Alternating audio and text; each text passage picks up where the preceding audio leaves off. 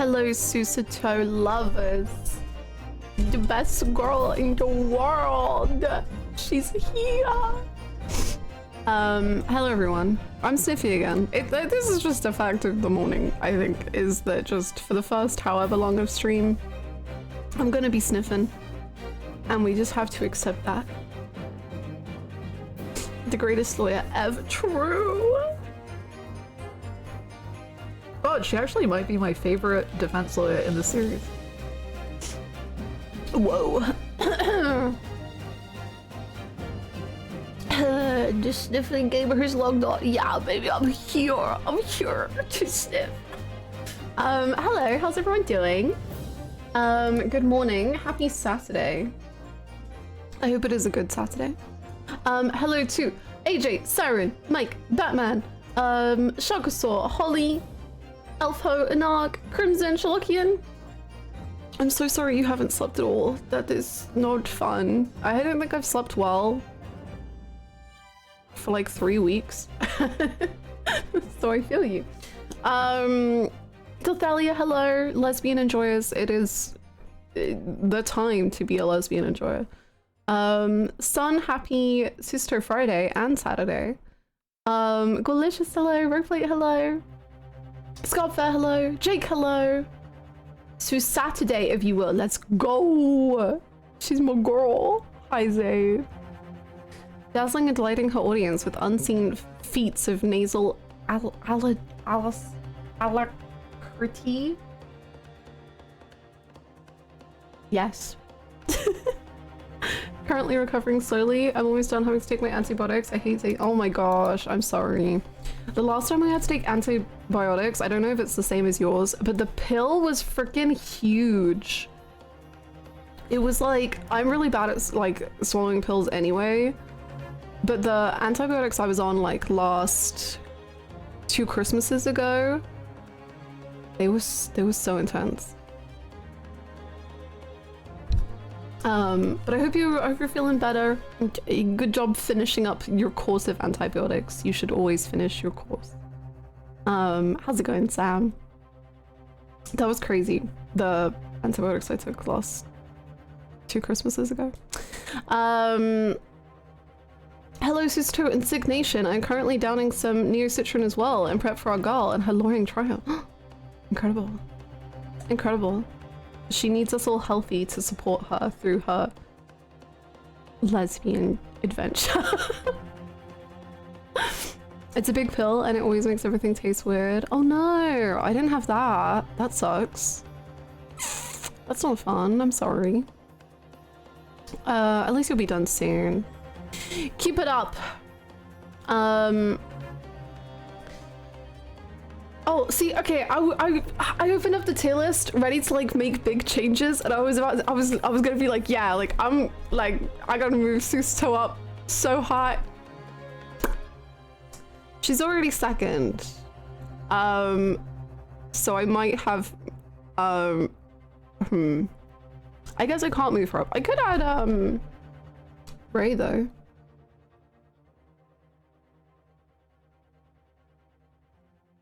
Uh-oh, yeah. So you're saying you hate lesbians? Am I? I think I'm saying that I already, like, subconsciously loved lesbians before it was— well, it wasn't even— you know, I called the lesbian from the second case.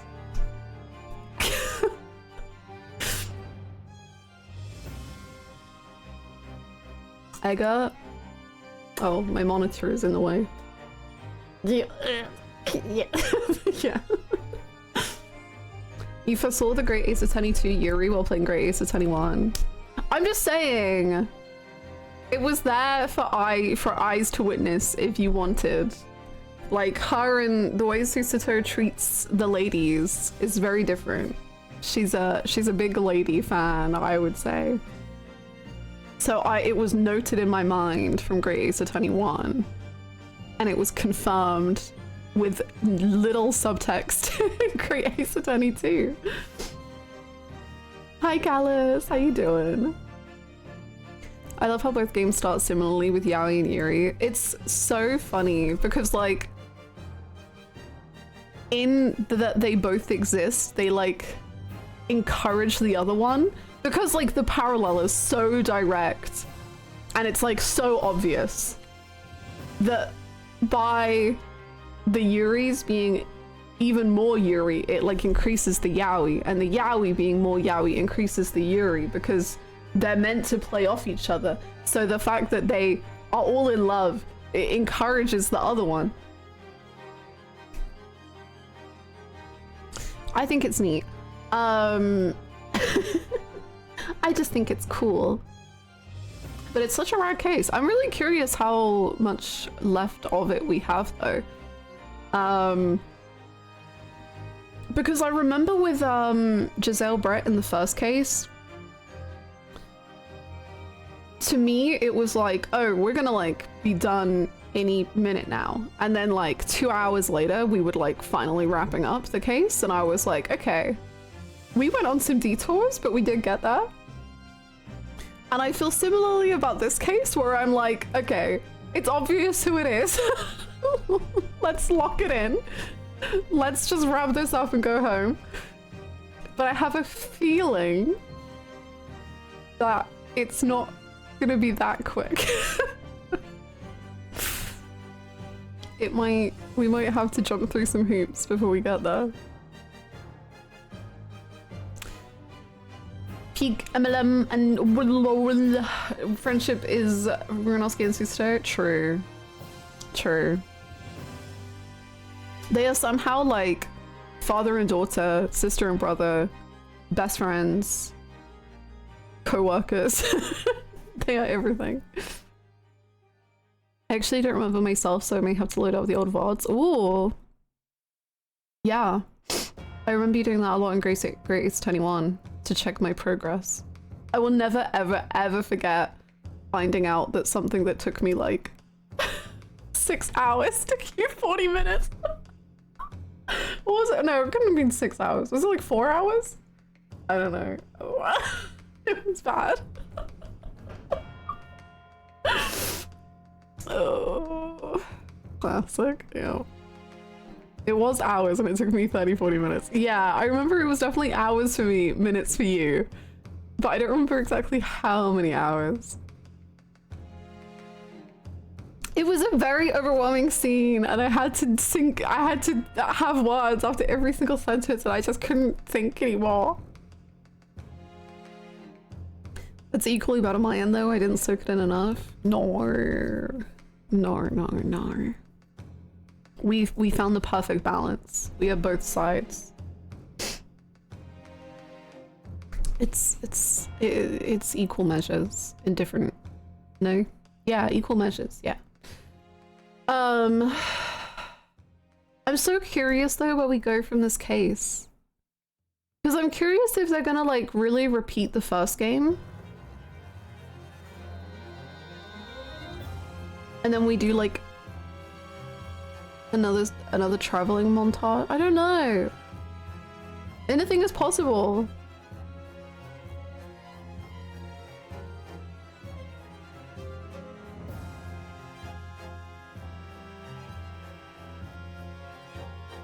Sorry, I'm just disassociating.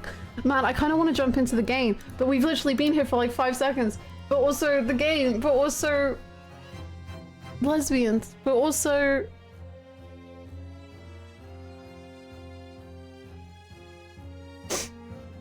Harlock will be on the ship. That would be so funny. After this case, we go to the next. I hope that helps.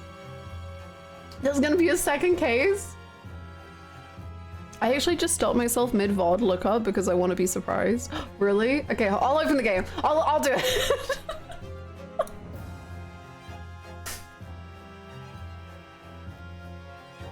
There might even be a thought. No.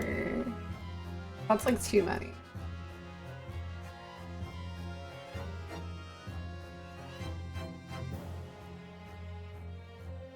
Sorry.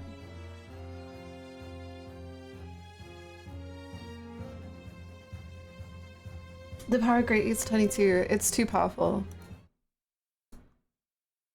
Oh, we get to listen to the menu music again. Okay. It's pretty powerful.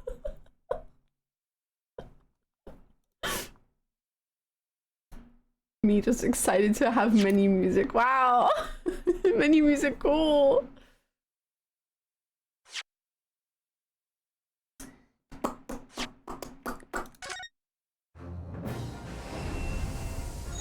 Ooh. Oh, maybe we don't, because then I continue. Well, this is still good music.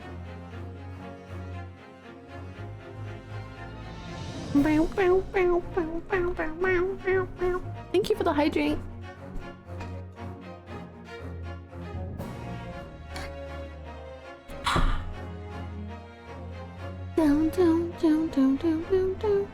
Just do select adventure if we want to listen to it.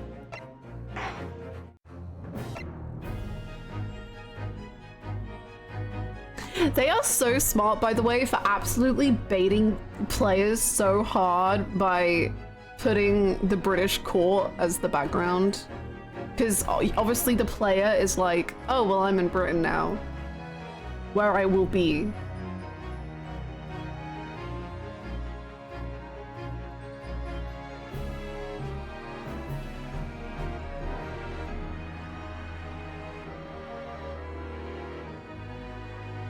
Every time there is a hydrate, I too remember that I have not drunk water all day. The hydrate is not just for me. The hydrate is for everyone. You too should hydrate and consume water. It's good for you, I think. Thank you for the posture. I like how the background for the first game is a small room, and for Resolve it's the majestic British courtroom. Like the way that they use like the shadows to really fill out the room and make it bigger. Because like technically it's kind of similar. But like there's just this like added space to everything. Ugh. Happy Ryotaro Ratu Day! Hi Duke. I remember when I spiraled wondering what the hell was wrong with my game and computer because I had seen 60 FPS footage of Great Ace Attorney on YouTube, but I only had it at 30 FPS, only to find out that Steam only has it locked to 30 FPS. Aww.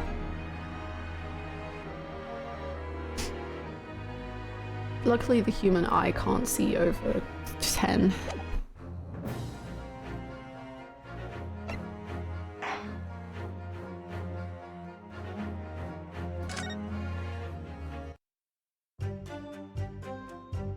Oh god, we're jumping right into it.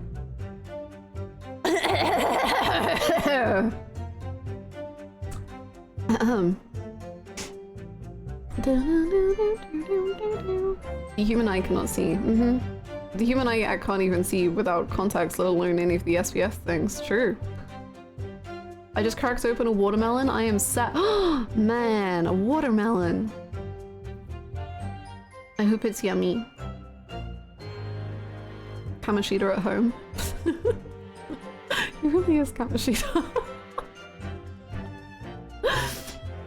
The bait shuttle was made of shoddy old green screens, so there were plenty of gaps I couldn't see inside through. The English woman was sitting on a stool when the student girl came and started arguing with her. Seconds later, the girl pulled out a knife, throwing the English woman onto the floor as she stabbed her in the back. Oh wow, we just wrote into the game. I know, I couldn't stop myself. We just were talking about the game and then I was like, well, you know what's better than talking about the game is playing the game.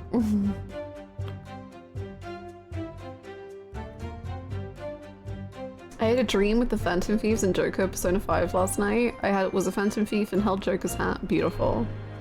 I had a dream about cats. I don't really remember exactly what it was, but it was like I had a cat or I was getting a cat and I was happy with my cat. And that's all I remember. The ink stains on his hand are a cool touch. Yeah, it's gonna absolutely be what incriminates him.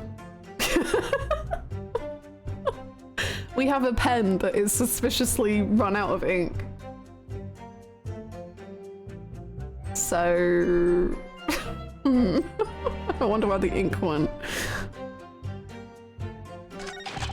My smouldering journo spirit burst into flames. Quick as a flash, I whipped out my camera, ready to click.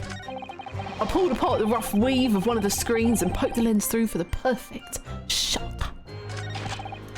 Okay, let us cross the matter. Many memo. Hold it! I love it when an Ace Attorney court case is beloved main character, and other guy. I wonder who did it. Which one could it be? Starts playing Great Ace Attorney 2 and immediately starts dreaming of kittens. Kazuma on the mind. He's always on the mind. Kazuma's power. It's many memo time. Let's go, many maniacs. Many menu. What made you want to see what was happening inside the beach hut in the first place? Is Kazuma a little meow meow? I don't know, but he calls Ryunosuke kitten. So that's kind of... 20 minutes in and we're already in game. Who are you, streamer? I don't know. I don't know.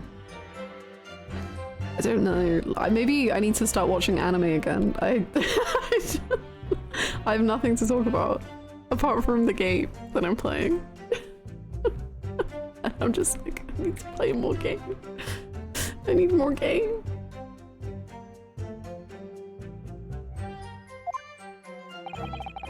Call it journo instinct. Can you think of a better reason?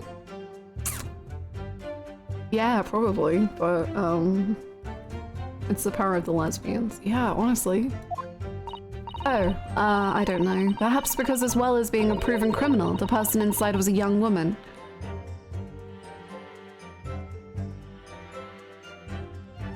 Take that, Leorio. Speaking of lesbians, I've been loving Nana a lot. Nana is peak lesbians. Nana is peak agony lesbian power. I'm glad you're enjoying. It's the best. I miss Shikamaru gushing. I miss Shikamaru. The thing is I still read fanfiction, so luckily I'm not. I have still been reading Shikamaru.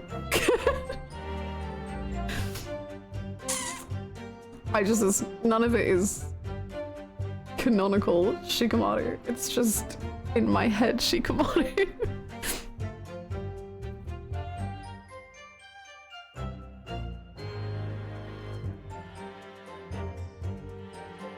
Sorry, just downing an ibuprofen. I can't wait till you watch Shippuden. Me too. What I need to do is I need to go through all of the filler in Naruto, like read it and see if any of the plots interest me, and then watch the ones that the plots that interest me, and then actually finish Naruto, and then start Shippuden. I think that's what I need to do. Shikamaru, he's the best. Shikamaru and Orochimaru, my baby girls. Naruto filler. It's honestly, I have such a mixed bag of thoughts on the Naruto filler, because I think the Naruto filler for me actually makes Naruto better in some cases, but in other cases it's not very good.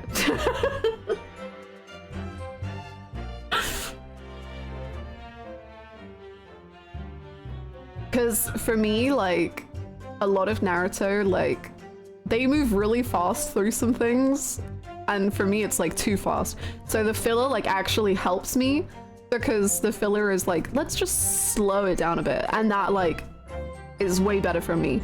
And it like builds the relationships a bit better for me.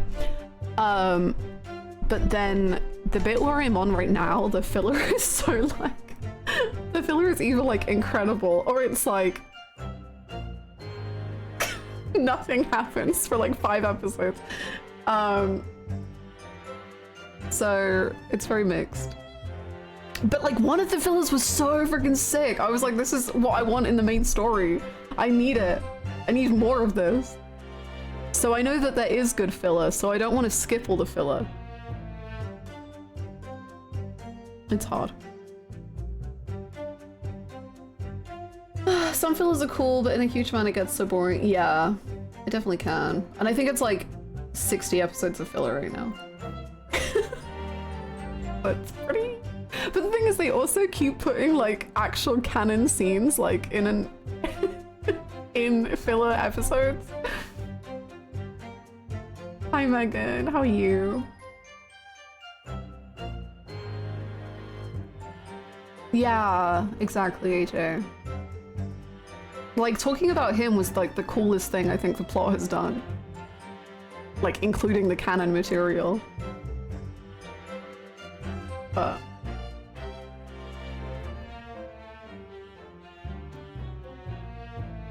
I feel the same way with One Piece filler.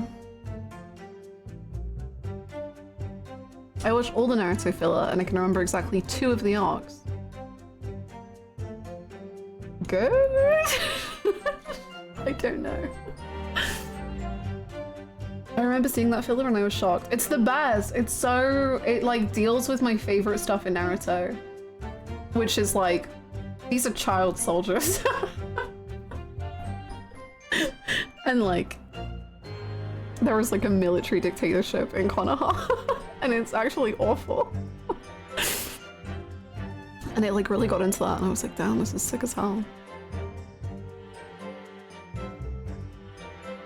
I do think you're in the biggest stretch of filler in the series, if I recall correctly, or at least very up there. As far as I know, I think that is true. Can I recommend Gundam? You can try. No, there is one guy in Gundam I do want to experience one day. Hi Goose, we are. I have a problem, a sickness even. Gurren Lagann, the greatest Gundam anime. Ooh, yeah. God, do I prefer Gurren Lagann or Eva?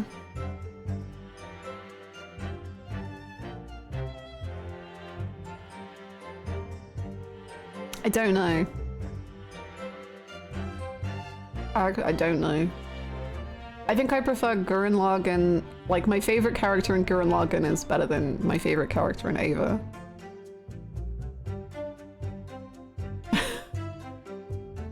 Hi, Ciel! Oh, thank you!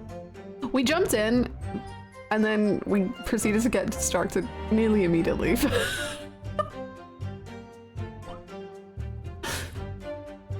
There are so many child soldiers and the most confused homosexual people ever. This is everyone's problem. That sounds identical to Naruto. My god. There are so many child soldiers, and then there's Naruto and Sasuke, who are the most confused homosexual people ever. And they're making it everyone's problem.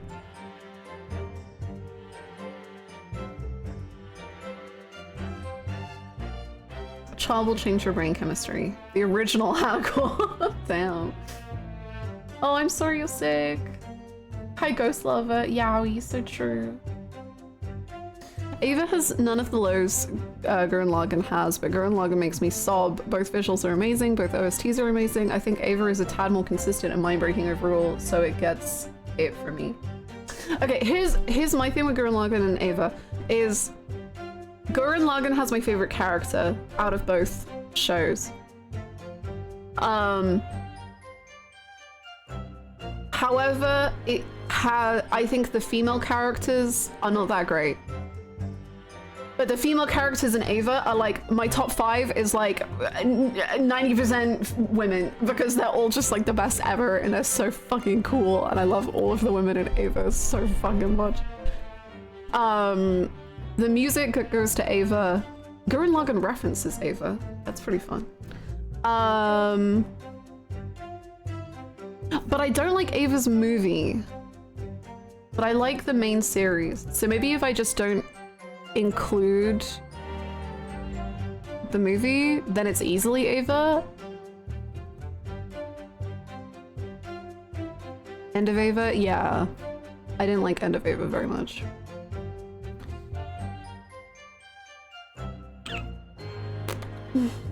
You don't like End of Ava? I heard that was peak. I mean, it can still be peak. It just wasn't for me. Basically, I don't like End of Ava, mostly because I think it just... The last 2 episodes of original Ava, I think are like some of the best things I've ever seen in my life. And I wish it just ended there. I didn't need anything more. But I know that a lot of fans at the time were really pissed off that it ended how it did in the original show. So, again, End of Ava. But for me, I just loved the OG episodes so much, and then like I felt the End of Ava brought down my enjoyment rather than made me love it more.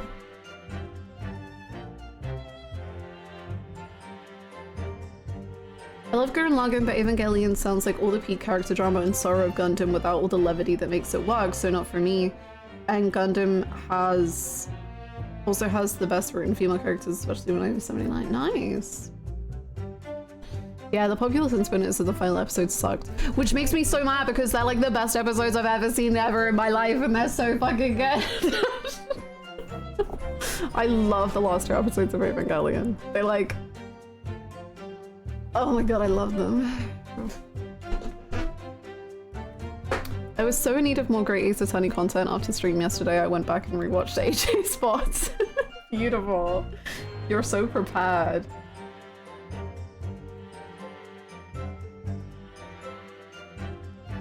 Yoko Littner is a character designer, not Michelle's. She like, Yoko has like good moments. And oh, whoops. And the other girl that I've literally forgotten the name of because I found her so uninteresting, but she's like really important to the plot. I just did not care about her. I think it began with an N. I don't know her name. They have such cool designs. I just don't care about them. Nia, is that her name?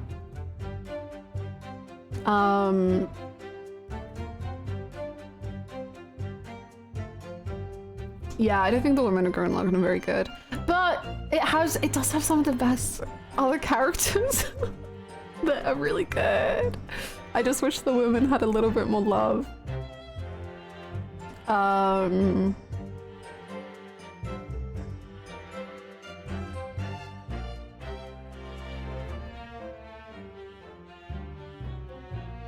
Kitan Kamana.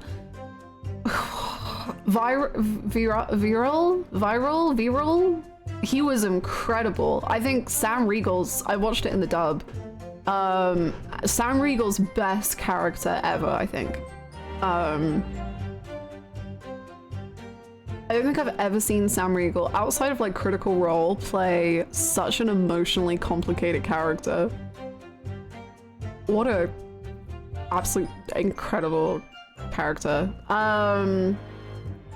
Also, JYB's character. I forgot a lot of names of Gurren Lagann.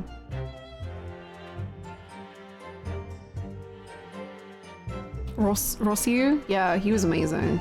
He was like my second favorite character, I think.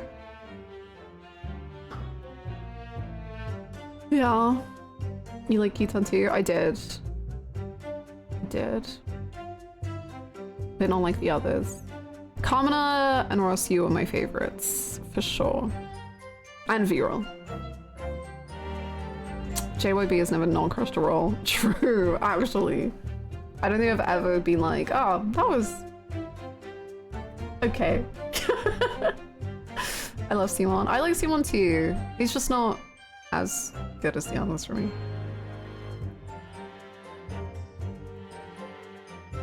I wish Sam got more serious roles. He's too good as the funny man, I get it, but he can be so good when he's allowed to be.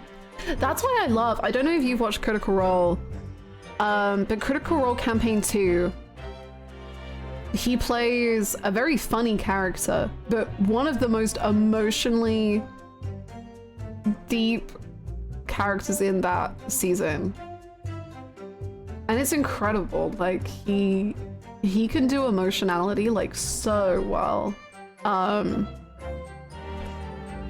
So I really wish he got more emotional. Or at least I'd see if he does have them. I wish I'd seen more of them. Beautiful, Megan, beautiful.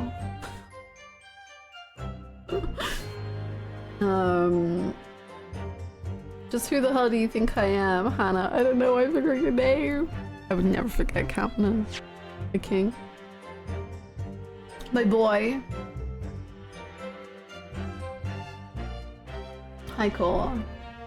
Like that? Which bit?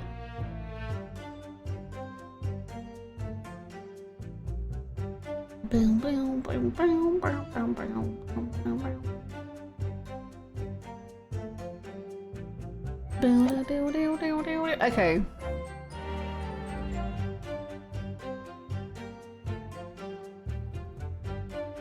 Okay, so I was getting back into where we were before we went on an anime tangent. Okay. Perhaps because as well as being a proven criminal, the criminal inside was a young woman. Oh, I see where you're going with this. Brace yourselves, people. He's painting the journo as a voyeur. Honestly, I think it is hardly slander, sir. You had a camera and you were taking pictures without the woman's knowledge. Please know that sending that message did crash Twitch on my computer and I had to reopen up my phone. No, you got it all wrong, little student boy. Little student boy, okay. Sorry? To my mind, all that was inside that hut was a scoop. Nothing more, nothing less. Scoops know no gender, man or woman, it's all news. That's not even many memoism, it's basic journalism. Oh, so creeping on anyone regardless of gender is good. Okay.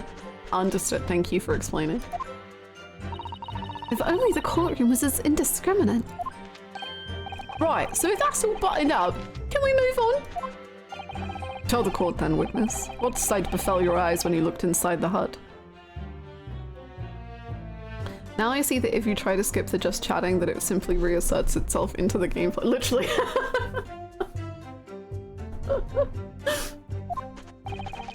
A sight that vindicated my journo instinct, that's what. When I pulled back the reeds, I could see it all as clear as day.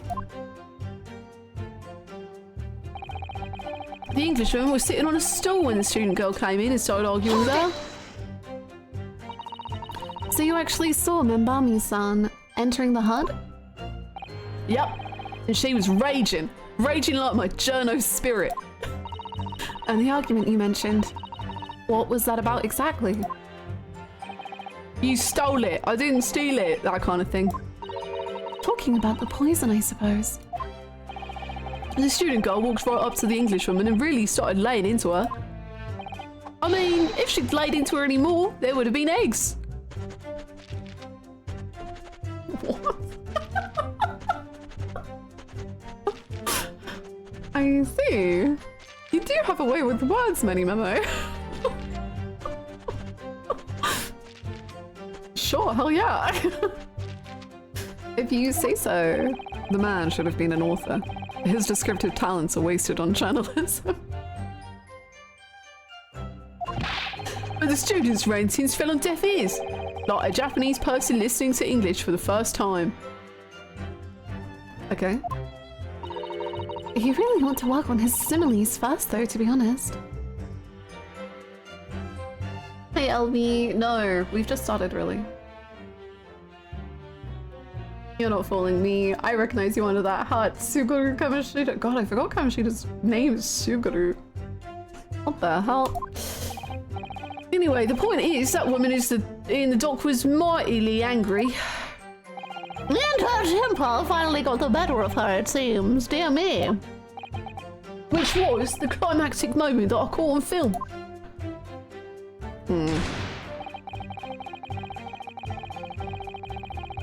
Hold it!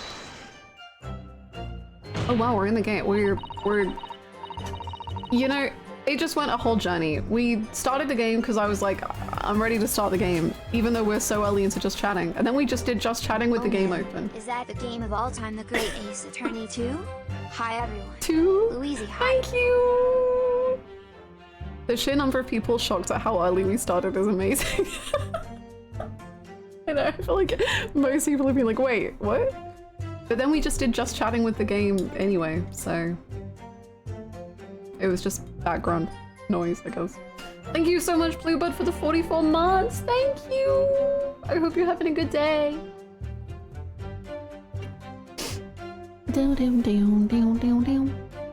Hi, Sota.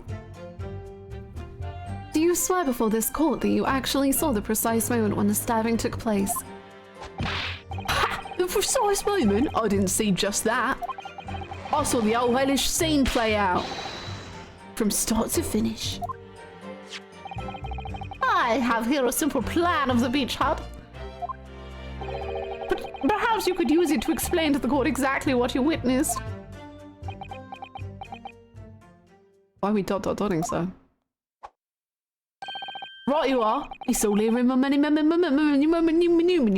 pad. Cool. Oh my god, I couldn't be here today. How was the first Greatest 22 stream? I laughed, I cried. I felt feelings. Music is good. It was lesbians. When I first peered into the hut, I'm sure that the Englishwoman was on this stool in the back of the hut here. Get him, Suicidal. Get him, Suicidal. Thank you so much for the 26 months. Thank you. Welcome back. I hope you're having a good day.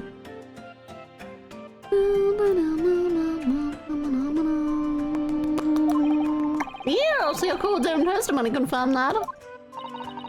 She just sat at the back of the hut, smiling sweetly. That is what I have noted down. Believe it or not, there's a character in-game who loves Susato more than chat does. Impossible. It's my turn to testify now. Try not to interrupt. Then the next moment, as I was watching, the evil student girl entered the hut. After a while, the pair of them ended up in the middle of the hut, arguing furiously. And it's not Yujin Mikatoba. The Englishwoman went for the student, but the girl dodged out of the way. That was violent, holy shit. And in a flash, plunged the knife into her adversary's back as the two passed each other.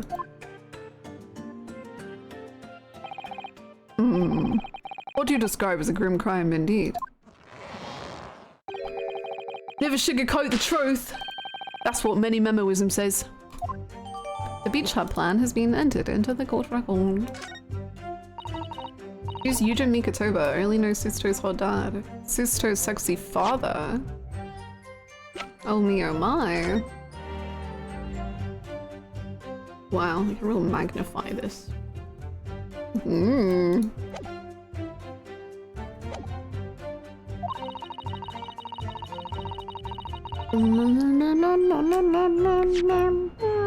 By the way, Mini-Memo-san. Whilst you're watching that terrible scene unfold before your eyes through the gap in the screen, did it not occur to you to try to prevent the tragedy rather than capture it on film? Journos have to be observers. We can't get involved. That's our raison d'etre. So you didn't converse with Miss Spread at all. We're on a pet name basis. He lets me call him hot dad instead of sexy father. Oh damn. Susto's sexy father, another old man for Hannah to obsess over. You caught me. Susto's sexy father is indeed Susto's sexy father. He's 43 years old. Honestly, pretty young. How old's Adachi again? Hold on. Koichi Adachi. He is 63.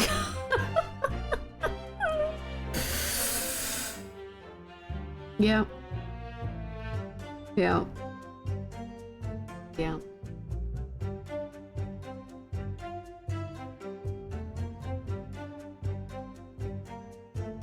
Damn, he's ancient. Yep. Ouchie's hair, isn't it beautiful? He got a little swirly whirly. He's 52. Isn't that crazy? See, and this one is 30 years old. What the hell? How? Didn't know Hannah into dinosaur? Just with Archie. He's 33. He's 38! What? Why were you all just lying? Why? Obviously not. An observer always remains on the outside looking in. And that's something to be proud of, is it?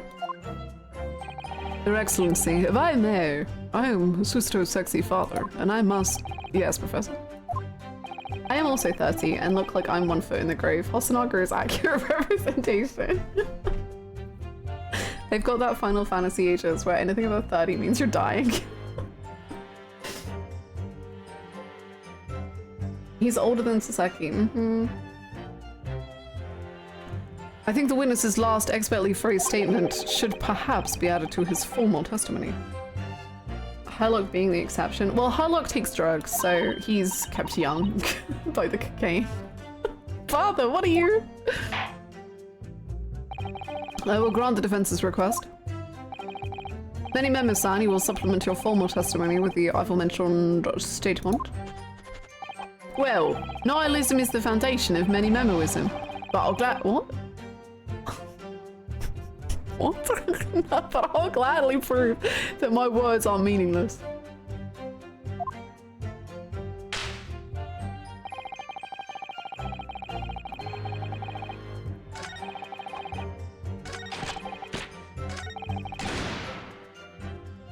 I don't remember where we were in the testimony now. Hold on.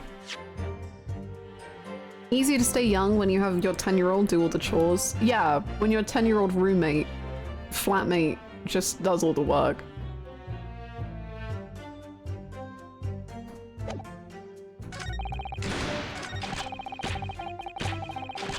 Why does he keep snapping his bra straps? Many memoism. You need to have like that sting of pain to keep you alive. Hold it! The court is fully aware of your desire to capture the incident on film, I'm sure. But why then did you choose to post the photograph anonymously to the police?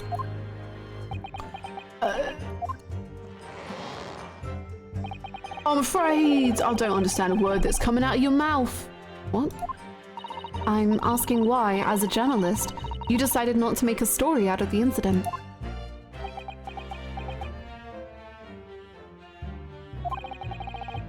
Think of me as a sculptor who makes art out of the sordid private details of other people's lives. You're gonna love England. You gotta come over with us when we go back. You're gonna love it there. They love the sordid details of people's private lives. You've gotta go. You're gonna love it, man. Is this Mr. Sun? He's gonna go on to make the Daily Mail. Wow. But I never discuss my own personal life on principle. I mean, that's basic many memoism. It's not something to boast about. No doubt your burning desire to see the truth exposed and justice done was what motivated your... That's it, that's brilliant. My burning desire to see something or other exposed. Huh? There has to be a good reason why he didn't think to write an article about what he saw, though. By your own admission, you were outside the hut. How then did you manage to take the photograph? This man just speaking recreationally. Recreational. Naming a philosophy unto himself is a level of narcissism I find incredible. Yeah. Or did he name himself after his own philosophy? Is his name really Many Memo? That is the question. Damn. I want him to come to England just so he can expose Van Zieks' private life. To me, specifically. Oh yes, that. I'm glad you asked.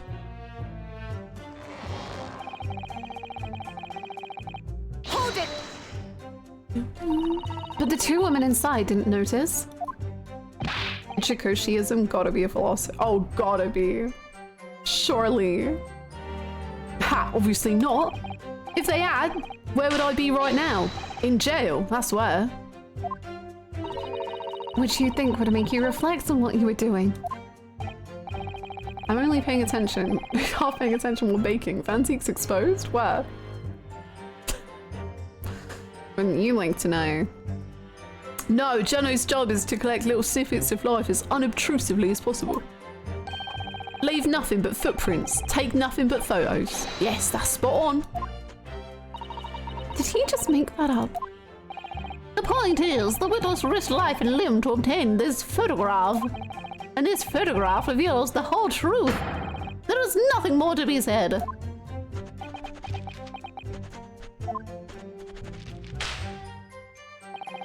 I never once set foot in the hut nor spoke with the Englishwoman. I was there only as an observer. Really? You didn't set foot inside the hut at all? Are you quite sure about that? I think you made the wrong impression of me. We're talking about a murder scene here. My nerves were stretched to breaking point already. Oh, I see. You were scared. Maybe I did have the wrong impression of you, yes. Damn.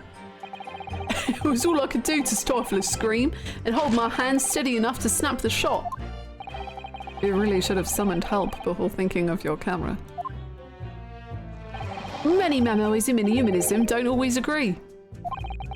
Most of the time in those instances, many Memoism comes out on top. As a sculptor of stories, sometimes I have to be cruel for my art. Yes, that's spot on. Surely he's making all this up. Surely. He claims to have spied the whole affair from start to finish. If true, his testimony is devastating.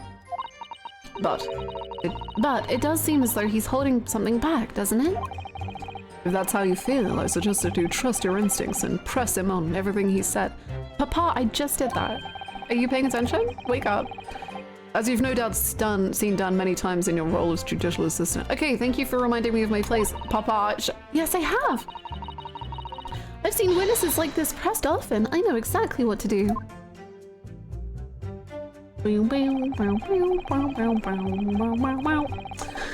Okay. Stay humble, daughter. Just remember your place. This is a one-time thing. Knife. Very cool.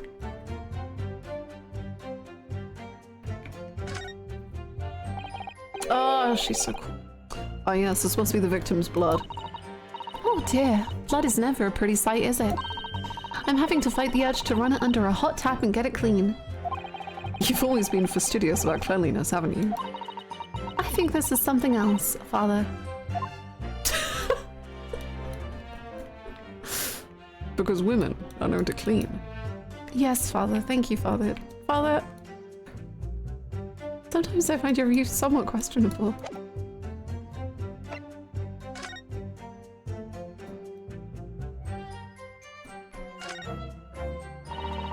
The label appears to be written in a foreign language that I don't know. It's German, so your knowledge of English is going to be little help here, I'm afraid. Couldn't you just have written medicine on it in Japanese? Then we'd all be able to read it. German is the international language of medicine, my dear. But yes, I can certainly see the merit in labeling the bottle in Japanese. Though I'm not sure medicine would be entirely appropriate.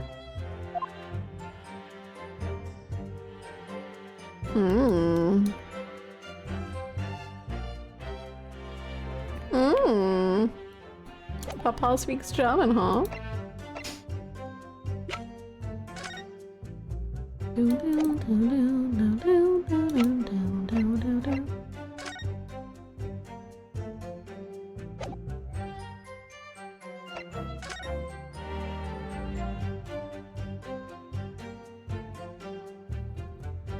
I feel like the map and the photos of how Giselle is lying down dead don't really, like, make sense, but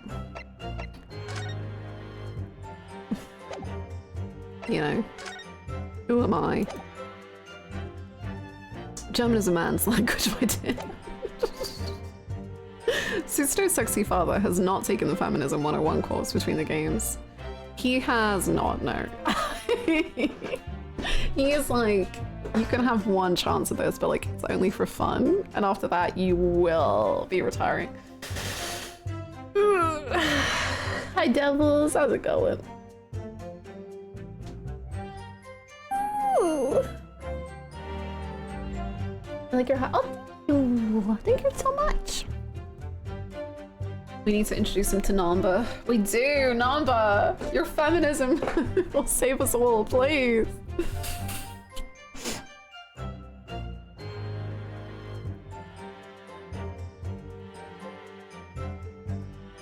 There were plenty of gaps I could see inside through.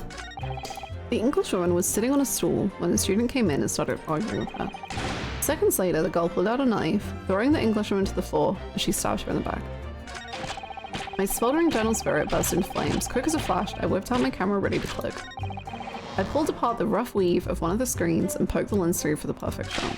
I never once set foot inside the hut, nor spoke with the Englishwoman. I was there only as an observer. Okay.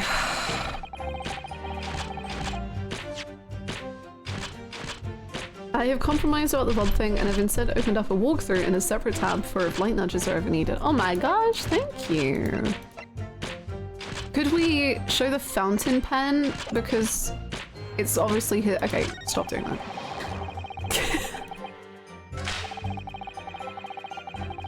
And it would prove that he spoke with her because she has his pen. Objection! Many Memo-san, until now, I've had a firm belief that newspapers are in the business of uncovering and publishing the truth. You're spot on there. The press doesn't lie.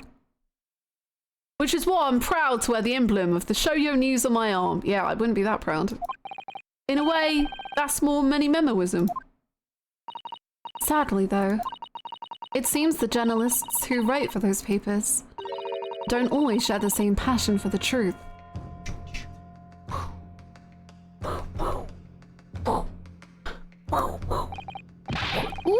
What are you suggesting with those recriminatory words, Counsel?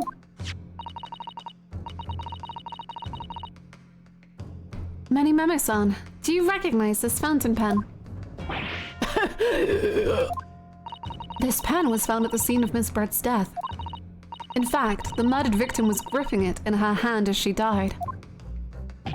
What are you? If you look at the barrel of the pen, you'll notice that its owner's initials are engraved there. R.M. Yes, thank you for bringing that up, Counsel. The initials of the accused, Ray Membami. Is it a coincidence, I wonder? That your initials are also R.M. No! Right, and many memo, R.M. That's horse dung. Can't you see? One of the central tenets of many memoism is being a pencil user. That's such an interesting thing to say with that huge blue blotch on your hand. And yet, as the court will clearly be able to see, on your right hand, there is a very obvious blue ink stain. Would appear that you have rather carelessly left it somewhere recently. Your favorite fountain pen, that is. Oh, so you're stung! Many Memo-san, is it not the case that before she died, you met with Giselle Brett in that beach hut?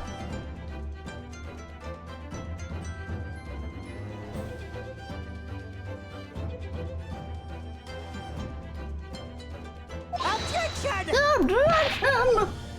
Why should we listen to this absurd nonsense? It's nothing but another excuse. Exactly. Shoujo News will stand behind me all the way. I deny everything.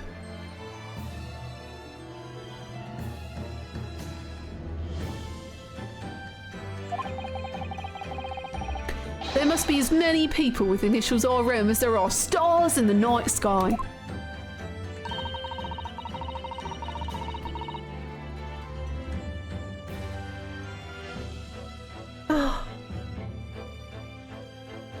It's so moving. moving. It's so beautiful. Again, it's just like, I love the use of layers in the songs in the Great Ace Attorney OST. Like, they use so many instruments and they like layer them all so beautifully, so they all like weave in and out and everything gets its time.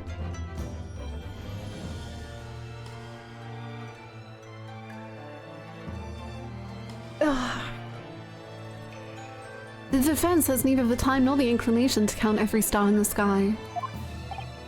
The song is so striking, just like Susato. Like a bolt of lightning. Look at a sassy lady. I mean, not lady, I mean man. Sassy man. Dashing man. And there's no need anyway, because this pen has more to tell. Yes, there is another clue. A clue that undeniably proves who its owner really is. In that case, counsel, the defense will now show the court where this alleged clue lies. Of course, Your Excellency. The clue on this fountain pen that clearly reveals its owner identity is... Oh my god, oh my god, oh my god, sorry, there you go. Ah, sorry, I'm investigating. Shit, hold on. 1 second. Fuck. Hey Evan, how you doing? Got it!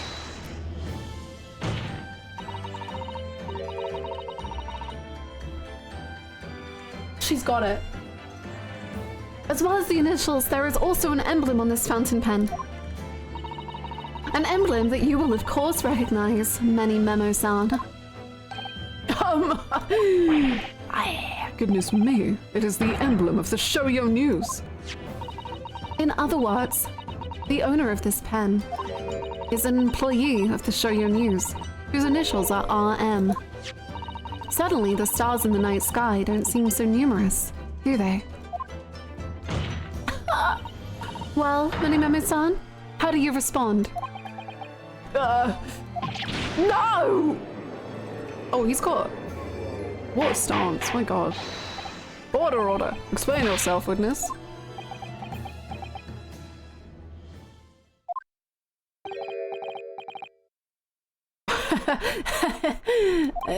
So, this is how the mighty Supreme Court works, is it? Using coercive tactics to have well-meaning citizens reveal harmless secrets. What? Do you mean show evidence that proves things? What?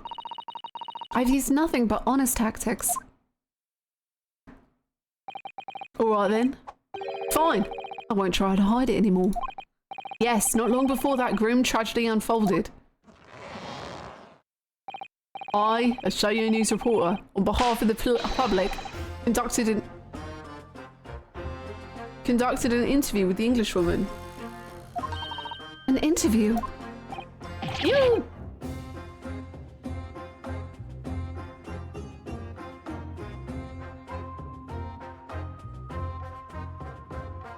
You've never mentioned this before! When exactly was this? As I said, it was before, that evil little student girl showed her face in the hut. It couldn't have lasted more than 2 or 3 minutes, that's all. It was just a brief exchange. But it came to nothing. And as we Menememoists say, the people don't pay you their dues for unworthy news. However insignificant you deem it to be, this court cannot overlook the meeting between yourself and the victim. He interviewed an Englishwoman, so brave. Huh? You will testify now under oath about the precise nature of this meeting and what transpired. Boy, yeah, alright, but on one condition. Sorry, are you setting conditions to the judge of the Supreme Court? Condition? In all good conscience, I couldn't speak out alone about this. You need to call back the earlier witness, Saseki Natsume-san. Saseki-san? Oh yes, according to my notes here, that man has a secret of his own. And brace yourselves, because it's not a harmless one, it's big. What? What? Saseki... Many memoism states that one man's secret is every other man's front page story. Very well. I will grant the witness's request in this instant. What? Officer, summon the earlier witness back to the stand. Sasaki-san, hiding something.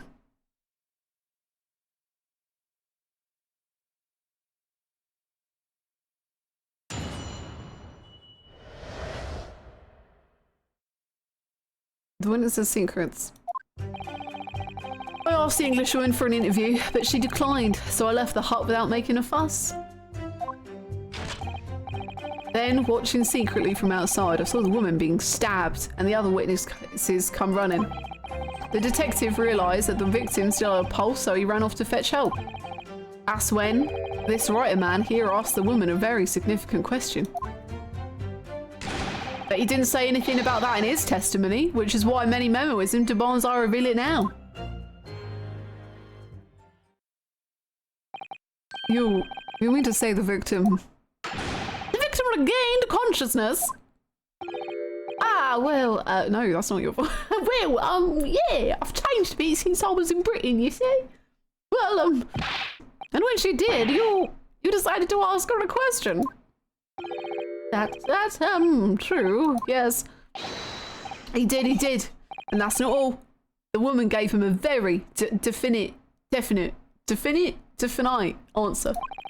An answer that incriminates the accused. Oh. I like how he's still standing in the middle and Sasaki just has to stand awkwardly to the side. This is preposterous. Why am I only hearing about this now? Why didn't you mention this before, you yokel hack? It wasn't even a conversation. Yes, I did pose the withering English rose a question. I don't deny it. But she could no longer speak. She was barely conscious even.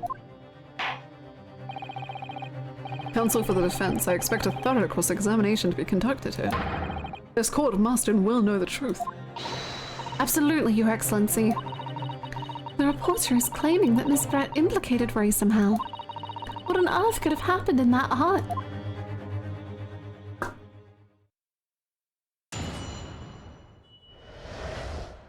Witness's secrets.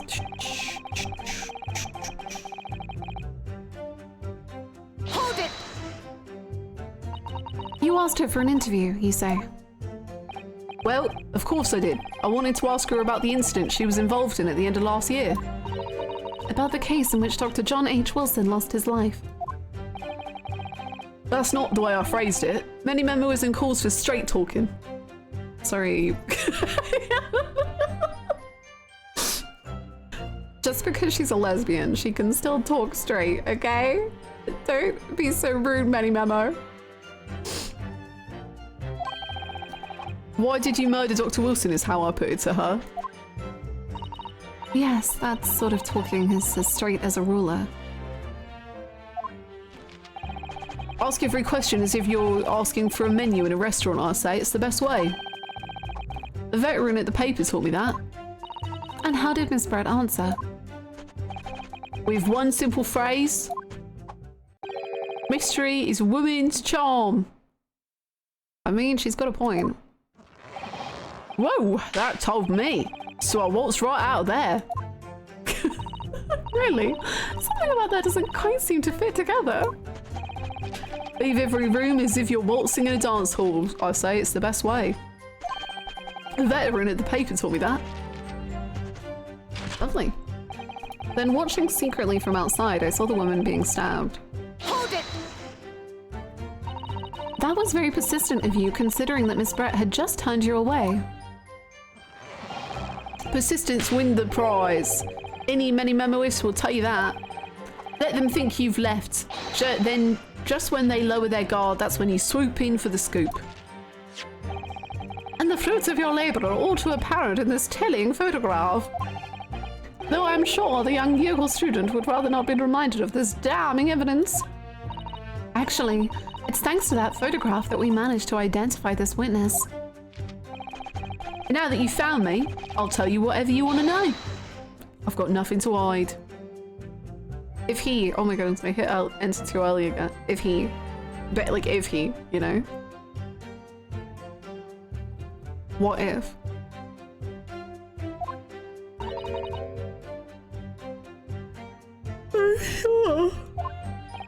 Please, do go ahead with this. The court is eager to hear what you have to say.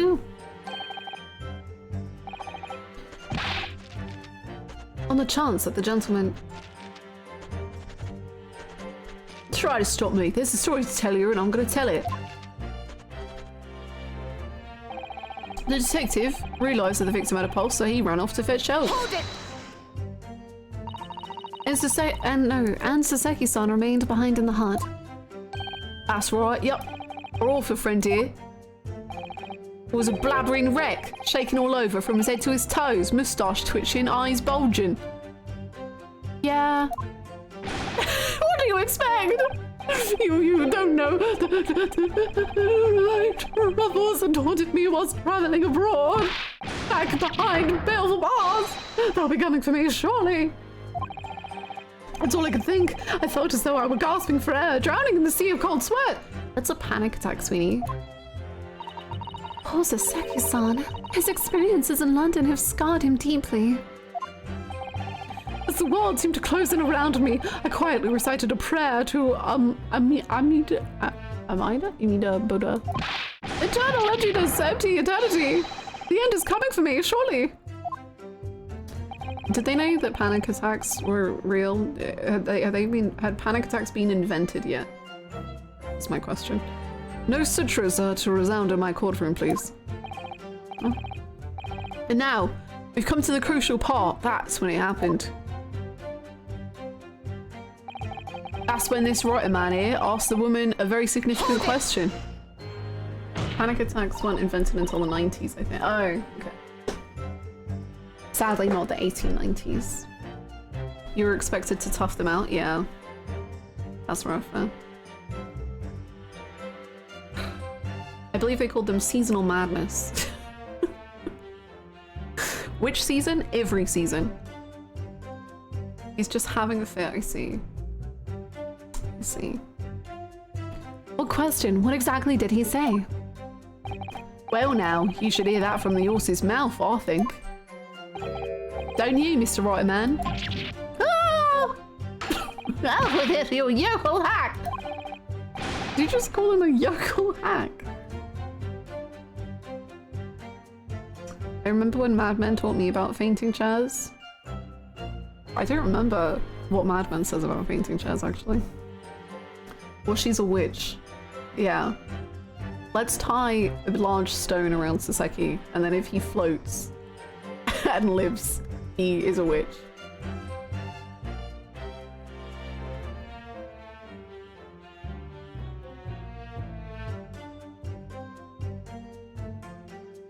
What did you say to her? What did you say to the dying English woman?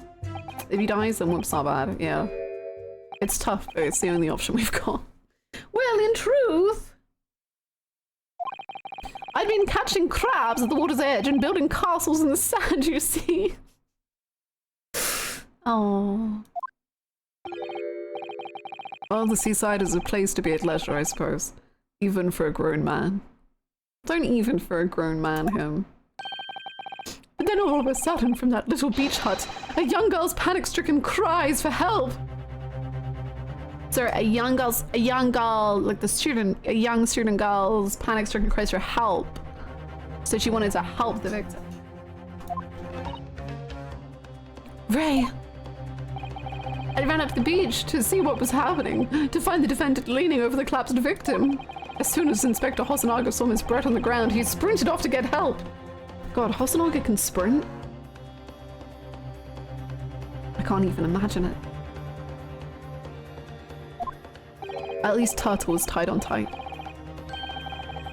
And then, just a moment later, I heard a faint moan. A moan from the dead Englishwoman. I nearly jumped out of my skin! But what did you ask her, Saseki-san? Hosonaga pulling a Baywatch?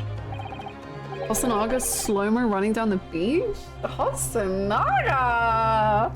I asked her, who did this to you? Don't protract this any longer. How did the woman respond? She didn't! She did nothing in response. situation. But when in the stand, you will answer the questions asked you unambiguously. Now, without evasion or reticence, I demand that you amend your testimony. No, I will. They have to stop assigning Hosanaga's watch over people. He's like 3 for 3 with people he's watching getting killed. I was saying that yesterday, and I think we decided to say that surely he's also been watching a lot of other people that we don't know about that have all gone perfectly well. Surely. Date call? The way that either date works.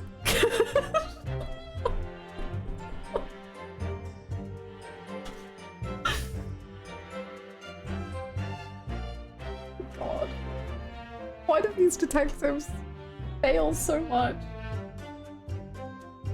I asked her who did this to you, but she never replied. Hold it! So you tried to find out who the culprit was? My own argument is that perhaps on these assignments we do know about, without him, more than just one person would die. He's the minimizer. He's actually preventing deaths by being like, yeah. I like it. I support it. How you doing, Food? He who asks the question is a fool for a minute. He does not remains a fool forever. And having been labeled a criminal twice during my time in Great Britain, I was quick to make up my mind. Better to be a fool for a minute than remain a fool in prison forever. However, you've indicated that the victim failed to respond. Is that correct? I know why. I know why the Englishwoman said nothing. She was ignoring me. Because of my stupid mustache. Because I'm Japanese.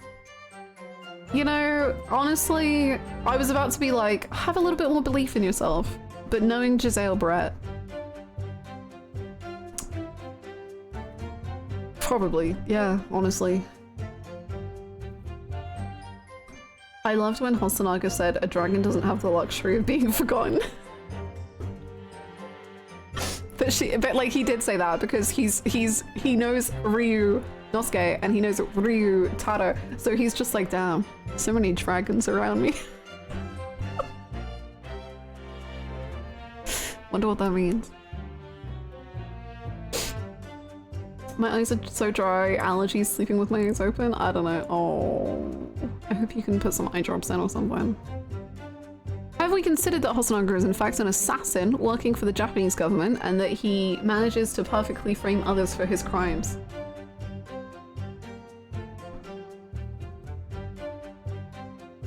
Have you noticed that he like covers his mouth every time he coughs? And like I know what you're thinking, like you should do that, Hannah, like you should cover your mouth when you cough. But have you noticed that he's probably has like little blood drops that he's putting on his mouth so that we feel bad for him and then we sympathize for him and then we don't question him as harshly as we could? Huh. Why is he using his hand and not an elbow? Yeah, like cough like this. Why are you... Maybe it's not his blood, yeah.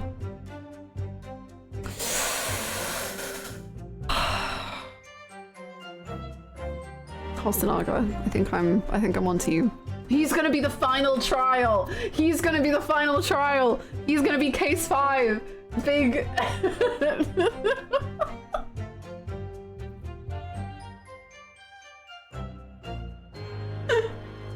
Apollo, get these wisdom teeth out of me. I need to stop knowing.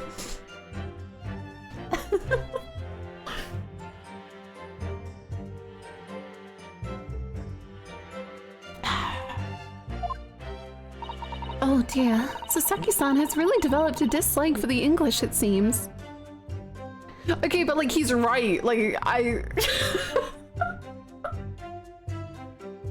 Did he meet a single good English person?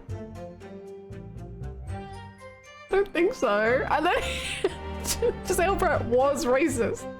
So Iris, she's a little menace, but she probably is, in the grand scheme of things, a nice person.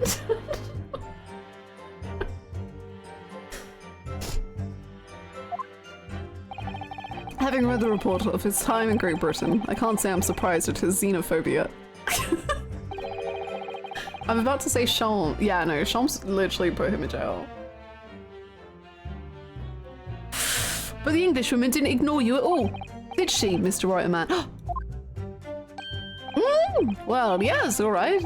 She did respond in a manner of speaking, I suppose. Saki. Babe, what are we doing here? She just lifted a trembling finger and pointed in the direction of the defendant. Hold it! Oh, well, that's not good. LA Downpour. It's so peak. It's the best.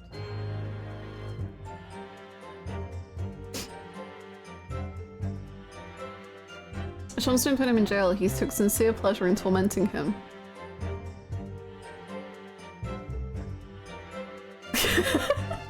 I guess. I don't know if that's a positive thing. Miss Brett pointed a finger at the defendant. True and unfortunate. He didn't put him in jail in that he's not an actual policeman, but... Oh, didn't just put him in jail. Oh. Oh. Oh.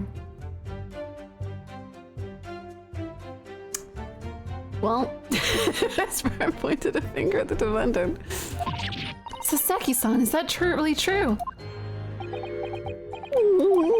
It's not easy to stand there and say this, but I have to go grocery shopping. It should be about an hour and a half. Hopefully no more Yuri happens while I'm gone. I hope we save the Yuri.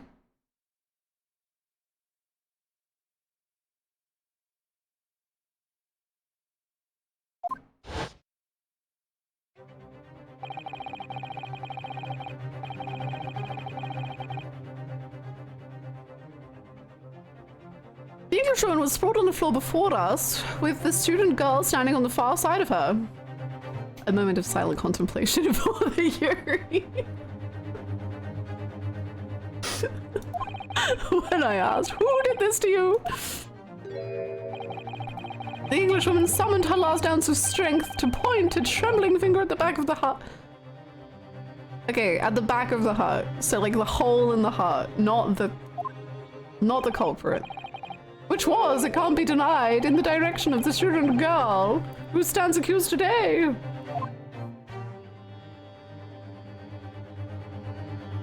The stabbing hole. There's a good stabbing hole in this. No, that's wrong evidence. 1 second. Look at this stabbing hole. Perfect for stabbing. That's a stabbing hole if I've ever seen. No. Toseki-san, why on earth did you neglect to mention this in your original testimony? Hi, Tigers! Susto would be so proud of you. And Susto would also say, it's time for rest. But fiddlesticks, I say! This is not a British court of law. You will respond in Japanese. Yes, of course! The English woman did point her finger. Enough of that fiddlesticks nonsense. Did point her finger towards the back of the hut, but I was trembling and she was trembling and everything was a blur.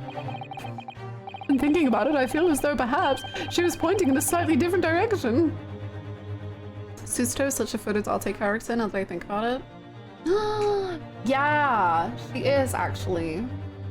She's one of those characters that is just like so unbelievably inspiring, I think, to like not only other characters within the media, but like to you as a person, which is very Fudodate. Actually, no, not slightly, in a very different direction to where the student girl was standing. To somewhere at the back of the hut, where nobody was standing at all. The stabbing hole. You mean that your memory of events and the direction in which the victim were pointing are both unclear? Yes, that's it. Unclear. I'm very, very, very unclear. Objection! Excellency, surely this proves the matter beyond all reasonable doubt. Yes, the woman may barely have been conscious, and yes, perhaps her finger wavered slightly. But there can be no doubt that this was an attempt by the victim to confirm the identity of her assailant. Why? Because, as the court can see, there was no other than the accused in the direction of the victim was pointing. It is now abundantly clear that no one besides the accused could possibly have committed this crime. I am inclined to agree. Are you insane? Love you. Hi Hex, hi Asura, how's it going? I hope you're both doing well. I don't know what I saw. This proves the defendant's guilt, literally. Why is the judge like, yeah? I guess as the witness is like, no, I can't be sure of what I saw. We can now conclusively surmise. For real, I loved Susato in this case anyway and find it inspiring, but it hits harder now. Aww. And in the absence of any credible argument to the contrary, I believe we can now conclude this trial. Susato, I'm gonna need a fire to rage within you and for you to feel like a hunter tracking down your prey, and that you need to feast upon the blood of the contradictions in court. No! The headline's writing itself. Dashing lawyers, hopes dashed. You think I'm dashing? 92 point across the whole page. We'll do an extra edition.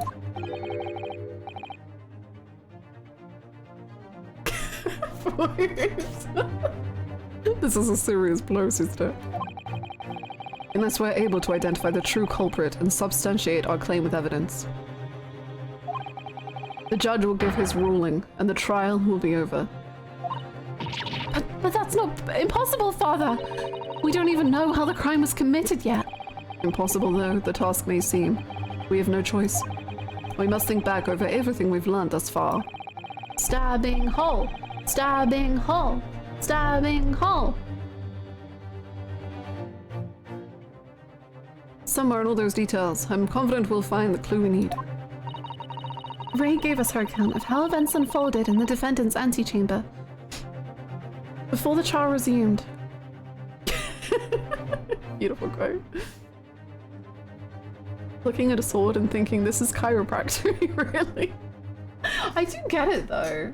Okay, I realize I have been going through a lot of toothache recently, so like maybe it's just me.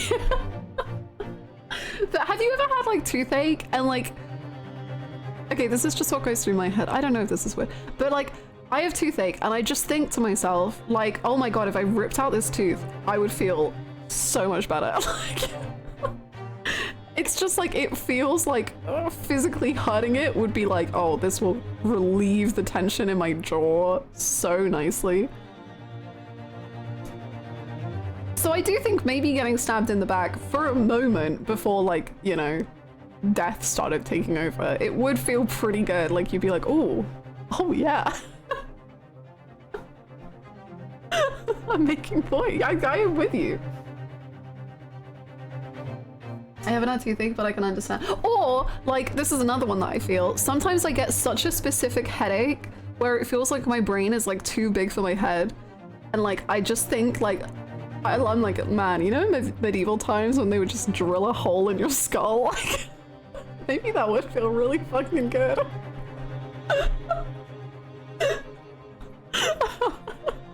I'm just like, wow, like, if you drilled a hole, I think I would feel so much better right now, like... There would be some air getting in that. Ooh.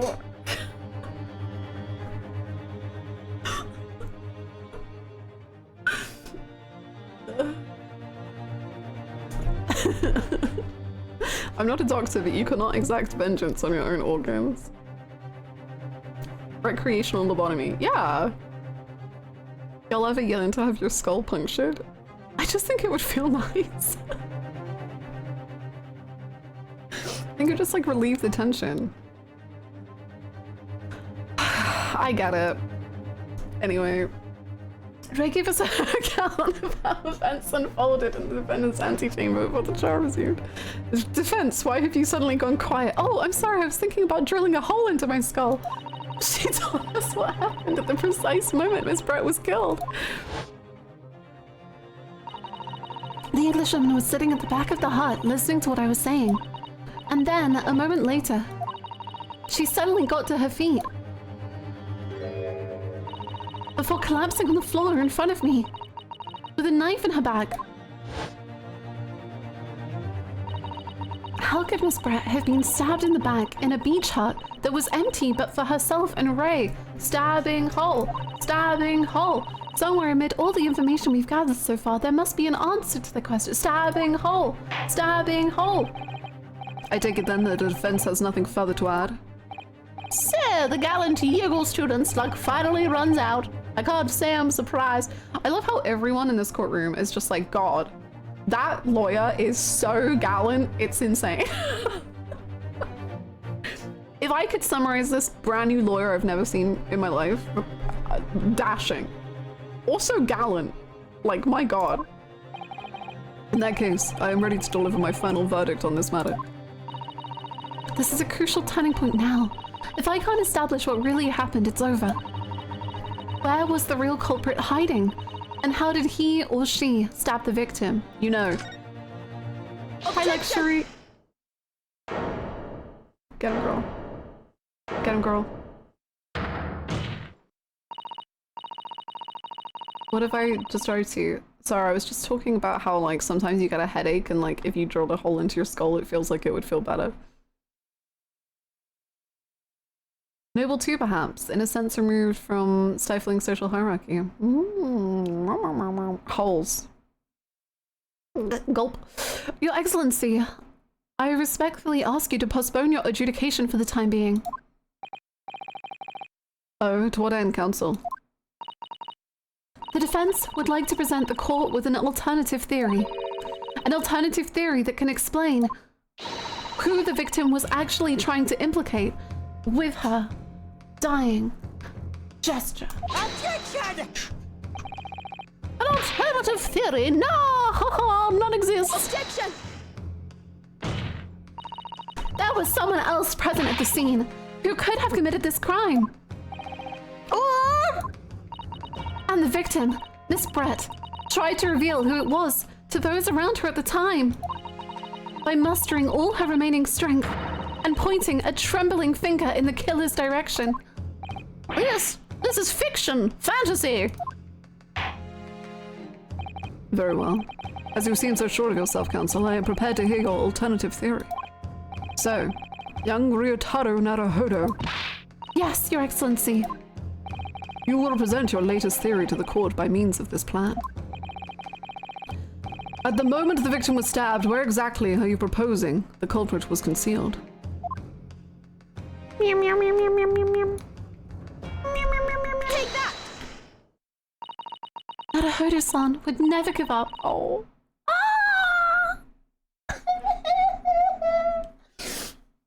Cool. Naruhodo-san would never give up. And I'm a Naruhodo now.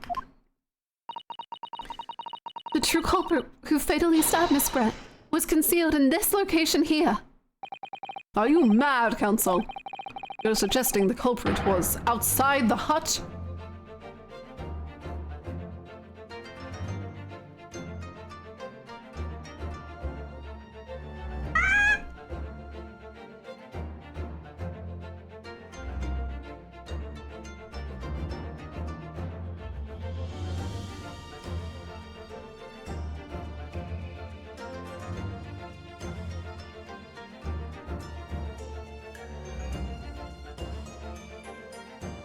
Do you ever just listen to music and you feel like your entire soul is being spoken to?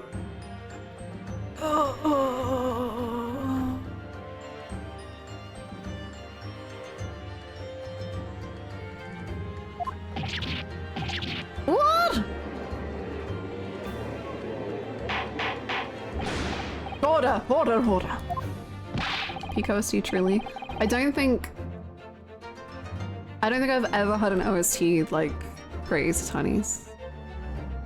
It's so unique to itself and to its character. Like, I wish I had a better word to describe it, but I love how like each character seems to have like an instrument that is entirely specific to them, and how all of that can just combine and play together in such like a beautiful way. Like the menu music, I think you can hear Susato's instrument, Harlock's instrument, like you can hear all of the instruments of the people themselves combining. Which is so cool! Hi Riz, how are you?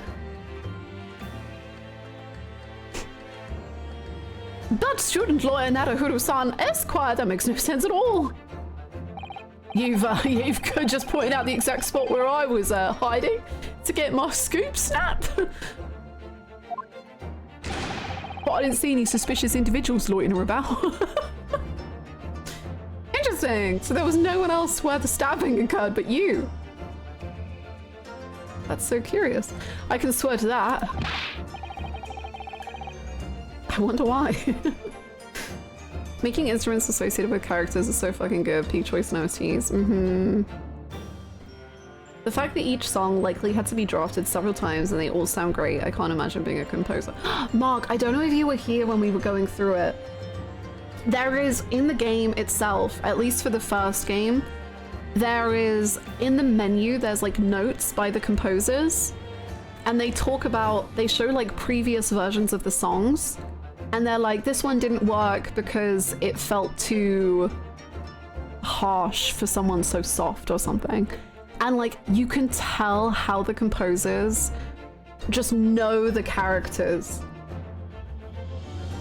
And like, the way that they talk about it, they're like, no, this song wasn't like, this song didn't sound like Susato blooming. It sounded like she'd already bloomed, so we had to like revise this bit of it. And like, the way they talk about the music is just so incredible. It's so good. And then the fact that like, I think there was one song where they were like, yeah, we did like 20 different versions of this, but in the end we went with the first one we came up with. Oh my god.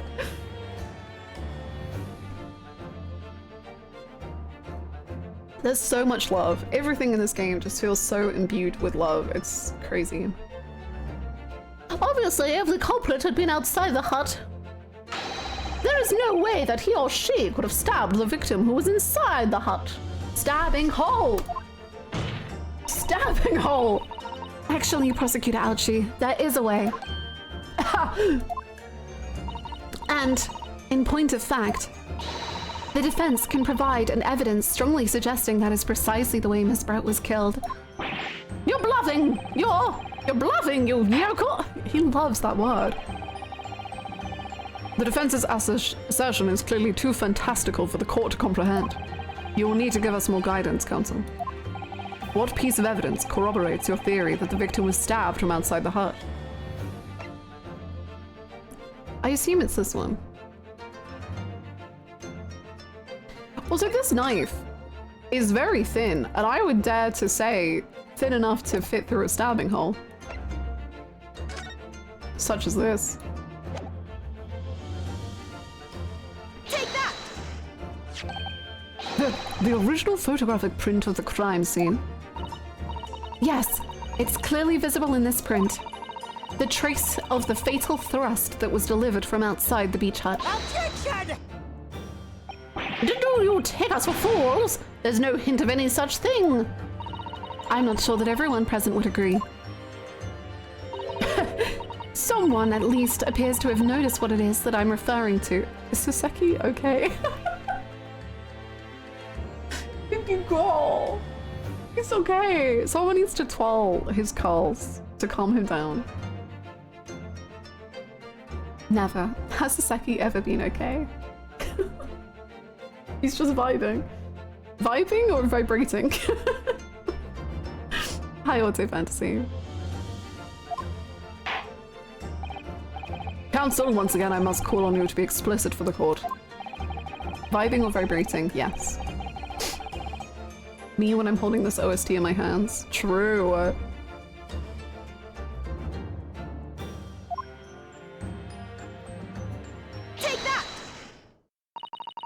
closely just here. Stabbing ho! Stabbing ho! In the screen at the back of the hut, you can see the effects of a blade having been forced through the reeds. No! I can't see any such thing! It's because your glasses are fucked up, King. It's true that the hut in question had 4 walls, as you would expect. However, by parting the reeds, a knife blade could easily penetrate them. That is extraordinary. You just know...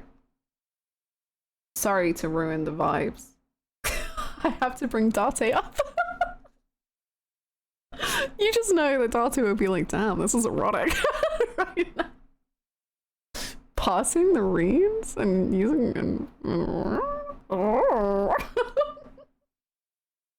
This is extraordinary. Yes. The true culprit actually stabbed the victim from outside the beach hut. Ah! And of course, everyone present at the scene. And of everyone present at the scene, there is only one person who could have done that. Only one person who was directly outside the hut when Miss Brett was killed. Right in Many Memo-san, it could only have been you. I love this music so much!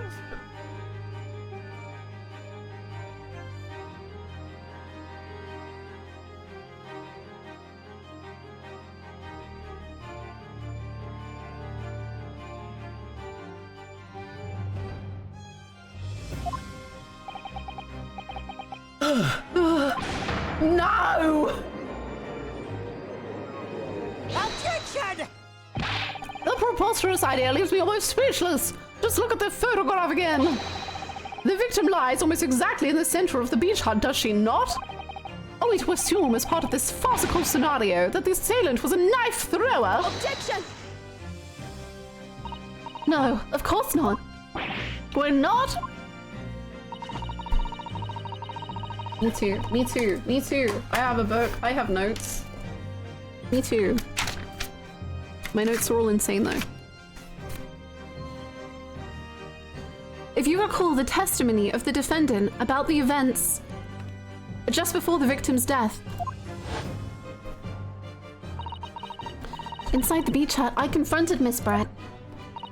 But she just sat on a stool at the back of the hut, smiling sweetly at me as if she knew she was untouchable. A stool? Have another look at the photograph. The slit in the read screen would align perfectly with the back of a person who was sitting on that stool. My word. So in fact the victim was... Killed while sitting on that stool by a stab wound to her back delivered through the read screen. Oh! Having been attacked, Miss Brett rose to her feet instinctively. But then, unable to speak, she collapsed on the floor in the middle of the hut. Before the defendant, Membami-san's eyes, appalled eyes. And that, Your Excellency, is the truth of what happened on the beach that day. Saseki... He might not be vibrating anymore, but I'm just as worried about him being this still.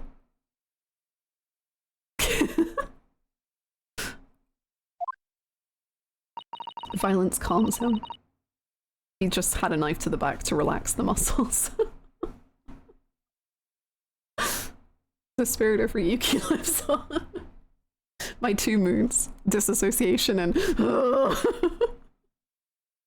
By your silence, Many Memo-san. I take it that you don't deny the charge. Oh, he's gonna deny it. Surely. This is absurd! We still haven't wrapped back around to the poison, so I don't know. That will do. It would appear that we have a tacit admission of guilt from the witness. Accordingly, this court has successfully established the truth of this matter, which means that the defendant, Membami-san, is innocent of the crime. Oh, thank goodness! I finally made him cave. He's gonna yell out a big hold it or objection or something. Don't get too excited. I must say, I've never been more proud. Father's approval? No! This can't be! The Archie clan can't! What of my growth? My growth of hope! No. What if it falls? No! It wasn't all an apparition. I can't accept this. I won't! I see no reason for the continuance of this trial. I will therefore move to conclude proceedings by delivering my final verdict. There it is. There it is. There it always happened.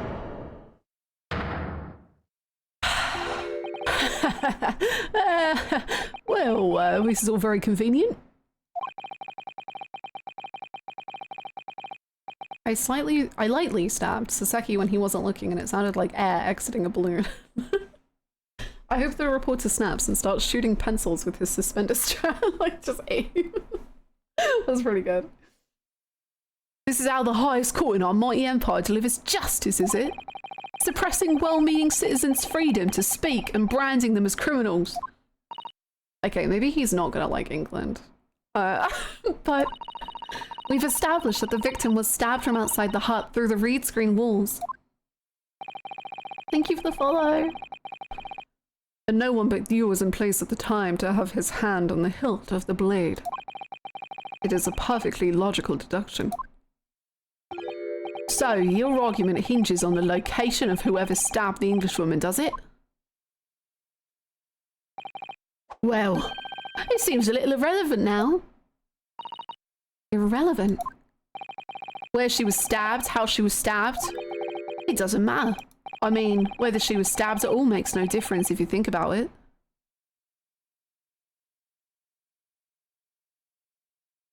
What?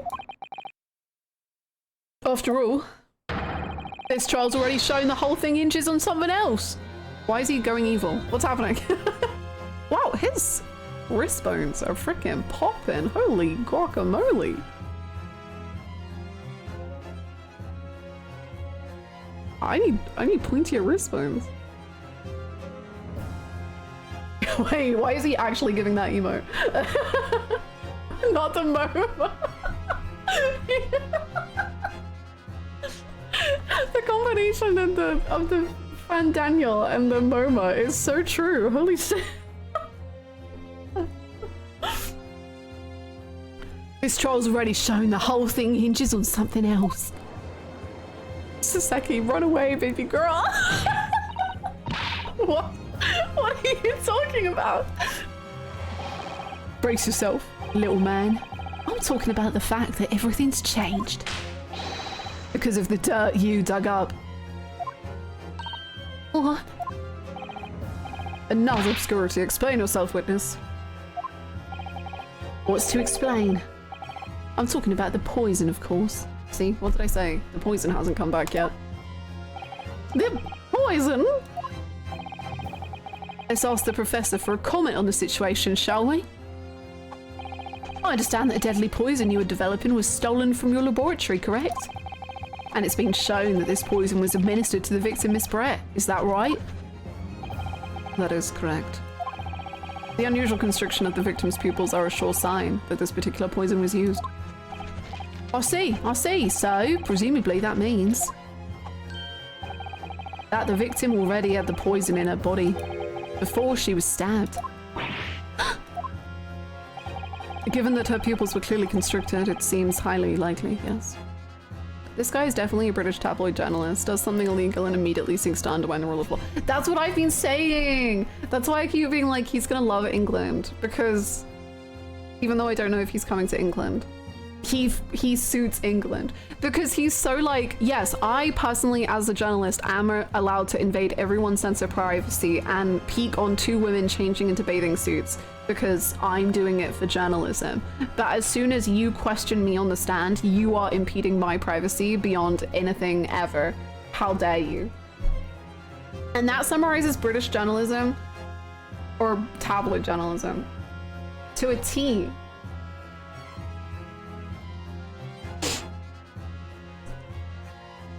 Did we ever establish why the professor is making deadly poison? The government asked them to. Piers Morgan coded? Yeah. Or, was it the Daily Mail that did the wiretapping? Or the Sun? Or both? I think everyone was probably doing it at some point. It was the Daily Mail? Mm. It was basically all of them, yeah. That's what I was thinking. He's trying so hard to get to the front page of the Sun. Do better. Did one of them wiretap the wiretappers? I don't fully remember, but for some reason I do think that that was part of it. Was that, like, I might be completely wrong, and please feel free to correct me if you remember the, like, situation way better than me. But I think it was in part that the people who did wiretapping then obviously then got investigated. And part of their defense was like, you are invading our privacy by trying to find out if we were wiretapping. Which they were. I think that was some part of it, but I might be completely wrong. The Mail and the Sun were the most heavily implicated, but it's very likely the Mirror did it too. All the best publications.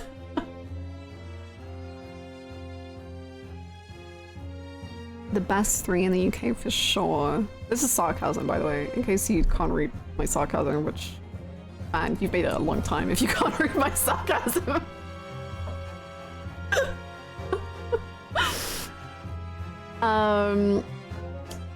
Phew, thank God. Was worried there for a second, yeah.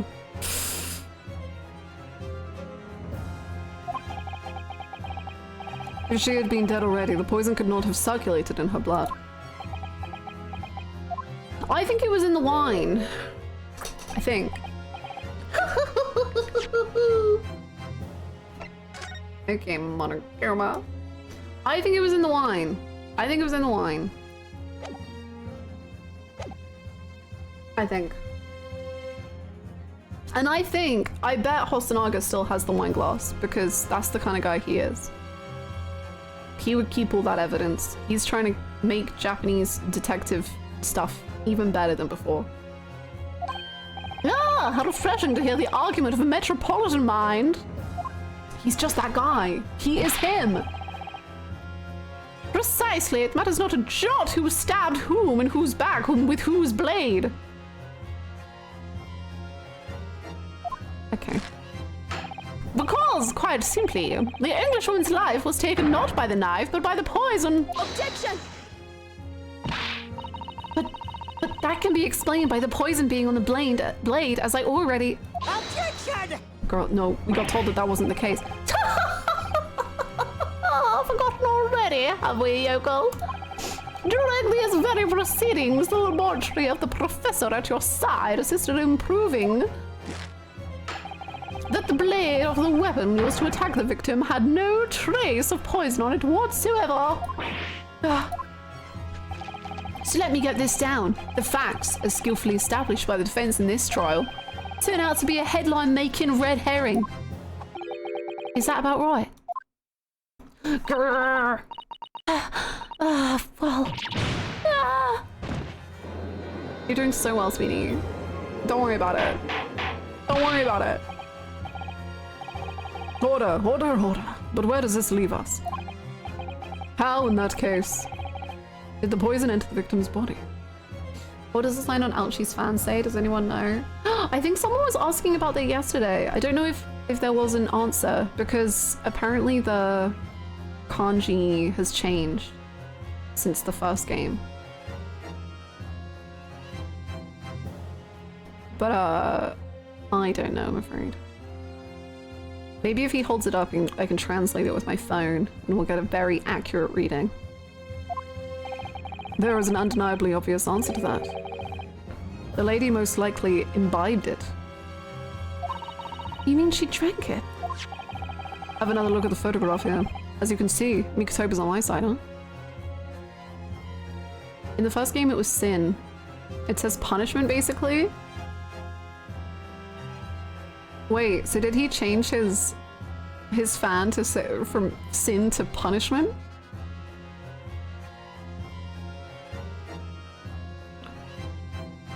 Damn, okay. Aura.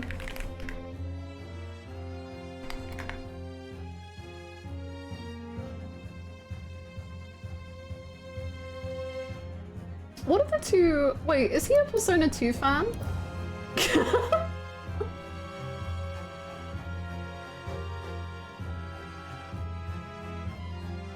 Hold on. If Alchi's a Persona fan, I think we can give him... Hold on. Maybe he's actually... he's so edgy. Also, thank you so much for helping us with the kanji. Welcome to chat. I didn't know he was based like that. Innocent sin and eternal punishment, enjoy it? Damn, ouchie. We always get someone to hang out with us behind the defendant's desk, but the prosecution never does. I want Van Zieks to have his dad stood next to him for moral support. I genuinely, really, not quite maybe his dad. I was saying yesterday, I have a feeling that Van Zieks' family life is no bueno. But I think I kept saying I wanted it to be Susato, because I do think that would be so fun. But like, I love the idea of the defense judicial assistant, for whatever reason, just being forced to be on the prosecution side. Like, they can make a narrative reason for that to happen, I'm sure. But I would love someone to be on Van Zieks' side.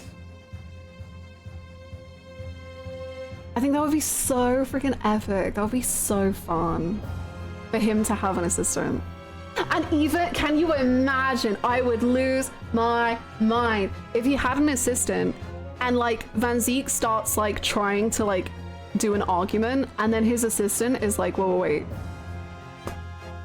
you're wrong. You should do this. And then Van Zieks is like, how fucking dare you tell me what to do? But then like the assistant is right. And then Van Zieks is like, why does my belief system keep crashing around me? It would be so cool. It would be very spicy considering she's not afraid to talk back at him. Yes, exactly. That's why I want it to be Susato.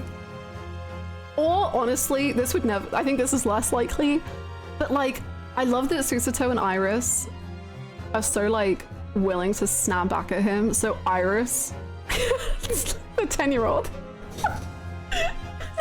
like she could, oh my god, wait, it would be so cute.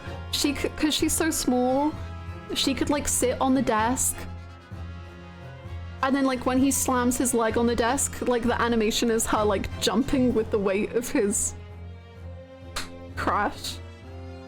That would be so cute. Let my daughter be a prosecution lawyer, please. That would be so cute. Bounce the child. Yeah. Her look would be proud. Yeah. I'm sure he would. If Van Zieks has a family life, it's him sitting in a high-backed chair whilst drinking wine and staring wistfully at an old painting of his parents. You best believe it. He has one of those like huge portraits that sits above a fireplace.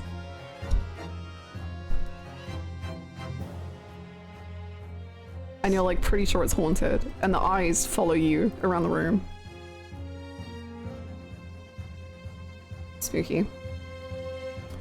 Have another look at the photograph here. As you can see, and probably a big organ. Oh, I hope so. And once a month he mutters, "Have I failed, Papa?" Oh my god, he would! Yes! He like, I bet he like oscillates between "Have I failed, Papa?" and "I'm doing better than you ever could, Papa." Like,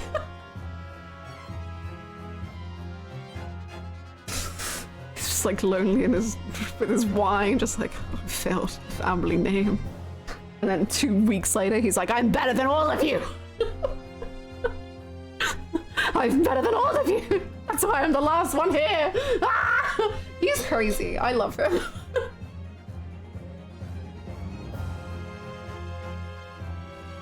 I don't know how to explain it, but it's very Edgar Allan Poe coded. Very Shinra core, true. Kind of embarrassing that I'm like, yeah, I know Shinra, but I don't know Edgar Allan Poe. I do know Edgar Allan Poe through an anime called Bungo Stray Dogs, and I would agree with that. The real Edgar Allan Poe? Don't know much, to be honest. But the anime?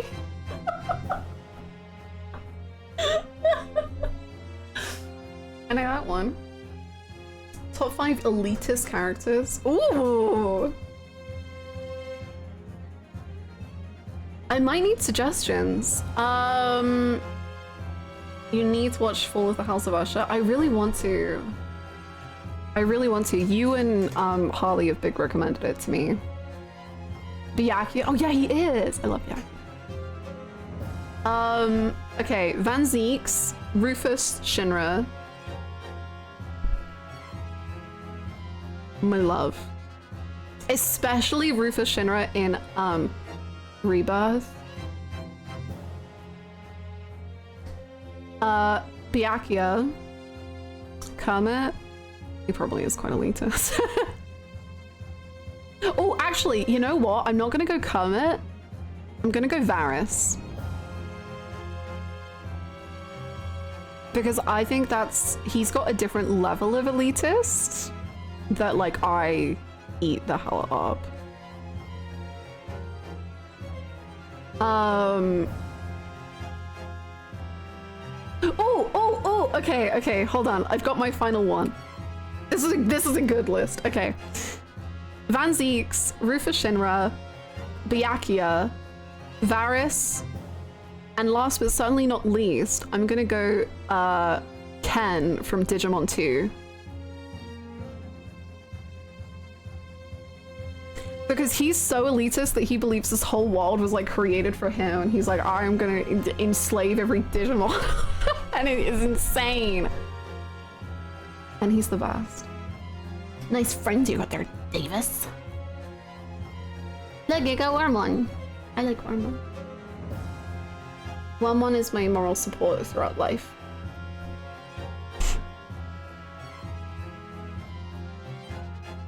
Kaiba's also elitist. Oh, Kaiba's so good too. I love Kaiba. Kaiba and Ken, man. So Sejima!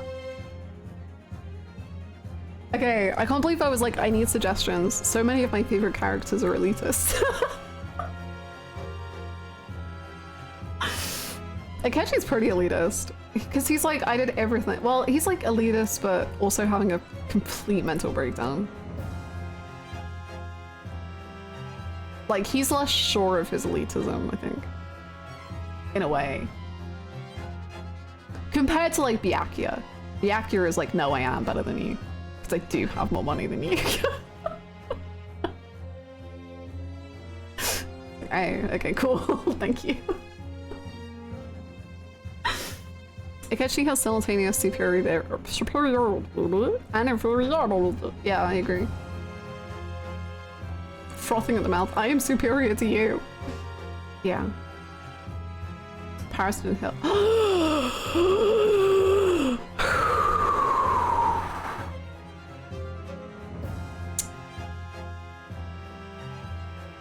Yummy. Azula. Oh, true as well. These are elitist characters built diff, man. Meruem. Meruem is such a good elitist character because he literally is born knowing that he is the best that has ever lived, and then he's like, wait. Am I a bug or am I a human? It's, oh my god.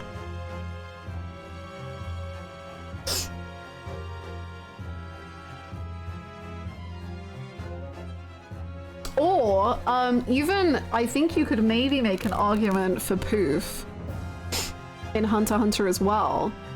Because Poof is like, Poof doesn't think he's the best, because Meruem is better than him, but he does believe he's better than a child. And he's so passionate about that.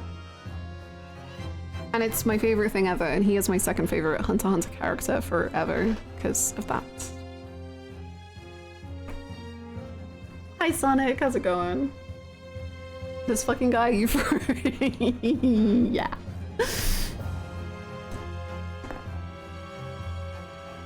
Probably the woman lying dead on the floor right now. Oh, she's an elitist. Edgar Allan Poe was also in Bungo Stray Dogs, if that wasn't mentioned. That was what, embarrassingly, that's the only way I know Edgar Allan Poe is through Bungo Stray Dogs. I think there's quite a lot of authors that I'm like, no clue what they did, but they were cool in Bungo Stray Dogs. Literally, like, every American author in Bungo Stray Dogs, it's like, I don't know who the hell you are, but like, you're kind of cool in this in this anime. Nice.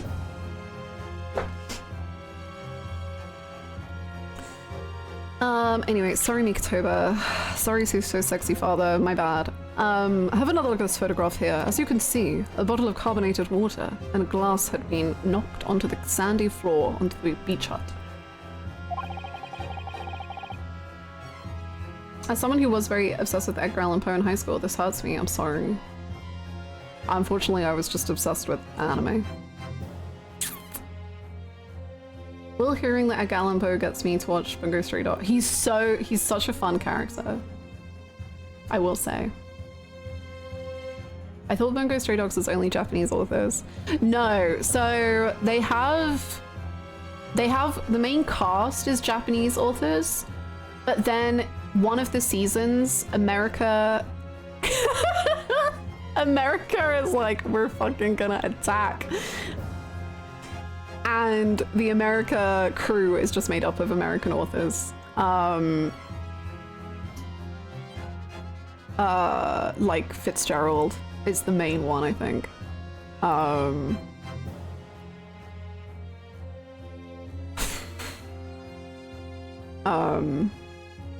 Who's the guy? My mind is so blank. Lovecraft is there. He's so funny. Like, so Bungo Stray Dogs, for those of you who don't know, it's basically a story where all the main cast are authors, like real life authors, put into this world, and they work for like a detective agency, and they all of their powers are based on their works. So like Saseki is in it. Saseki is a character in Bungo Stray Dogs, and his power is I am a cat. Lovecraft is in it, and like his power is like this freaking, you know, like squid demon. He's very weird. He's very, very weird. Oh no, this does sound like it was made for me. It's very good. It's very good. Damn, that's cool. I might have to watch. It's great. Lovecraft is very freaky. I'm trying to think of any other examples.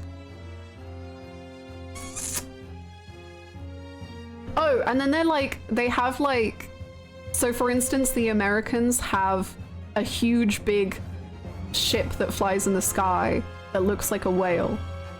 Actually, I don't remember if it looks like a whale, but it's called the Moby Dick. I think. And like everyone has different powers based on their books and stuff. It's, I don't know.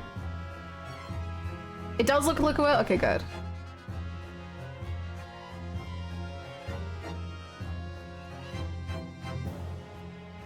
It sounds like a less stupid version of Fate, and frankly that offends me. It's pretty stupid sometimes. Bungo Stray Dogs is great because it will go from like one of the most emotionally like devastating and impactful episodes you've ever seen to then just like the stupidest shit in the world, and you're just like, what? I'm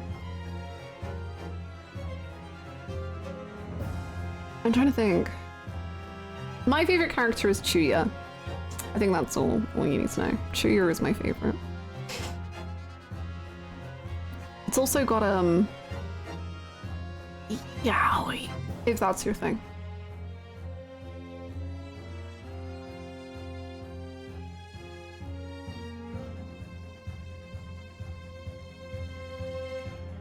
I love posability in Bungo Stray Dogs, it's so cool. He has like he like traps you in a book, right? Is that him? He can like put you in a book and you have to like solve the puzzle to get yourself out of the book. You have to like solve the mystery to be able to beat his powers. It's cool. He writes a story and traps you in it. Yeah, okay.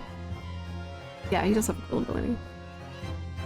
Also, I do think if anyone is like, I want to get into Bungo Stray Dogs, I highly recommend whenever there's like an author that shows up, I really highly recommend reading like a little Wikipedia about them, especially if you don't know them. Because like there's characters like Dazai, like Dazai is kind of the main deuteragonist. He's a deuteragonist, I guess. And one of his jokes that he keeps making is like very key to his like real life. So I would recommend like getting to know, like just kind of understanding bits about them. It kind of improves some of the references.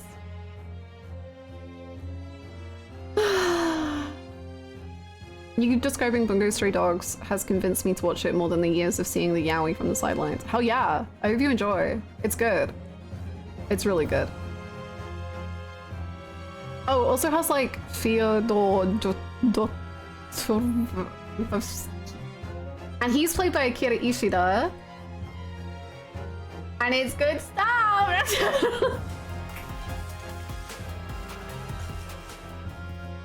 Goober button. Goober button, thank you so much! Thank you for pressing the Goober button 62 times. Thank you so much, Brookstar. Welcome back. Yeah, there's also the Russians. Played by Akira Ishida, and then another Russian is played by Koyasu. And Koyasu has a great voice for little twinky insane men. So that's good. I like it.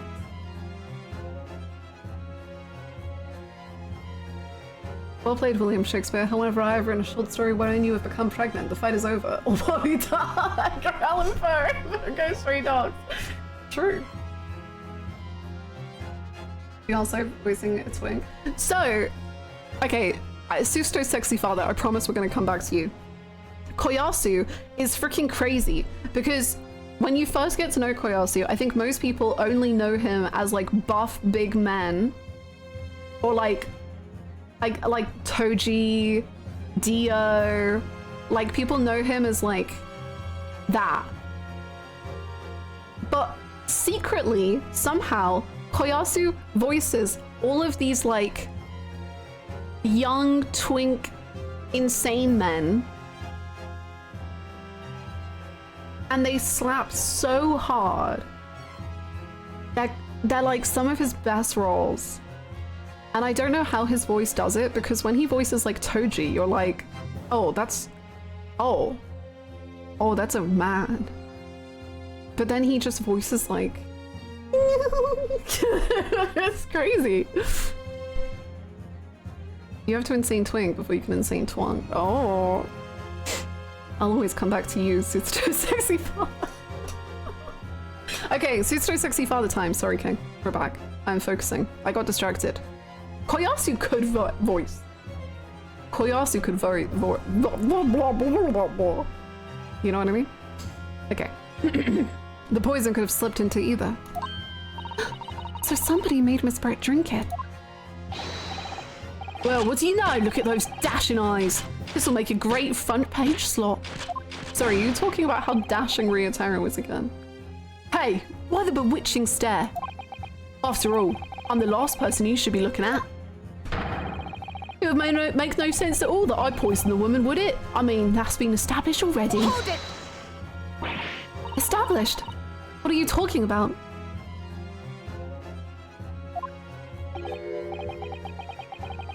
I mean, don't tell me you've forgotten.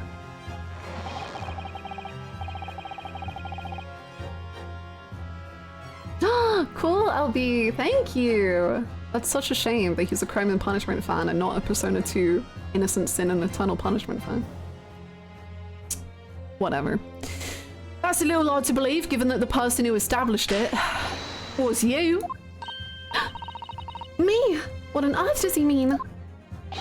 Oh, let me capture those wide eyes. This is prime press fodder, this is.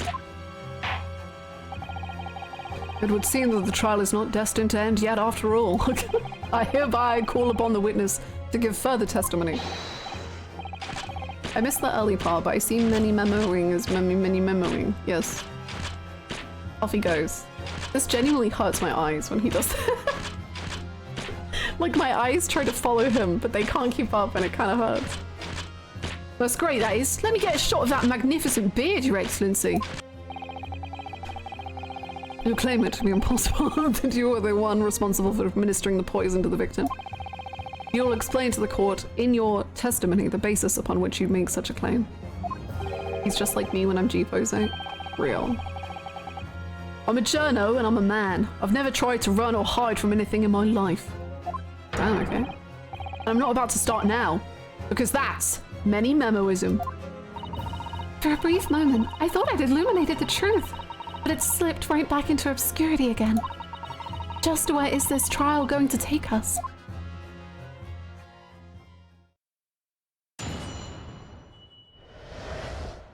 Complete innocence. Oh yes, I stabbed the English woman. Wait, what? Okay.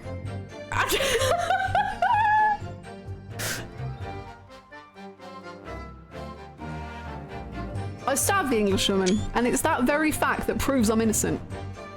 Okay. Because why would I have bothered to stab the woman if I'd already poisoned her? Case closed. When I heard the student girl and that pompous English murderer arguing, it got my goat. If the courts weren't going to punish Brett for what she did, someone else would have to see justice done. I love Mini Memo. He's really ready to go for it. He's ready. So you admitted then that everything happened as I described? That you are the one who stabbed Miss Brett in the back through the read screen? You can't blame this miserable country of ours. You can blame even, sorry. You can blame this miserable country of ours. A country that bows to the pressure of foreign powers and lets murderers walk free. God. I wish Kazuma were here, man. Like, Kazuma, come home, man. Come here. What kind of future can a country like that have? That's why I did it. I did what apathetic leaders didn't have the guts to do. Slap bang in the middle of that charming lady's back, I plunged the blade of sweet justice right in there.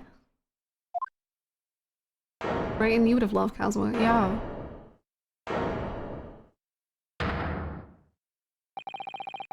As someone who spends his life seeing that the truth is told, I feel really, really awful about giving false information in my testimony before. Well, that's alright, as long as you feel bad about it. We don't tend to hold that against people. But as it turns out, there was somebody else who had it in for the victim and got to her before me. That's right, you guessed it. That pretty little student girl. Now there's a woman after my own heart. Okay. You're implicating Ray again. She's the one who gave the poison to the Englishwoman and ended her pitiful existence. And suddenly, snap, this journo here is off the hook. Okay, you did still stab a woman though. The argument is sound. Okay. Never mind, I guess. You did stab a woman, but it doesn't matter. The judge is going to give you a pass. If the witness had administered the poison himself, he would need only have waited for it to take effect. Subsequently, stabbing the victim in the back would have been entirely nonsensical. Okay, he still stabbed. Oh, he still stabbed. He still stabbed someone. Therefore, this report have nothing to do with the poisoning. Yes, it is all quite logical.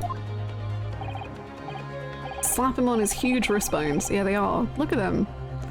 That's right, he's logical and true. I'm glad you've all seen the light. It's okay, he stabbed her for nationalism. Yeah.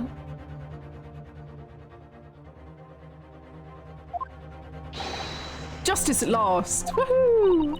This is unbelievable! And after he'd made so much progress in proving his guilt, is he gonna get away with it now?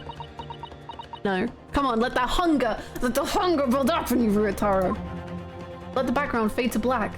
Slowly zoom in. Think of Kazuma-san. Okay. Think of Kazuma-sama and Naruhodo-san. They never stopped looking for a way forward until the judge's final gavel. Very well then, Consul. Proceed with what I assume to be your final cross-examination in this trial. Yes, Your Excellency. Imagine them kissing. I don't have to imagine. Whoa! Complete innocence. Oh yes, I stabbed the Englishwoman. Hold it! So, you do admit that you had murderous intentions towards Miss Brett then? Ha! The woman's very existence offended my sense of justice. Your sense of... He's claiming some sort of righteous indignation. Saseki just standing there for hours. I know, like, I'm like, you can go home now. You've done enough. You can rest. What if we changed the BRB to Rei and Ryotaro kissing and her dad watching, like, season 10? I wonder if anyone has done that with the models. She was pure evil. A cold-blooded killer who committed murder right here on our empire's soil. But did our good-for-nothing government do anything? Not a chance, so I had to step in. Saseki has been disassociating for 45 minutes. Oh, Saseki dissociated 40 minutes ago. He's fine. Hi, Mr. Yasman. How are you? Fly the flag of justice. Put things right for the people. Yes, it was my civic duty. That's what drove me to do it.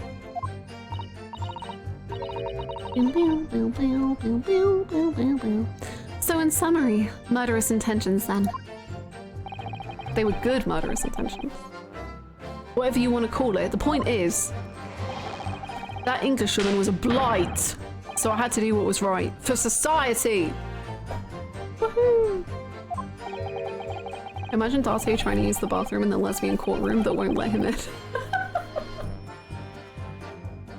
I think lesbians should stand against Date. Yes, real wrong was done by the student girl in the dock. A crime for which she must pay. Obviously, because the poisoning was nothing to do with me at all. Okay, Light Yagami, calm down. Funny you mentioned Light Yagami. I saw a Light Yagami edit this morning that got me so emotional, and then I was like, man, I need to rewatch Death Note. Bruh. Light Yagami. L. Nisa, the way that you... Ugh.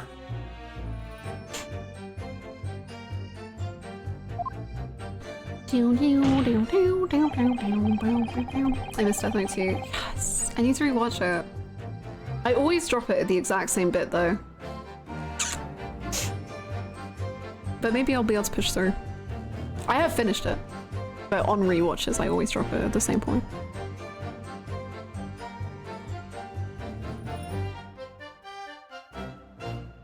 I have a feeling which part? It's not the part. Although that is a part I would also drop it at. It's the bit when, I don't think this is big spoilers. The bit when 3 of them get put in prison. And like, they're being watched like 24/7. I don't know why. I just always drop it there.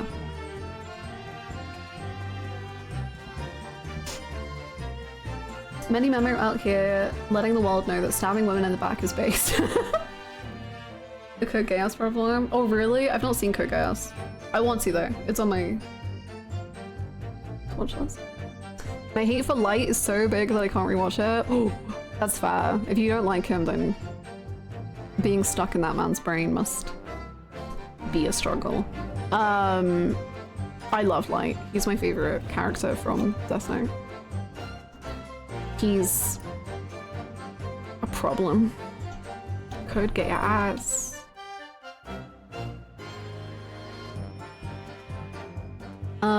It's gonna be so fun. I believe you. He's a very well written character, but I hate him so much. Very valid.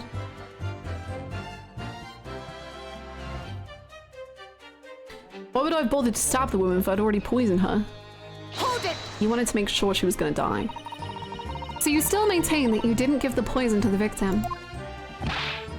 Obviously, that'd be like putting a belt on your trousers when you're already wearing braces like these. Well, you know what they say? Better safe than sorry. The accused administered the poison, following which the witness stabbed the victim. An unforgivable act, certainly, but not one of murder. The crime rests on the accused's shoulders. Okay, Ouchie, I can forgive you of this insanity because you're trying to win. The judge, however... That is how the law works, you see, Yokel. Who knows? You may even learn something here today. 2 consecutive attempts on her life in the space of minutes. Quite a day for the victim. That's true. Do something that evil and you've got it coming. That's how the law works. The law of reckoning. This is the real Reaper of the Bailey. Holy shit. That's not the kind of law this court upholds. Well. Well. Wow. I think it might just be. More like Reaper of the Faily up high. You will reiterate why you were compelled to stab the victim then, witness. When I heard the student girl and that pompous English murderer arguing, it got my goat. Hold it! What exactly were they arguing about? About what happened in that restaurant 9 months ago, that's what. Oh, really? I thought they were... The student girl was laying into the English woman for killing her beloved mentor, Dr. Wilson. Oh, okay, okay. Yes, John H. Wilson, a professor of medicine, invited here from England by Professor Nikotoba, no less. It's so funny that Brett got to walk away from a murder charge because they didn't want to anger Britain, and now they're like, oh, it's fine, this guy attempted murder on an English woman, no problem. I wish the judge had a bit more of a problem with it. Because, like, obviously Ouchie makes sense. Because he wants to win the case. But I wish the judge was like, sorry, what? I mean, we'll have to come back to this later, but you're admitting you stabbed her. More and more convinced that many Memo would love Kazuma and Kazuma would hate him. I find it really interesting because I think Kazuma would love elements about him. And I do wonder, like, would Kazuma think that violent protest is... I don't know what Kazuma's view on violent protest would be. But I think a lot of the way that many Memo acts, Kazuma would freaking despise. Like, I think from the peeping on women in the changing room, that it's over. Kazuma's already like, I hate your guts forever now.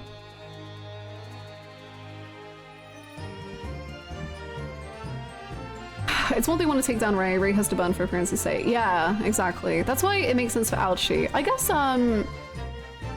the judge probably doesn't want that big of a drama about it too.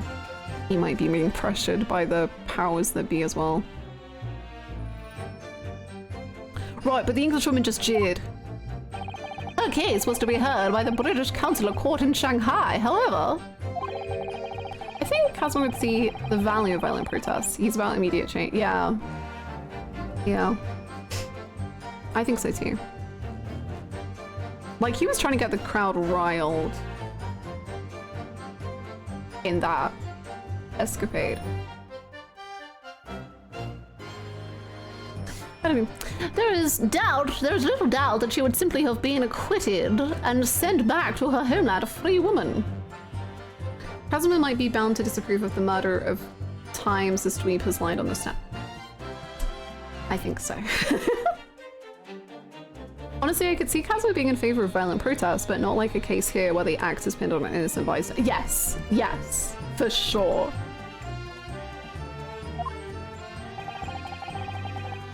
For sure. It was eating that student girl up inside. You could see it. I really felt for her. Oh, Ray? Are you back?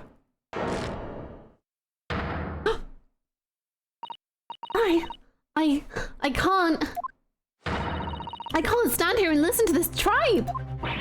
Ray, young girl, you'll stand accused here. You can't just blurt out whenever you feel like it. No, you can't. Sorry, but I'm in the middle of some very important testimony here. Just keep quiet and listen. Are you being dismissive of a woman? Kazuma would hate that too. But this awful man is making all of this up. Susato, please, you have to make them listen. Who's Susato? Who is Susato? Who is Susato? Who is Susato? Return to the dock at once, Membami-san. We are in the middle of a cross-examination. Hold it! Susato! Your Excellency, please, I implore you. The journalist is clearly not a trustworthy witness. Exactly. He's a filthy, rotten, black-hearted, bigoted, dirty, great, peeping Tom. Pop it off? Whoa, take it easy there. Please, I really think the court should hear what the defendant has to say. Your Excellency, I see no need whatsoever to entertain the accused's remarks. Come on, Judge. I will grant the request of the defense. Woohoo! But Your Excellency! This is likely to be the final cross-examination of these proceedings. As such, I believe it would be ill-advised to stifle the defendant's obvious concerns. So, whilst recognizing that this contravenes regular protocol, I hereby call upon the defendant to speak. Oh. Thank you so much, Your Excellency.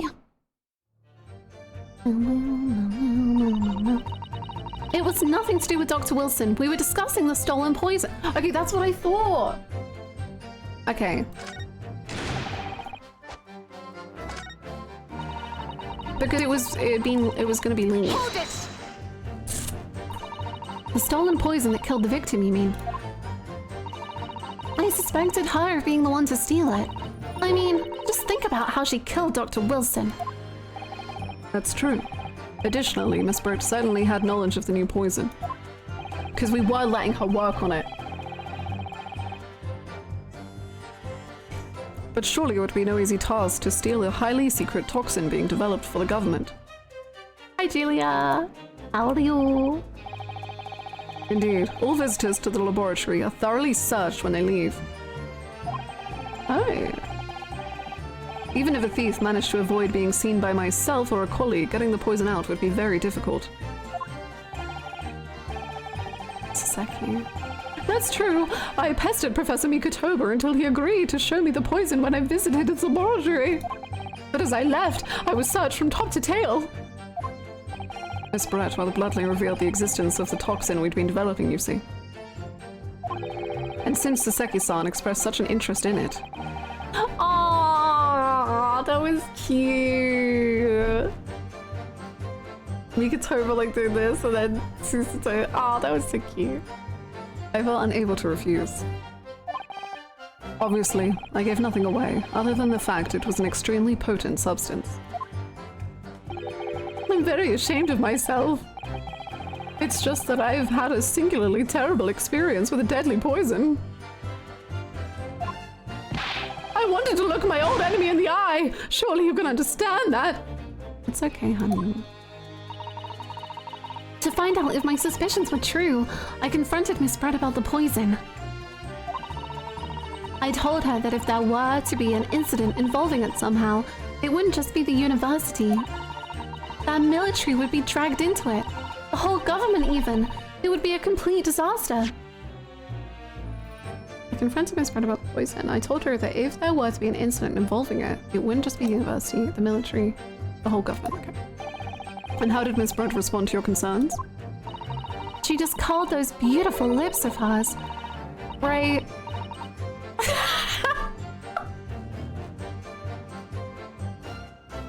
She just called those beautiful, voluptuous, kissable, wonderful, gorgeous, beautifully tinted pink lips of hers, and she said she didn't know the first thing about it. In English, actually.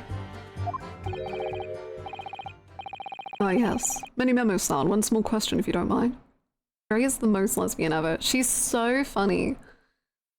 Ray is living her truth. She is so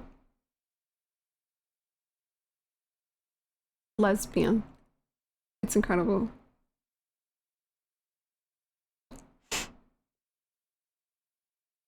Exactly, Ciao. Exactly. I do mind. Can you see I'm busy? He's writing fanfiction. Clearly you were outside the beach hut listening in whilst the defendant and Miss Burt were conversing. Presumably then, it was you who wrote this article about what you'd heard. Exclusive deadly poison stolen from Yume Medical Research Laboratory. This story was published in this morning's edition of Shoujo News. The details are too accurate for it to have been written by anyone else. Could Ray fix Miss Brett or make her worse? God, I don't even know. I feel like the possibilities are infinite. Hi, Jonathan. I can't believe they made her a roommate. I love fiction. Huh? Sorry, don't know what you're talking about. Yes! Look at this! The entire article! It's almost what I said to Miss Brett, word for word! I bought Persona 5 Royal on sale. Oh, nice! Oh my gosh, is it your first time playing? Well, Many Mamo-san. Yes, oh my god, have so much fun. That game changed my life. True, Megan. Ah, Miss Brett.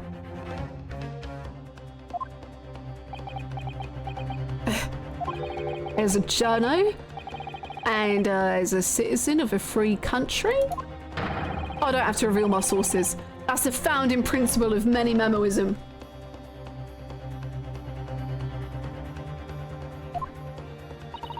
Father's clearly right about this. That reporter did write that article, and he based it on what he overheard from outside the hut. Oh, updated, okay. Okay. So that's what it was all about. You were trying to cover up the fact that you were listening in. That's why you came up with that stinking story about me arguing with her. Shut up! My stories never stink. Look, whatever you say, little girl, it doesn't alter the facts. Your Excellency, there's something I want to say and I want it to go on record. Oh god, what now? Very well, you may amend your formal testimony. Okay, deep breaths. The point is, if you poison someone, there'd be no reason to then go stab the person as well.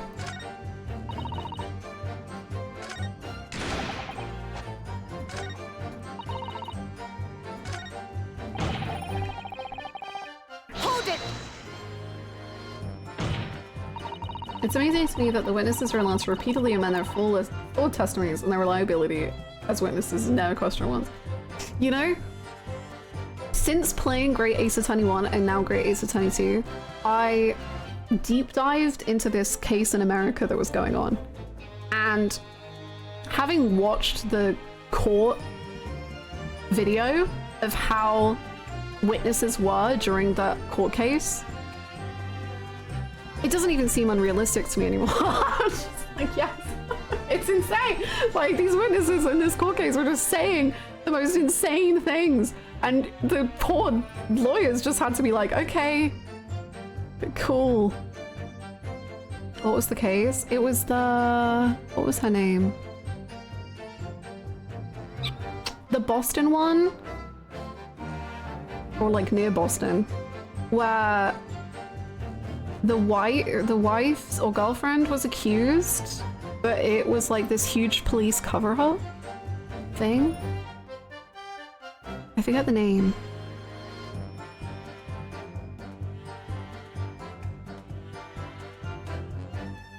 I can try and find it real quick, hold on.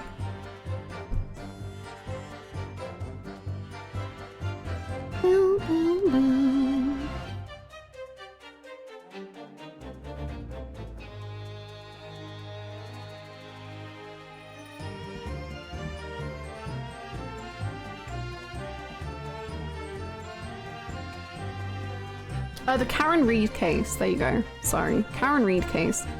If you, it's very, very interesting. But like watching the court proceedings will make you like lose your mind. So like heads up, I guess. If Ace Attorney annoys you, it will. You'll be seeing it in real life, and you'll be going, "What the fuck."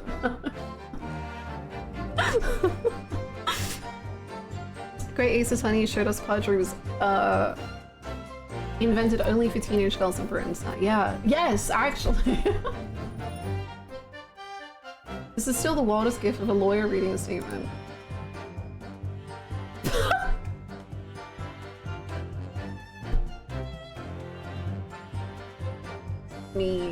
I mean...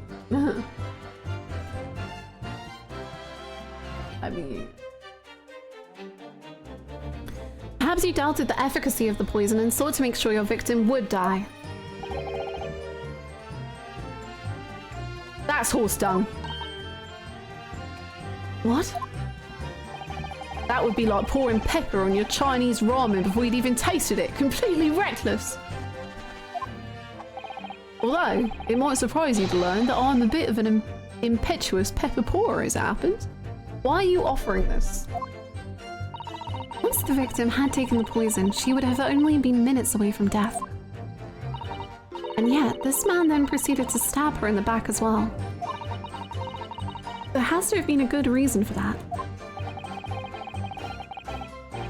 Maybe Ray... No. Well, the bottle is on the floor, right? So what if Ray tried to like smack it out of her hand? To be like, no, you're gonna be poisoned. But then why wouldn't Ray have said that? I don't know. He's making me hungry. Ramen. Ramen craving. It would be insane, and by the way, I do tend to do that. If it was clearly the reporter who gave the poison to Miss Brett, then clearly he must have been done in prior to Ray entering the hut. He must have done it. Been done in? I really am inventing words. Yes, that's undeniable. But between him leaving the hut and the victim being stabbed, there was one very crucial change in the situation. Enjoy your luck, Paladin! That picture of Ray and Brett would make a great cover picture of a Yuri novel. I could go for some white miso ramen so bad. Now my mouth is watering. If it was clearly the reporter who gave the poison to Miss Brett, then clearly he must have done it prior to re-entering the hut. But between him leaving the hut and the victim being stabbed, there was one very crucial change. On the floor! Sorry? What change? The reporter overheard the conversation between Ray and the Englishwoman. Ah, yes, that's it. That's when Manimoto-san first found out the exact nature of the poison he'd used.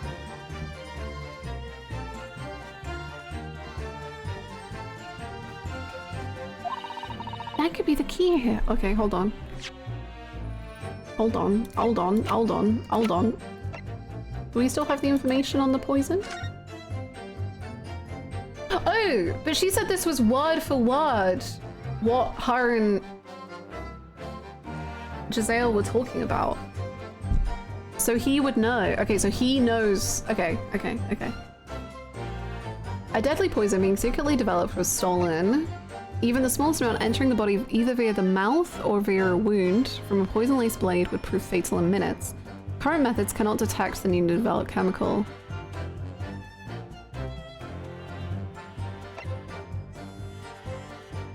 Starting with impaired breathing and ending with acute contraction of the pupils prior to death, such symptoms would be suggestive of the toxin. It's apparently an entirely new synthesis of alkaloids and rumored to have been commissioned by the military. So would he have had to stab her?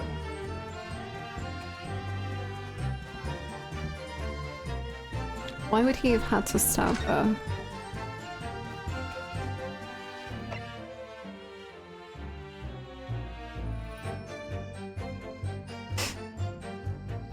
I don't know. Okay.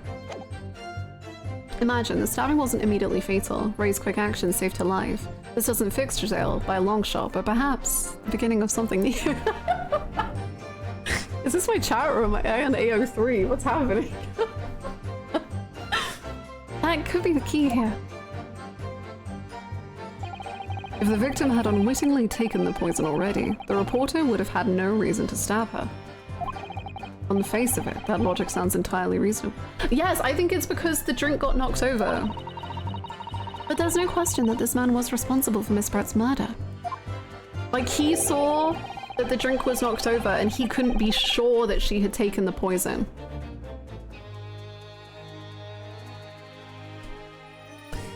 If we could think of a plausible explanation as to why he might have stabbed her even after the poisoning, I feel sure that everything would drop into place. That's what we should be looking for. Yes, I agree. And in order to do that, I must try to glean more information. I think that's it. I think that's it.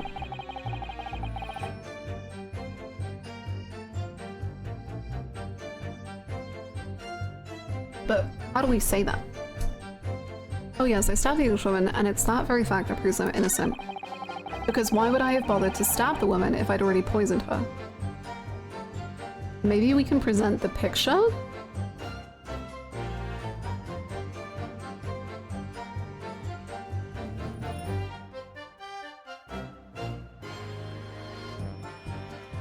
I think that works. Because it shows that the wine... Sorry, it's carbonated water, but I keep calling it wine.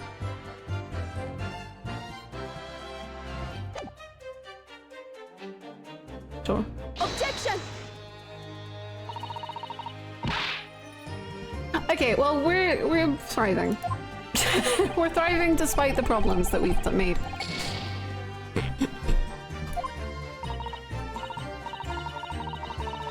I thought that was good. We'll try again. Because why would I have bothered to stab the woman if I'd already poisoned her? When I heard the student girl in that pompous English photograph being called my go. It was nothing to do with Dr. Wilson, we were discussing stolen poison. The point is, if you poison someone, there'd be no reason to go and stab the person as well.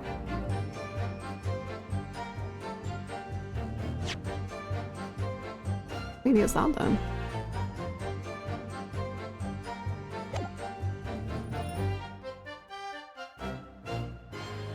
Let's do like a quick save, just for fun.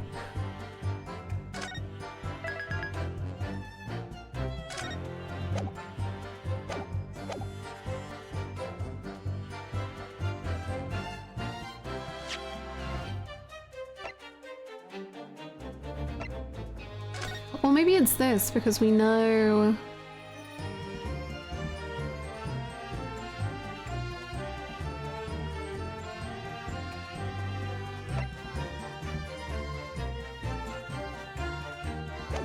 Oh, did they say how long they were arguing for? No. Okay. Instead of sucking on the wound, pull up.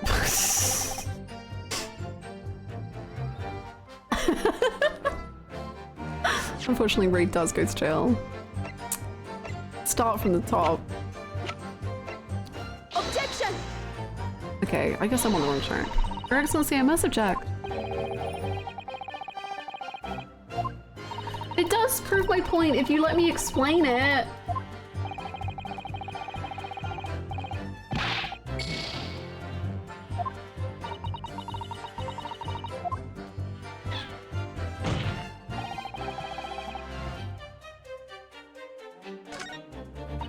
Okay, then I think the evidence might be the... this. Because we updated it. A deadly poison was being secretly developed by the university's forensic lab. It was stolen. Even the smallest amount entering the body, either via the mouth or the venereal wound, would be fatal in minutes.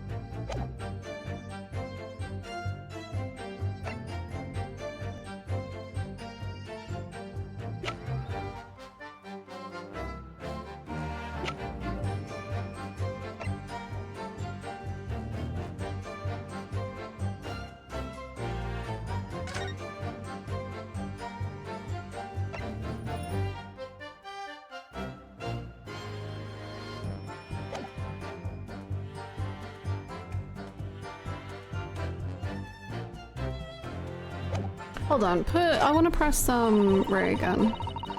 Hold it! The stolen poison that killed the victim, you mean?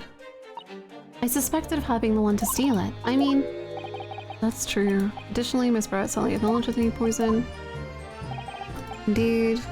There to be such. Okay.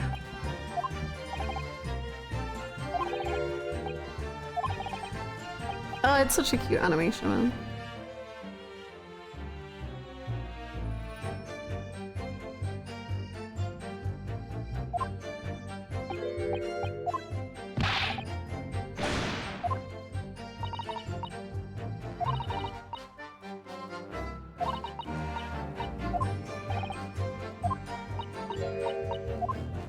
Okay.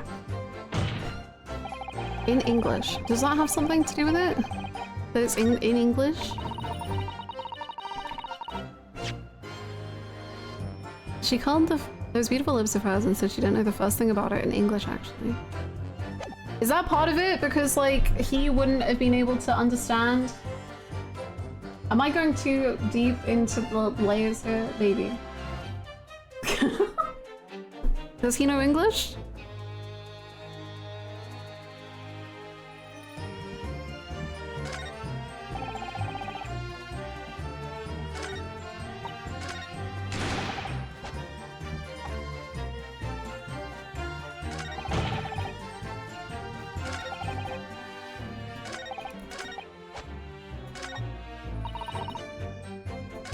But then I don't know what to present against.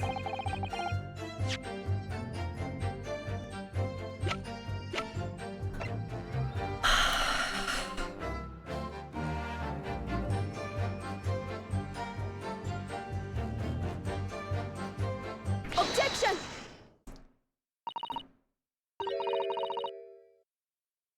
Well, I can think of one reason. What? But before I explain, I'd like you to confirm something for the court. Did you glean all the information for this newspaper article from what you overheard outside? The hut?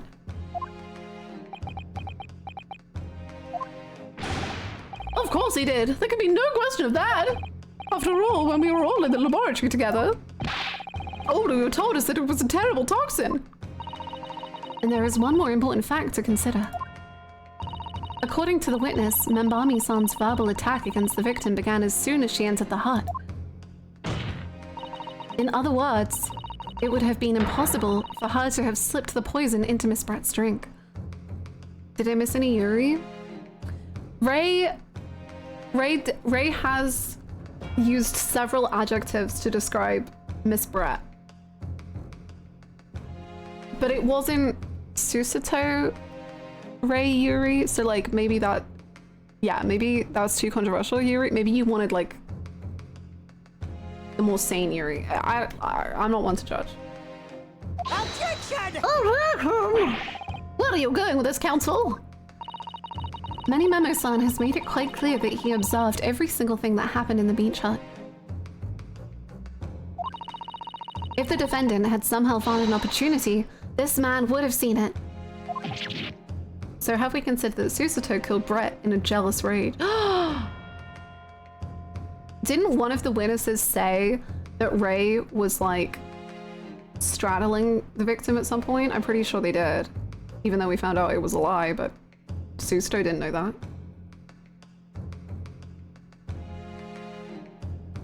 Ray just chimed in about whether she's an ass or a boob girl, and it's been pretty high levels of fury as a result.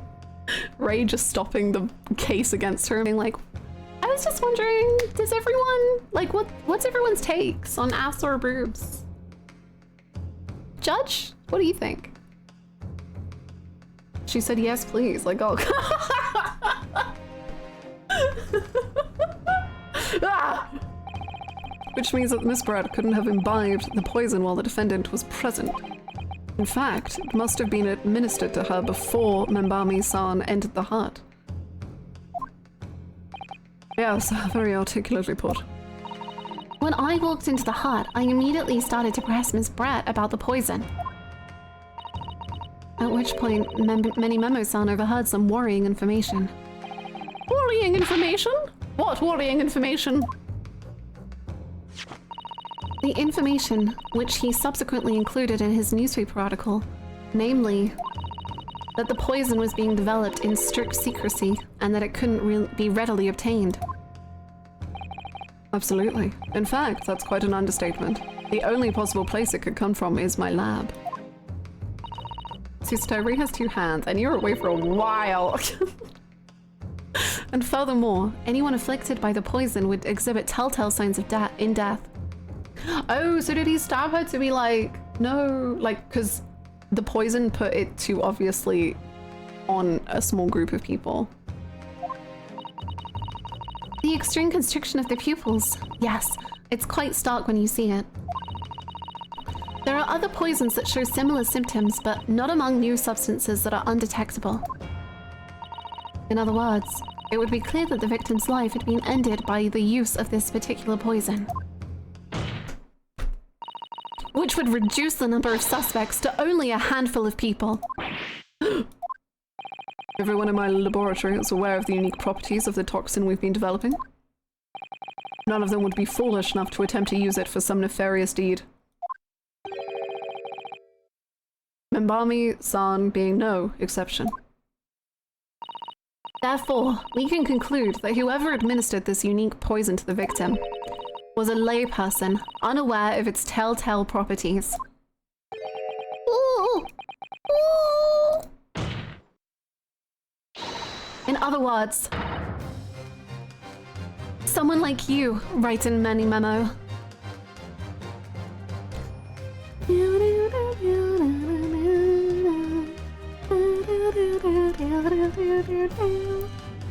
Ugh.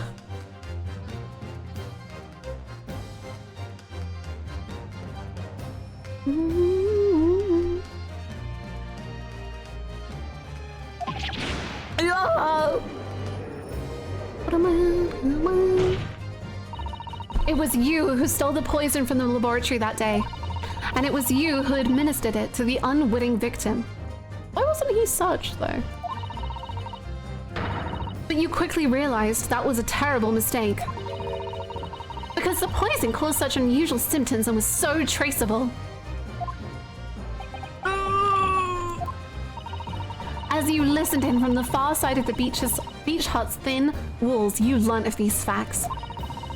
But you'd already given the victim the poison at that point. It was too late. So you hatched a plan to disguise your mistake. A plan that involved stabbing the victim in the back through the reed screen. Objection! But what good could that possibly do? Isn't it obvious, Counsel? The plan was to kill Miss Brett before the poison could take effect. Once in the blood, the poison causes the onset of pupil constriction. That he had hoped to precipitate the victim's death before that happened, hadn't he? Exactly. Because without any revealing signs of the new secret poison's use, no one would ever have suspected. This is extraordinary. Yes, the effects of the poison meant it would be too easily identified, so the killer had to mask its use. Which he attempted to do by plunging a knife into the middle of the victim's back.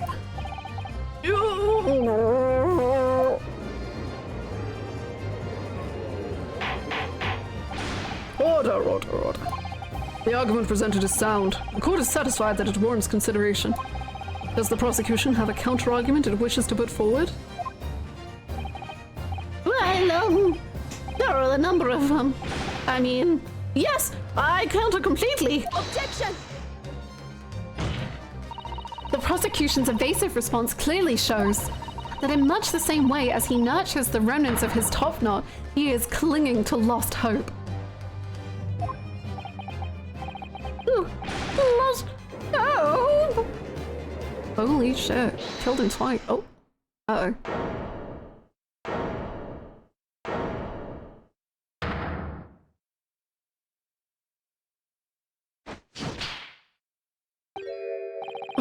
You pathetic, useless fallen samurai! Fallen?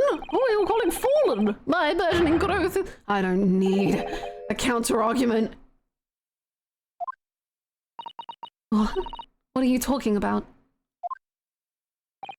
It should be blatantly obvious. I stole the poison, you say. Gave it to the victim, you say. Stabbed her, you say. Lots of fine theories. But I don't need a counter-argument because you don't have an argument yourself. Where's your evidence?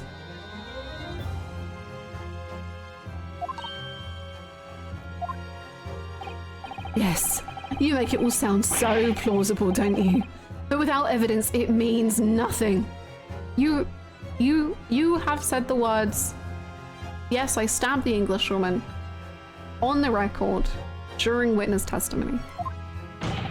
Whereas I base my news on facts. Facts? What do you mean? Explain yourself. I mean, what the professor said earlier in this trial. Oh, he's gonna...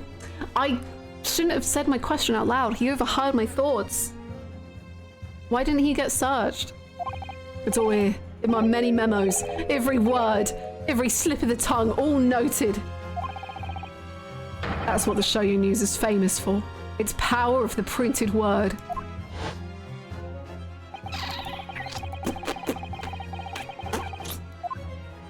See? All visitors to the laboratory thoroughly suck. Did he put it in his ink pen? He put it in his ink pen. He put it in his ink pen. He put it in his ink pen. He put it in his ink pen. Ink pen. Ink pen. Ink pen. Ink pen. Sorry, I was just having a breakdown of my own. How's that then? Blown the story wide open. Can you repeat? I think he put the poison into the ink pen, which no longer had ink on it, because the ink is all over his hand.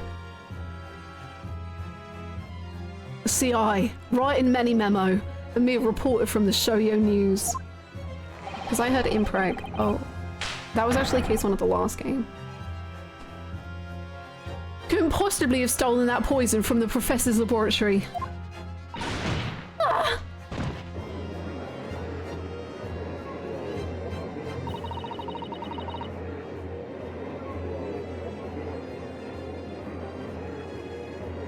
But there can't be any question of it. He must have stolen the poison that day. He stole it and used it to kill. And if that's the case, as you've identified, the poison itself is in the definitive evidence we need. Is the definitive evidence we need. Because whoever stole it from the laboratory that day is the true culprit here. What's your point, you annoying, handsome guy? I love that everyone in this courtroom is like, God, that lawyer is so fine. What the fuck?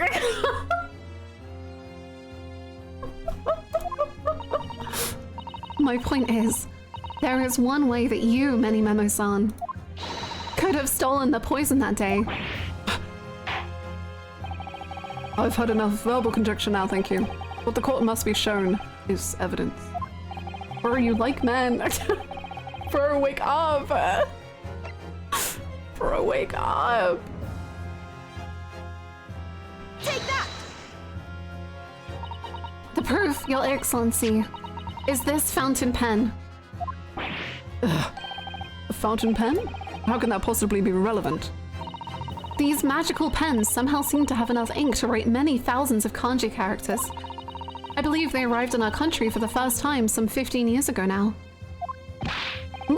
I swear by a weasel hair, calligraphy brush, and nothing else. These newfangled pens are merely a fad. So true, King. Well, as a forward-thinking man of words, obviously I love my fountain pen. Stop! Suck up a soupçon.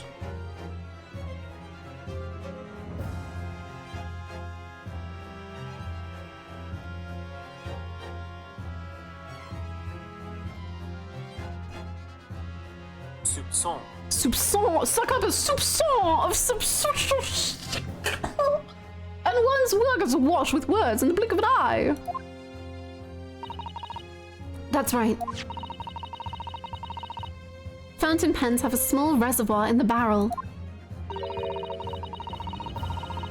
into which ink is sucked up through the nib of the pen in order to write with later. What does all this talking of sucking up ink have? Ah!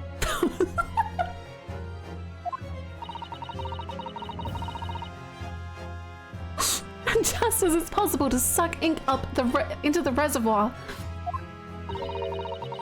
it's also possible to eject it through the nib again, of course.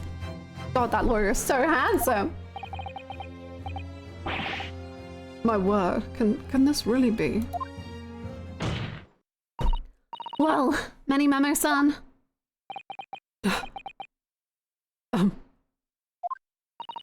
When you saw the deadly poison before your eyes in the laboratory that day, you used your fountain pen, your very lifeblood, to steal some of it, didn't you? By siphoning the poison up through the nib and into the pen's reservoir. Objection! More absurdity! It never happened! True. We've heard that there were procedures in place to prevent thefts like this in the laboratory. But would anyone have thought to look inside a fountain pen of all places? No. I'm a little ashamed to say that for fear of offending our guests, such a detailed search would not have been conducted. Well, this is quite startling, I must say. I remind the court that this pen was found in the clutches of the victim when she died. In other words, it was dropped at the scene by Many Memo-san. He's sweaty. So the crucial question is, when exactly was the pen dropped? Are you suggesting? The natural conclusion is that in your haste to act whilst the victim was distracted for a moment, you dropped the pen after you emptied the poison from it into her glass. Objection! There could be any number of alternative explanations. For example, the witness could have been using his pen to write down details of his conversation with the victim. And when shocked by one of her outrageous answers, the pen fell from his quivering hand. Objection! No, that can't be. If it was, how do you explain why the pen was devoid of ink? What? As you can see for yourself if you examine the evidence, there would appear to be no ink present in the reservoir. What newspaper reporter goes to interview someone with nothing in his pen? No, the pen was dropped after the poison that filled its reservoir had been emptied into the victim's glass.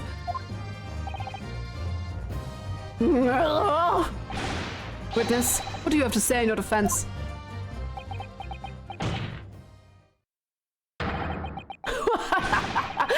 So this is how our modern justice system works, is it? So what if the ink in my pen runs dry? So what if my pencil snaps? Oh my god. I can always claw my way back into the game. I have plenty in reserve. Okay. just try to assault people with your pencils?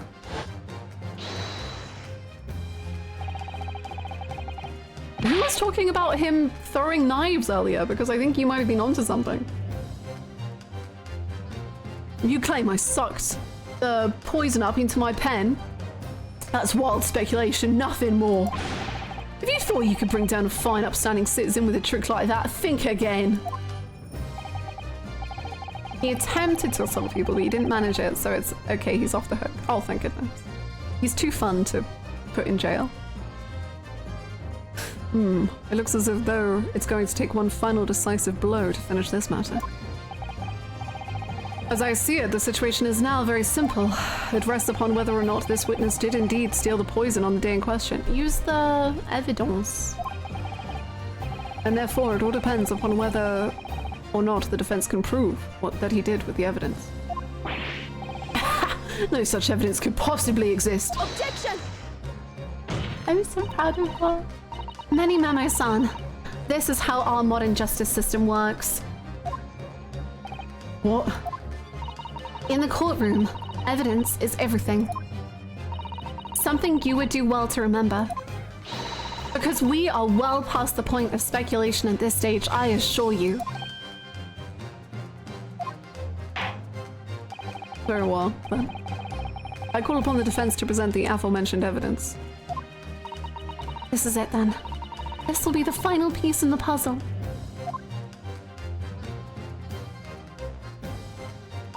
The defense can prove by means of this item that it was the witness's pen that was used to steal the poison. Take that! Counsel, what is that bottle? This bottle contains the unique chemical reagent that can identify the poison in question. Ah! Yes, that poison is an entirely new synthesis of alkaloids developed by my colleagues and I. It would be impossible to detect traces of it by any other method. Or, from another perspective, simply with this chemical reagent, anybody could check for traces of the poison. Reagent? What? One drop of the contents of this bottle on the tip of your fountain pen, Many Memo-san, is all it will take to solve this case beyond all reasonable doubt.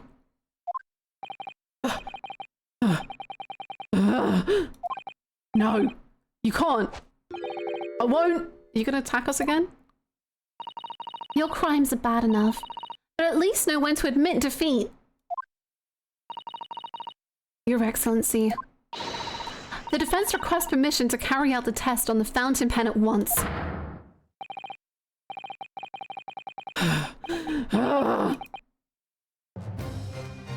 Oh my god. Okay.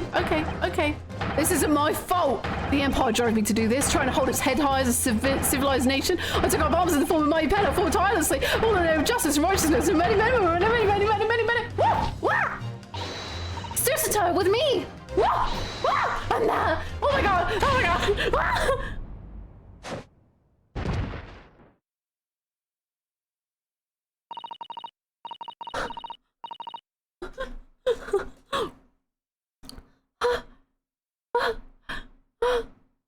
Did I do it right? That was a Susato takedown, wasn't it? Not quite. That was a Ryotaro takedown.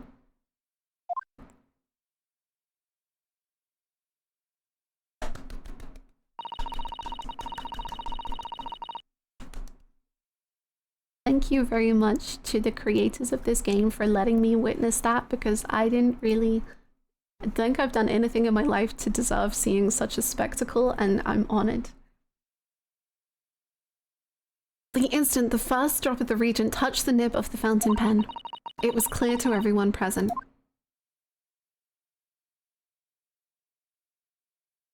Oh, you sound. Oh.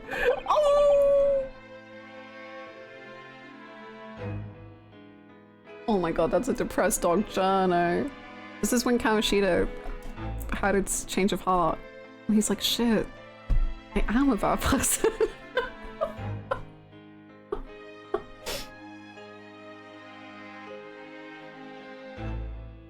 I guess I shouldn't abuse people. Oh. But I saw it there in the lab. The poison.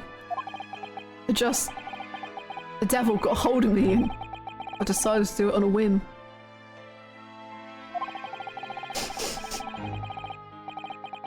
I excused myself and emptied all the ink down the sink in the bathroom, washing the reservoir out carefully. God, I guess I shouldn't stab people in the back. Shit. And then you waited for an opportunity to suck up some of the poison, didn't you?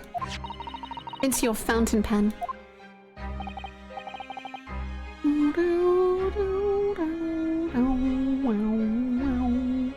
Yes, that's right.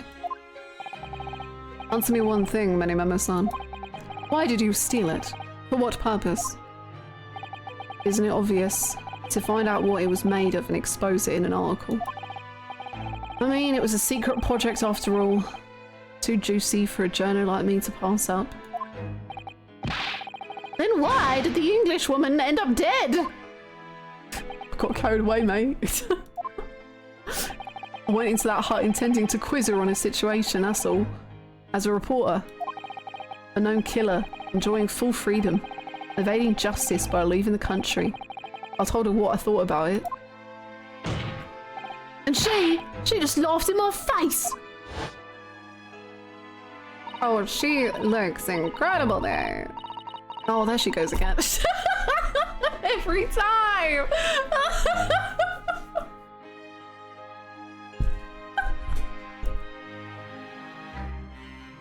I swear to God, every time I compliment this woman, she's like, let me be worse.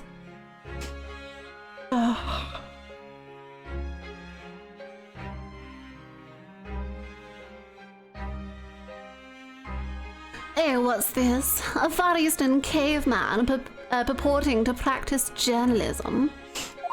Really, you must learn the difference between reporting and listening at doorways. You ignorant plebeian.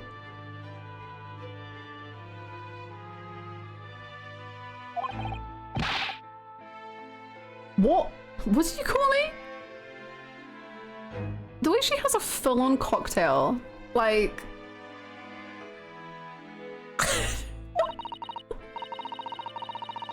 It's funny how we have both a racist and racism command. Well, one of them, I forget which one. I think racist is specific to the man. The man of racism. And then the other one is for all people.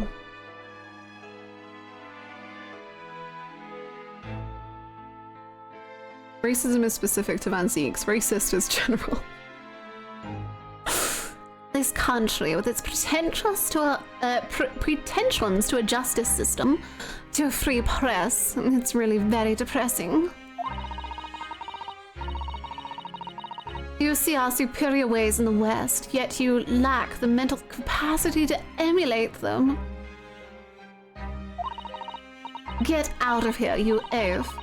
Get out and crawl back into the cave you came from. You know what? Mini memo. Self-defense, I think.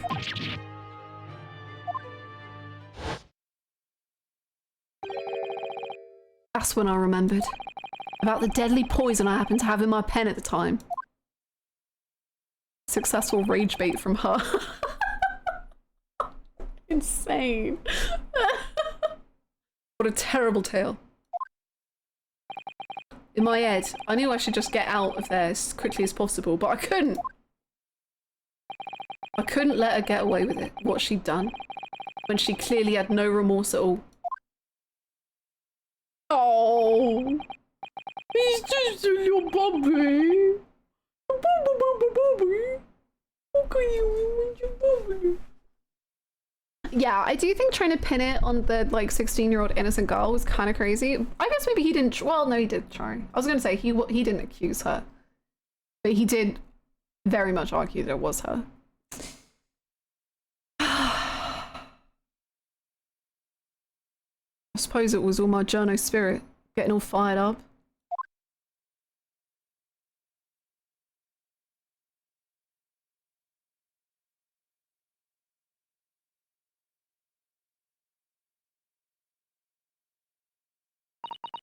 I'd like to ask you something. Can we keep him? Mom, can we keep the puppy? I'll walk him every day. I promise. I'd like to ask you something. Yeah. You often talk about justice.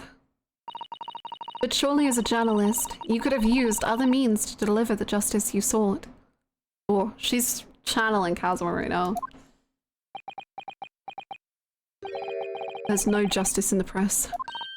Sorry. After that trial 9 months ago, I kept digging and digging to find out what happened in that courtroom. And finally, I discovered the truth. It was a cover-up. That's what it was. What? A cover-up? What do you mean? I would remind you of your position, witness. Be careful of what you say. No, judge, let him talk. Oh, come on. Doesn't it strike you as strange?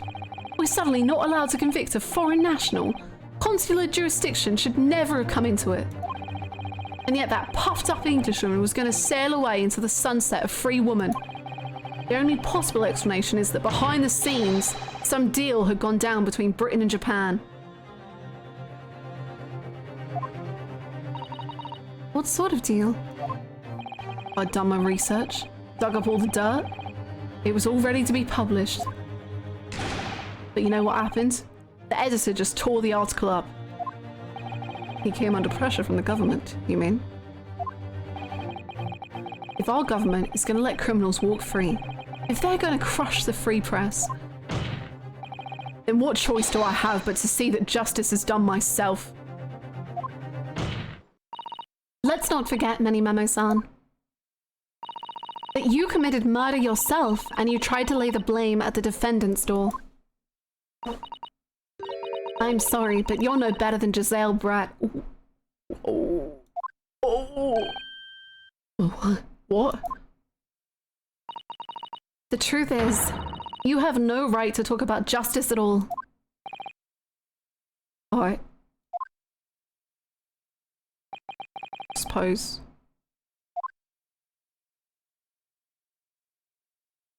Okay, I think we should have let him keep talking. I don't know if that was the move to make Susto. Susto, I think we should have... I think you were right about pinning it on Ray. I think that was right. I don't know if he is as bad as Giselle Brett.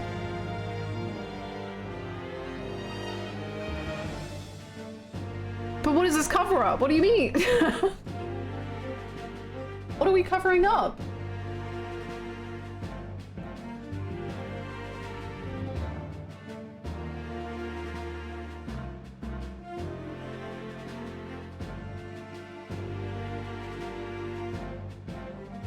I do find interesting this guy and the soldier from the first game very much having disagreements with the government and its treatment of people on the full level.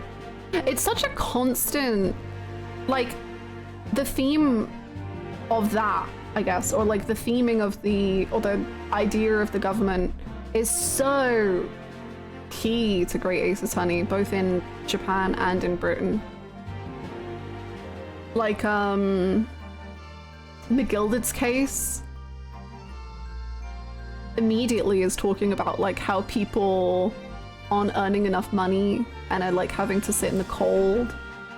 Gina is a homeless woman. It's so key to the full thing.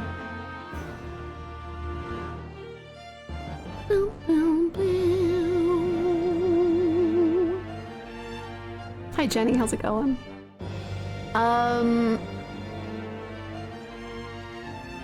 There was also the police officer in case 4 who had like 1 day off in 2 months. Yeah, like the guy who literally who moved the crime scene into a different jurisdiction so that he could have the first day off he had with his wife, like in months.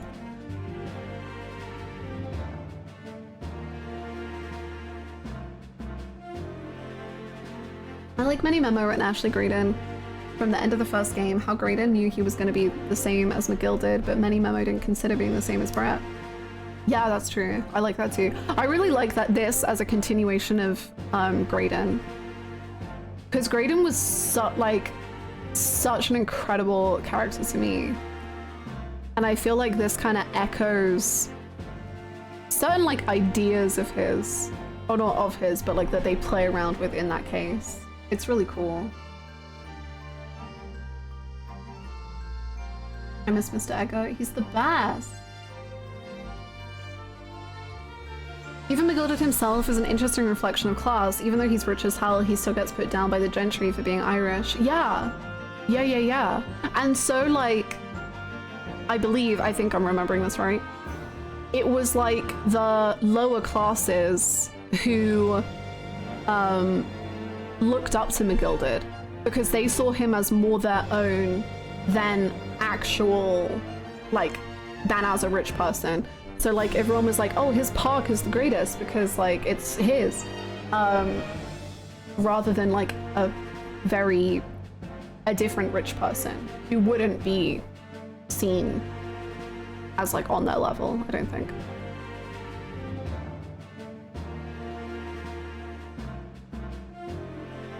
When I noticed thematical correlations between separate entries in a series.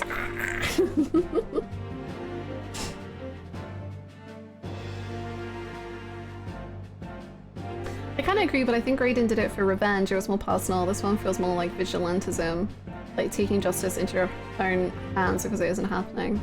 I think you're right, but I also think because it isn't just vigilantism, like, at least from the way that it was just presented to us, he wasn't doing it like it was a very personal thing he did it for. Like, he didn't go out with the intention to poison her, but then because she belittled him so much, he then was like, okay, I'm gonna kill you.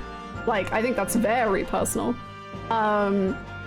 He just also had knowledge of a wider situation, but he definitely didn't like go into it intending for revenge or anything, but he definitely killed her for it was a very personal thing that pushed him to kill her,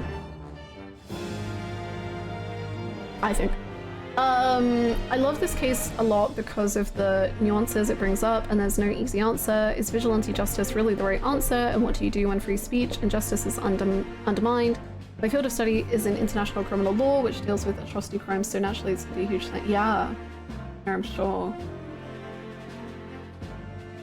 He did all that work and his editor tore it up, and the final piece of it was her putting her down. Yeah. Yeah. Takes time.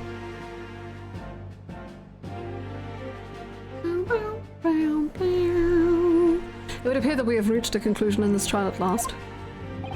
Counsel for the defense. Ryotaro Naruhodo.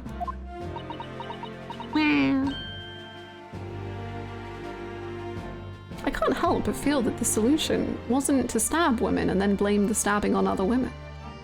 Feminism. Whoa. Oh! Yes. Sorry, Your Excellency. Just musing in a manly way here. You're so manly in your musings.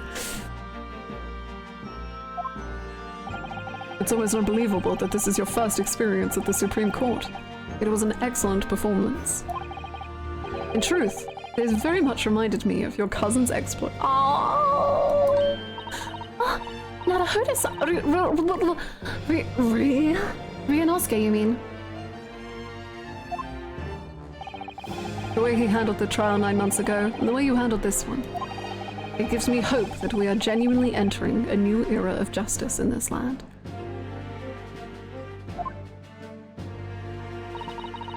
That's very flattering, Your Excellency. Hearing the defense you put forward today made me feel almost keenly that the future of our justice system will be forged by you and your contemporaries. Thank you. So, Prosecutor Archie, do you have any final thoughts? You're not gonna... No, you don't have to do this. You don't have to do this. Whether it's your hair or a finger, you don't have to, I promise.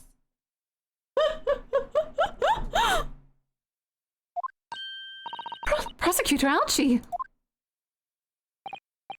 I Takatsuchi of the Ouchi clan have been bested by a callow youth not once, but twice. If there was any shred of my former self left, it has withered and died here today. Gosh, your journey to cultural enlightenment sure took a while, didn't... Silence! You don't have to do this. Oh my god, this animation though, what the hell? Well, you're gonna kill you? No, you're not gonna kill yourself. You're gonna...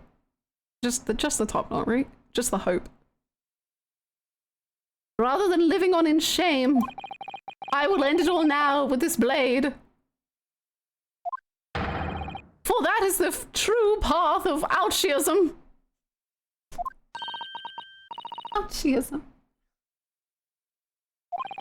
One hopes that's the only way in which he'll be modeling himself after the witness.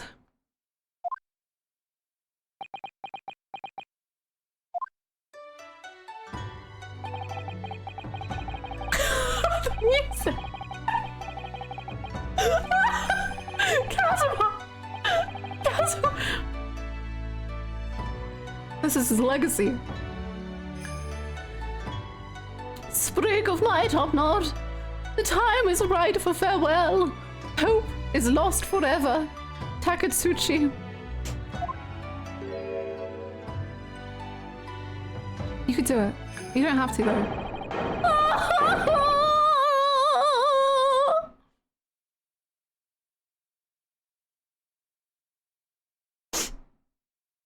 Oh. What the hell? That was beautiful. Oh,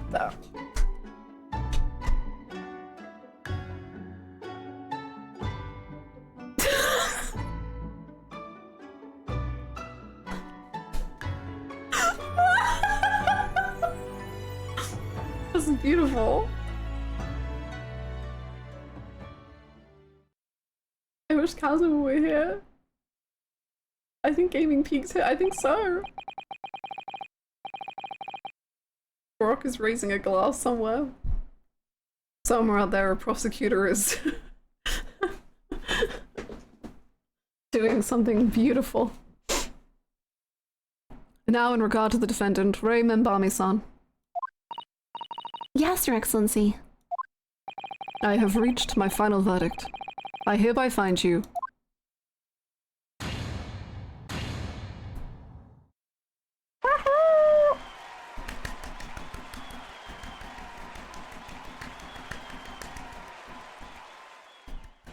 Lesbians win! Court is adjourned. Yippee!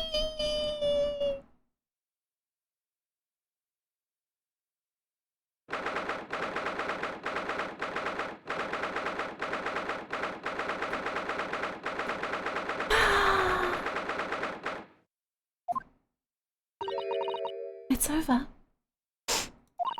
My heart is still pounding in my chest, though. It's all I can do just to stay standing. Yippee! Thank you so much for the bits, Obsidian. Yippee! Wahoo! Whoa, yeah, it's 2:46 p.m. We're so close to on time. Thank you so much, Obsidian.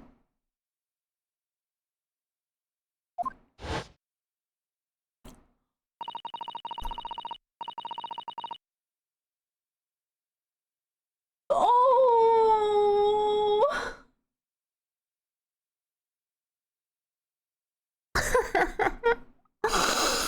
Oh my god.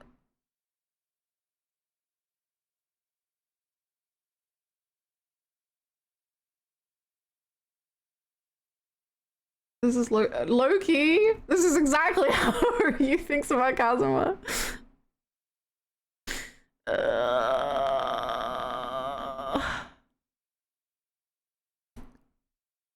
Lawyers have such great responsibility, such a great burden to bear. Don't they, Naruhodo-san?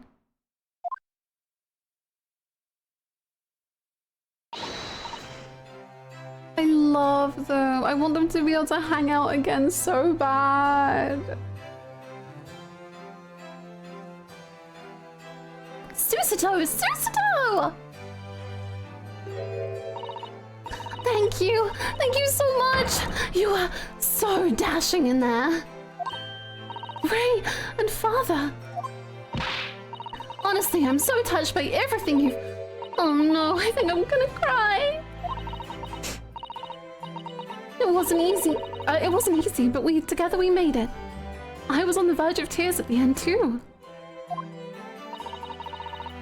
The only reason I'm still here is because of you.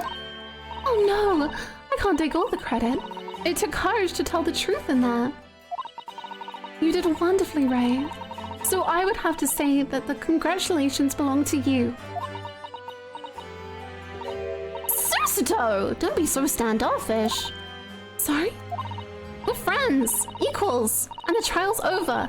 So no more of this formal super humility nonsense.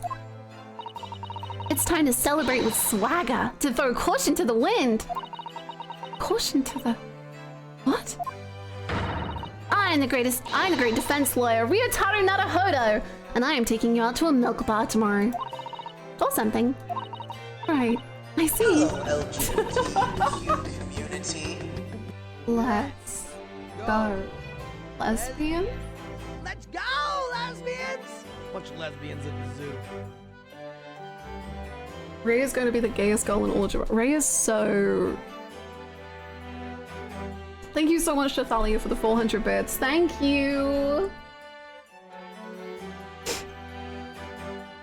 Right, I see. I'll think about it, Ray. At any rate, we really knocked the wind out of that horrid man, and it felt so good. Yes, it was satisfying. It really was. Isn't there anybody else we could throw together? Hey, Papa. I hope you're not looking at me, Ray. My goodness! No, of course not. Of course not. Ah, there it is at last. Ray's lovely smile.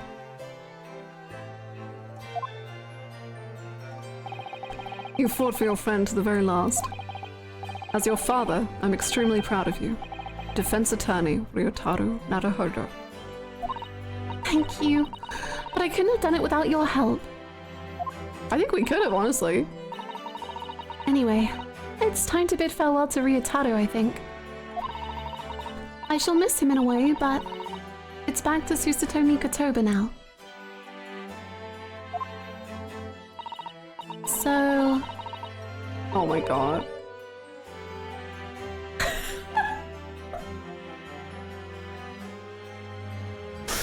So, I'll never see him again then. What a terrible shame. What? Who's what? Who's what? Who's what? What? I don't know. Oh, for fuck's sake, just kiss her, whatever. Thank you so much for doing that. Thank you for the 43 months. Oh, for fuck's sake. Hosonaga, maybe? It was Hosonaga in the first trial, right? Hey. What is happening? Ah, Saseki-san and Inspector Hosonaga. I do hope you've been keeping well. Hosonaga is like astounded at the level of feminism that is just awoken in him. Like, he was feminist before, but now he's like, oh my god. Is that really you? Yes, I had to change my appearance for, well, obvious reasons, I hope. But it's me. Susato Mikotoba.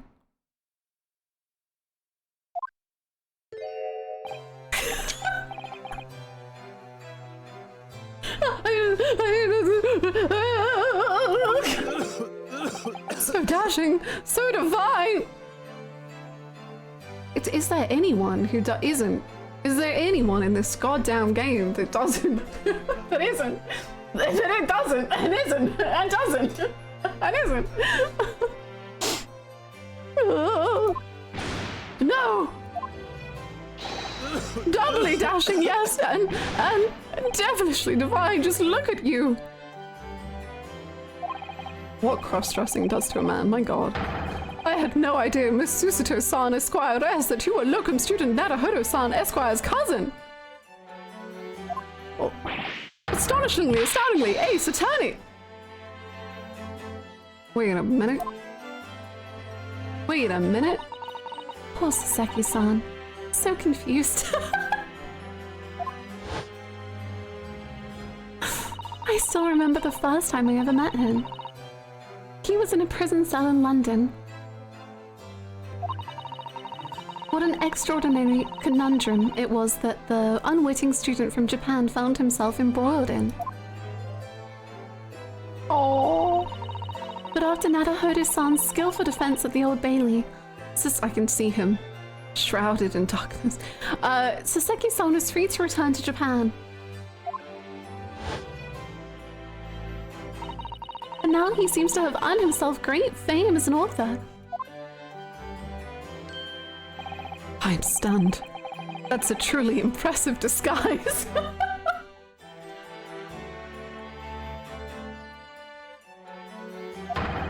Even I had no idea, and I'm a chief inspector at the police bureau.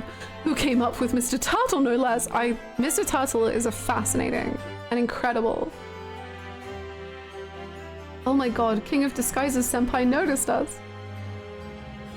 Does that mean he's gonna dress as a woman next time? Go. I'm not sure you should be admitting to that, Inspector. Amazing. You're a woman of many faces. I love his face! Oh! Sorry.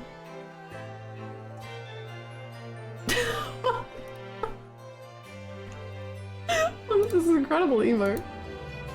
Simply Yuri.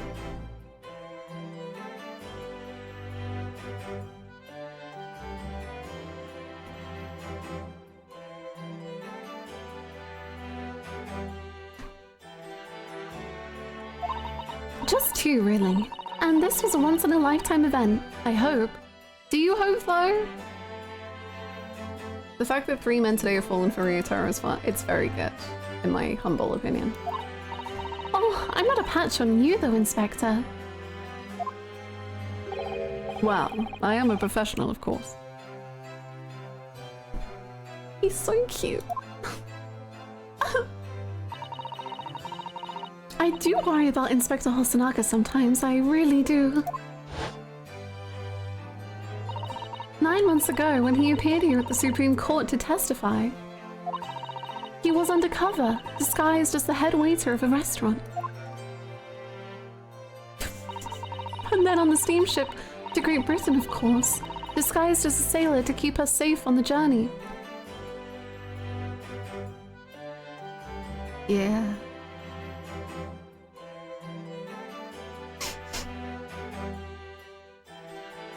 I'm thinking of the fan art already. Me too. Okay. Look, listen, we need Harlock and Susato cross-dressing shenanigans right here, right now. We need Ryunosuke to be brought into it and fitted into a pretty dress. Please, game, I'm on my knees. And like, what if, like, oh my god, like, for some reason, Evanzix is here and we have to cross-dress with her, like, oh god, like, everyone has to cross-dress. This is such a conundrum. Like, everyone is cross-dressing. It's so crazy. I've got Ryunosuke in a dress fan art for you. Hey!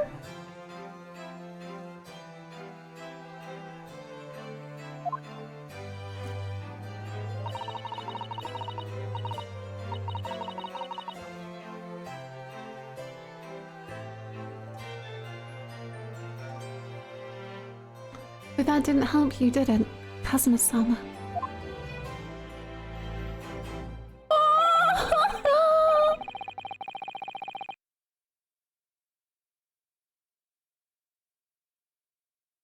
From my perspective, I have to admit that I have mixed feelings about all this.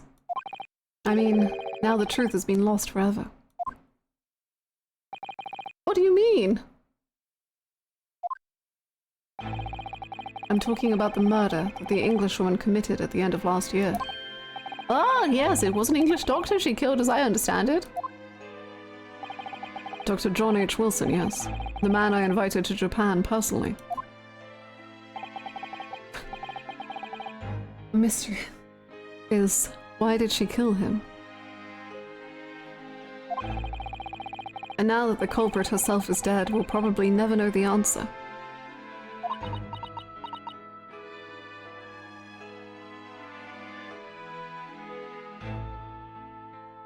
Can someone remind me, what were the names that were said at the end of the last game?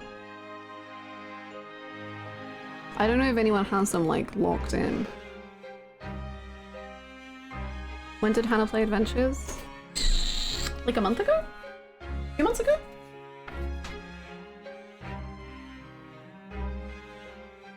Was one Wilson? Okay, that's what the main one I was thinking. Aosogi, A. Shin, E. Gregson, J. Wilson. Okay.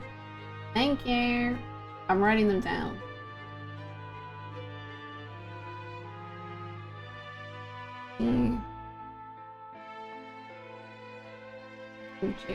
Okay, thank you.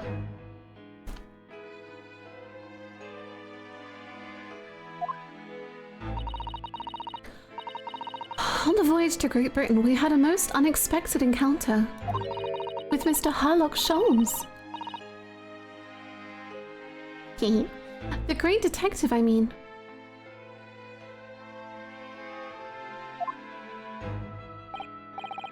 Yes, I remember Mr. Sholmes well, of course. How could I freaking forget?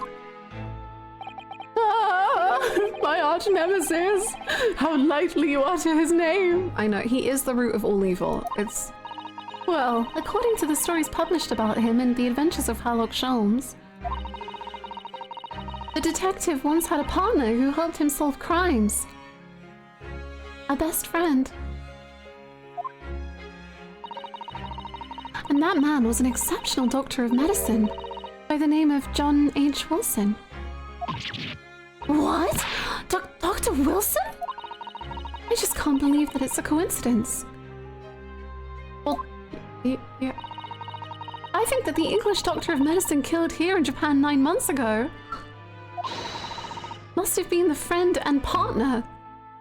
Friend and partner. Curious. Of Mr. Sholmes.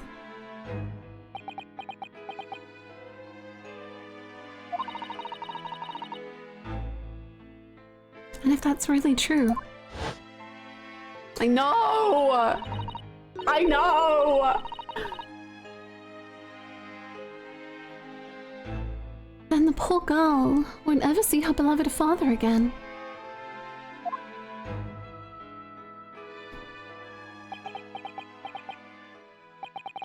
As you know. Oh my god, is that the link to the dress? We love to see it. I'll check it out later. Thank you. I traveled to Great Britain once myself to study. It was around the time you were born. Yes, grandmother told me about it. On returning to Japan, I took up my professorship at the Imperial Yume University. But I also serve another role as an advisor to the government on diplomatic affairs. Yes, I was aware of that as well. In that case, I'm sure you understand that there are some confidential matters I cannot divulge to you. Okay. Could you just tell me one thing? Why did you summon me back to Japan? Yeah, because you're looking very healthy.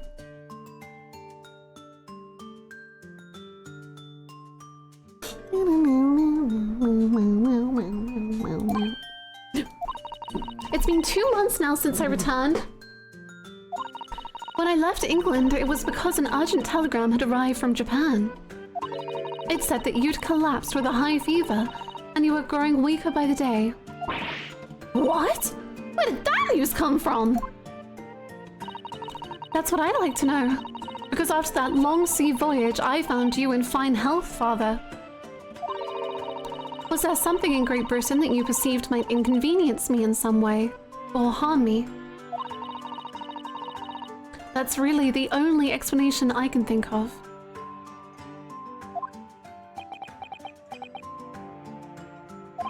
Dear me. Do you reserve your most cutting glares for your father, Susato? Yes. I'm sorry, my dear. I simply can't. Oh! Oh! Oh! Many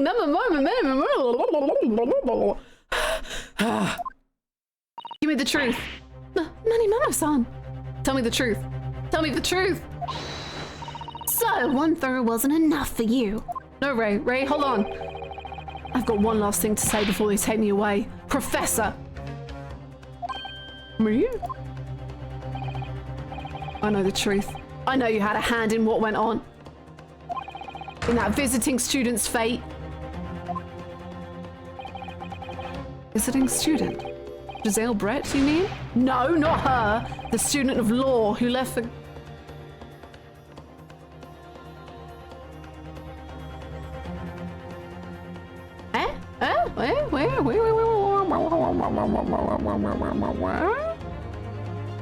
The student of law who left for Great Britain 8 months ago. What? Student of law? He must mean Kazuma-sama.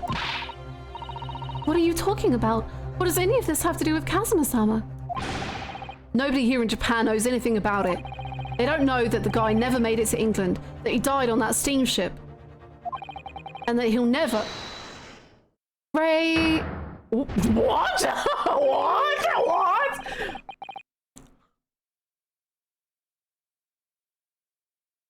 Damn, okay. Wow. He has breached containment. I've never seen him stand. Well, I didn't expect to find him in here. What were you officers playing at? Terribly sorry, Your Excellency.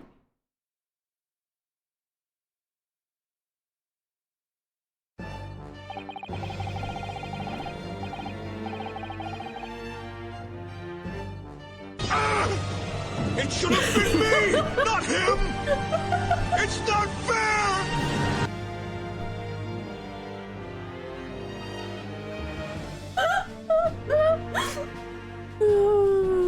Thank you so much for the 550 bits. Real. When will the judge throw me? What the hell? Thank you so much, Alice. Thank you for the bits.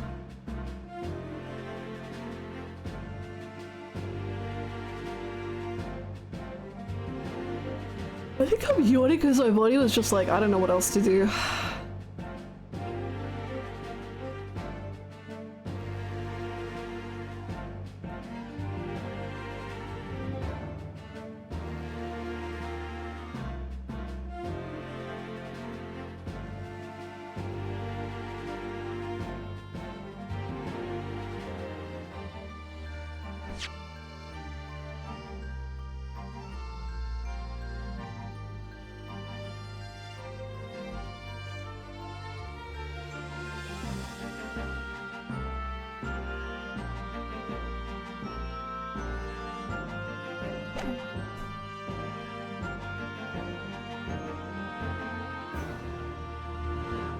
I was coming to tell you that the rickshaw has arrived, Eugen.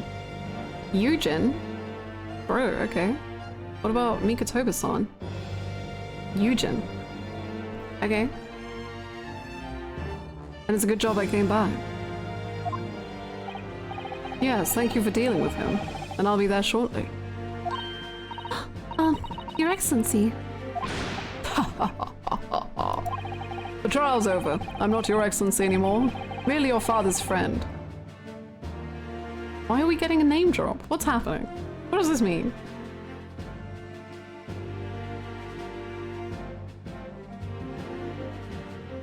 Merely your father's friend. Seishiro Shikoku.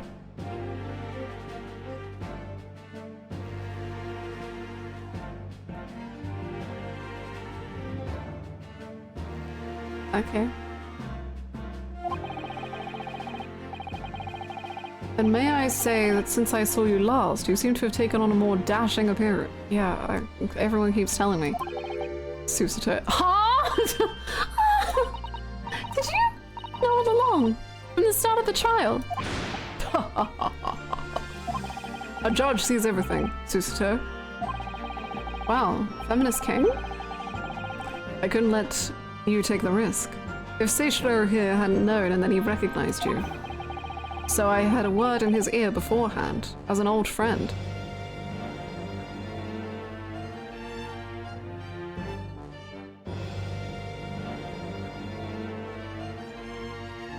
Okay.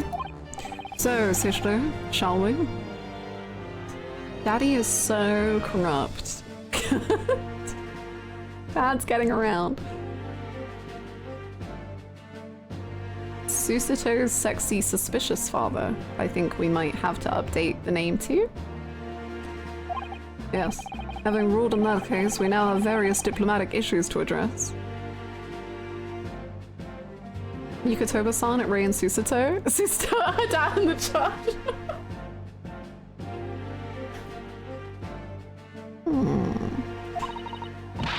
Before you go, father. Sorry, my dear. We shall have to return to our earlier conversation at a later date.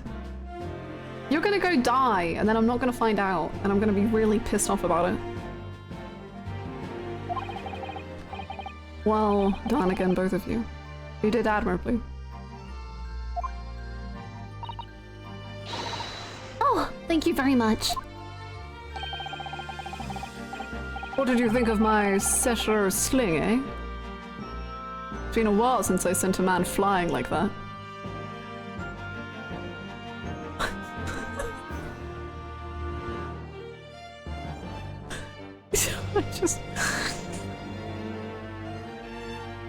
I don't think a daughter wants to hear about what her father's got up to. Ha ha ha ha ha ha ha. Whatever could father be hiding from me? About Giselle Brett? About Dr. Wilson? About Kazuma-sama! And now it seems, according to the reporter, about Kazuma-sama. I'm going to have to bring this up with father sometime. When nobody else is around. Hey! Judicial Assistant Mikotoba-san Esquires. Could I have a word? Oh, yes, of course, Sasaki-san. What is it? What's up? What do you know? Do you want to drop the next suspicious thing? I think perhaps it could be fate that we're meeting again like this now. It could be. You see, there's something I need to tell you.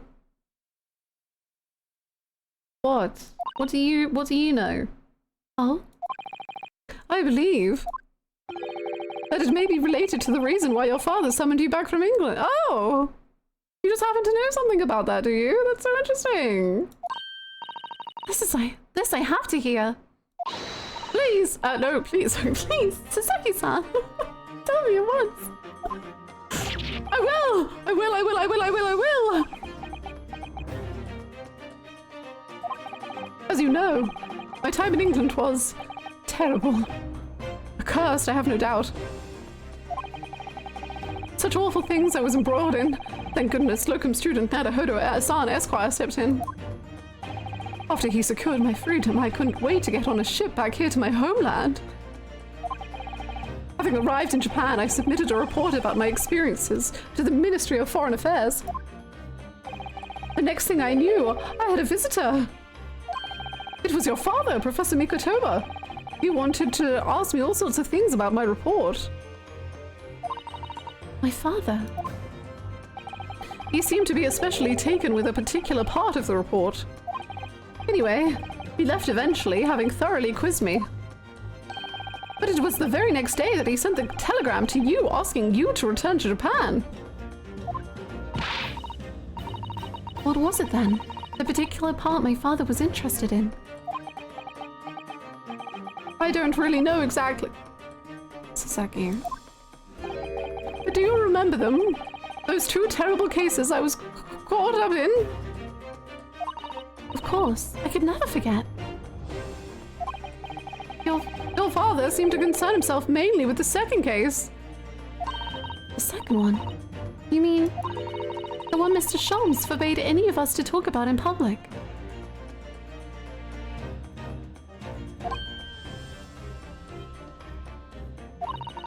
Which is why the only case involving you that any member of the public is aware of is the first.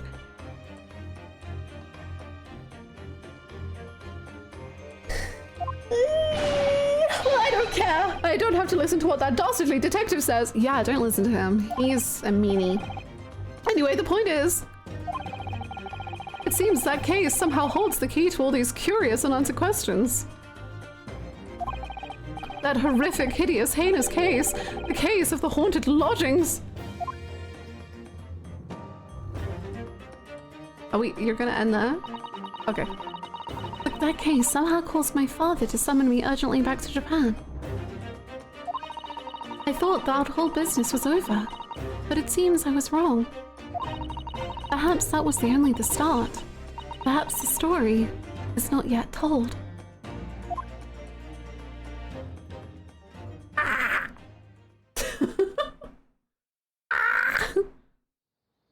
Oh.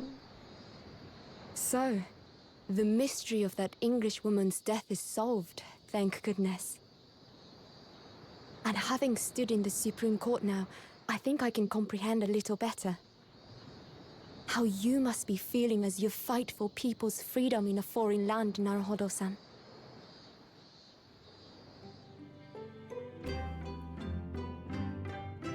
But actually, I'm writing to you today because of another matter. I met Soseki-san and we talked about that second case he was involved in. Father has said nothing to me, but I feel certain of it. That case holds the key to some great unsolved mystery. My notes on the case should still be in the office, tucked away at the back of the shelves on the left. Perhaps you might like to look over them again. Today, for the first time this year, it feels as though summer has arrived. The sky is a brilliant blue. It makes me long to see you again. Yours, Susato.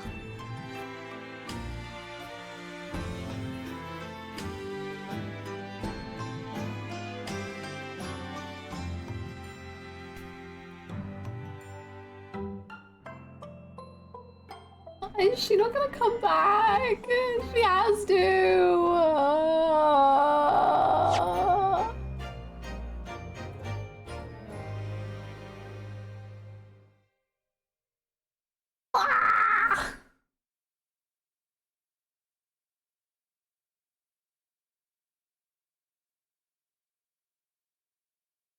Should we hello to Ryunosuke while saying Kazuma?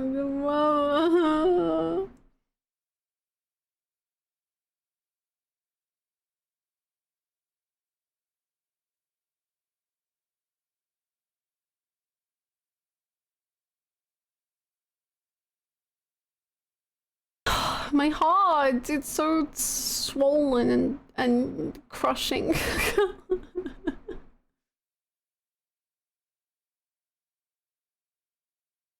Yum yum. Yum yum. Thank you so much.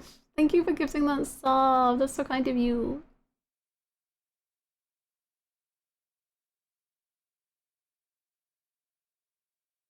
I just gotta get it out now because this case hit me in the feels. I relate so much more now to Susato as a working class disabled woman trying to make it an international law PhD, which I think is still quite a oh, I'm so glad.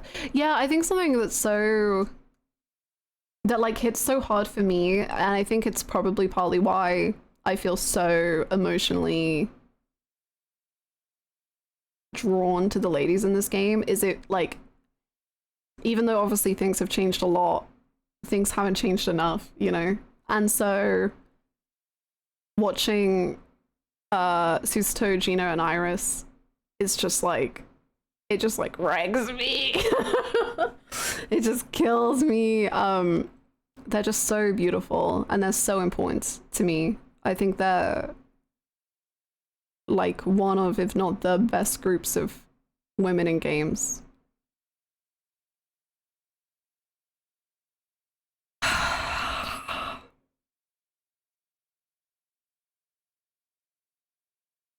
Man, I hope she can come back to England.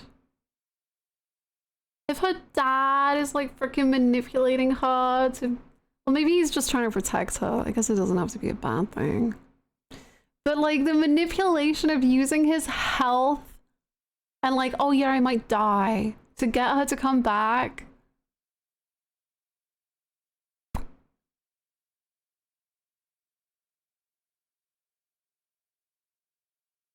That's so mean.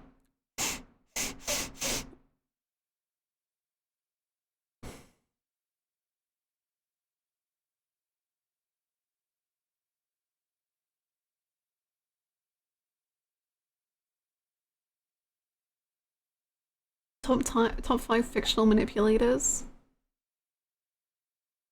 Nagito.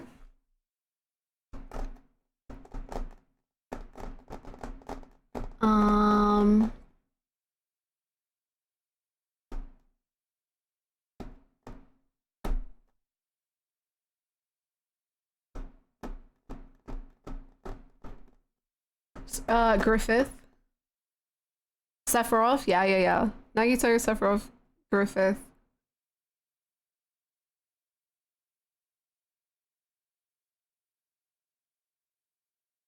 Light? Oh, yeah, we were talking about Light. Yeah, sure, we'll go Light. And... Touch upon it. True. Arakawa is a good one. Emmett? I don't really see Emmett. He is manipulative, but I see him in like kind of a different way, I guess. Oh, you know, I'll say Elidibus. I'll say Elidibus.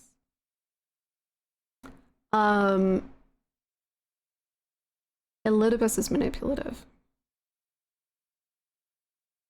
In a really, really fun and unique way, I think. Yeah. Elidibus did nothing wrong. He's just a little guy. He's just a little baby.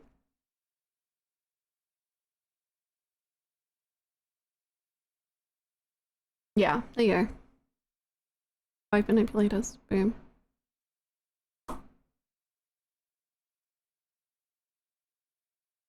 Oh, a good one also is Takumi from Nana. He's a good... Well, he's not a good... He is a good manipulator. He's not a good... You know what I mean? Manipulate bad. Oh, that was so good, but I'm sad. This game makes me so much.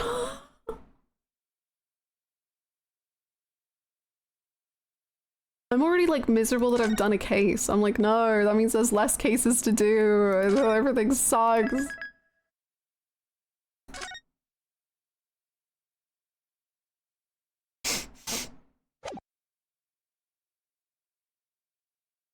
The memoirs? Oh.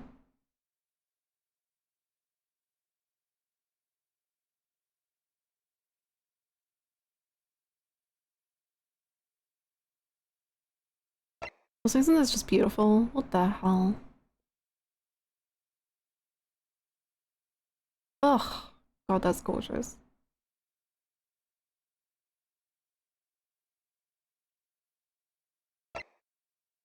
Bathroom break? Yes, I should actually. You're so right. Okay, we'll have a little bathroom break and I'll scream and cry.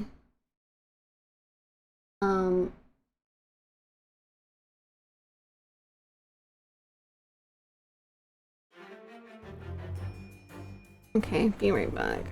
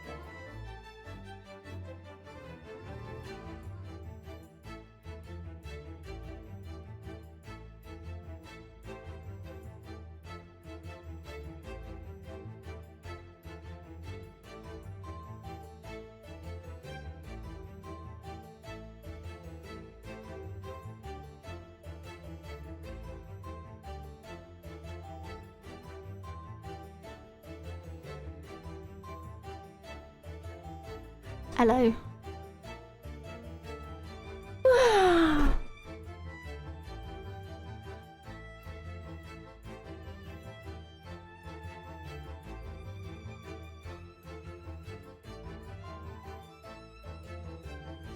So emotional, man. Hello. Here comes the boss. Hello, that's me. I'm the boss. Arr. I love sister. I love her. I love her so deeply.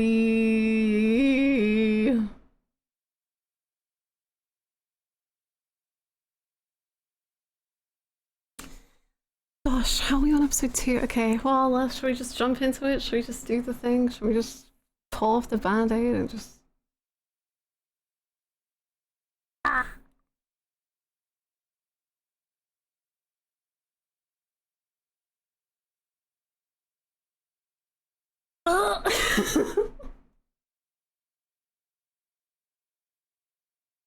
Okay, I'm ready.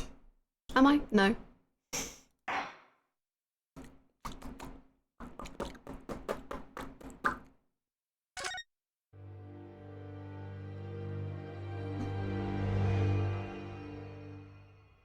Are we gonna have a lot?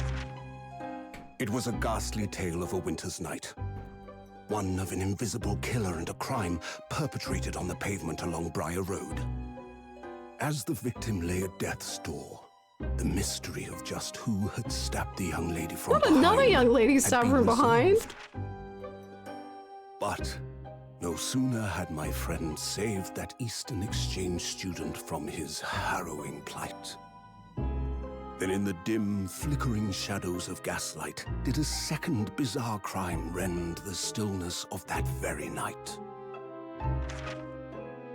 I dare say most can still recall the sensational headlines of the day.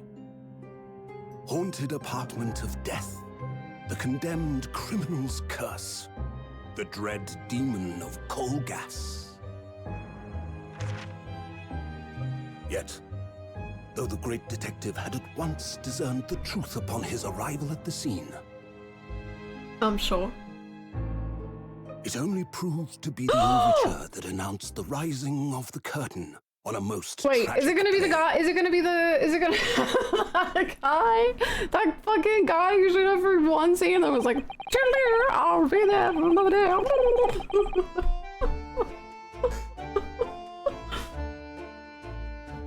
Suspicious. Suspicious.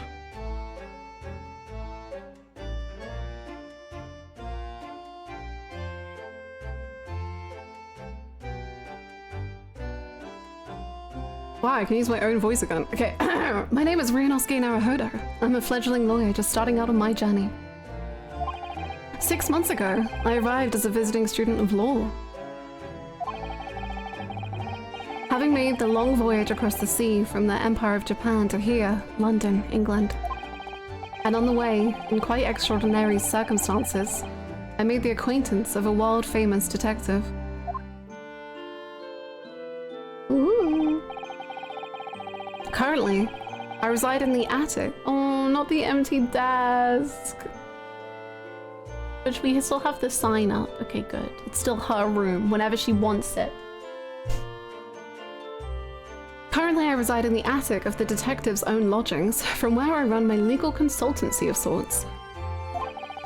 I've successfully defended a number of clients in Britain's highest court, the Old Bailey. But since a particularly grueling and unforgettable legal battle 4 months ago now, I haven't returned to the courtroom. In truth, I lost my right to return. But that epic trial was just one small part of an epic tale. A tale which was now about to awaken from slumber. Thanks to a letter that arrived this morning from my homeland. It's in a pink...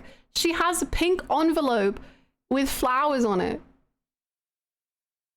She's the best.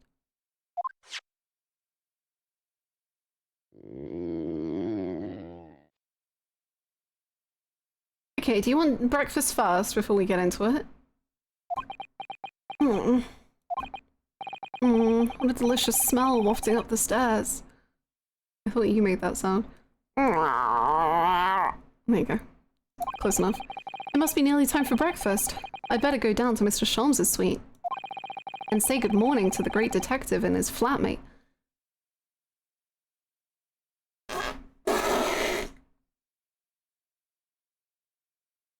Unless we've developed a new flatmate, this is unacceptable, Renosuke!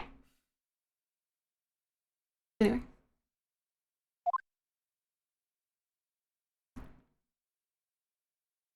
Hello. 30th of August, 7:28 a.m. Sholmes' suite. Ah, Bruno, good. Love you. My little angel. I was just about to call up to you. The bacon's ready. Good morning, Iris. It smells delicious as usual. Before we eat, though, I have some news. I had a surprise this morning. Oh, good morning. Hello. Oh, you've got your thingy back. That's nice. Not another word, Mr. Naruhodo. Why? Why aren't I allowed to talk?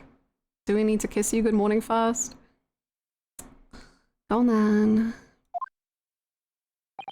This could be just the abstruse thing for my pre-breakfast stagnation, repelling mental stimulation, my dear fellow. Morning to you too, Mr. Sholmes. Ah, yes, I see.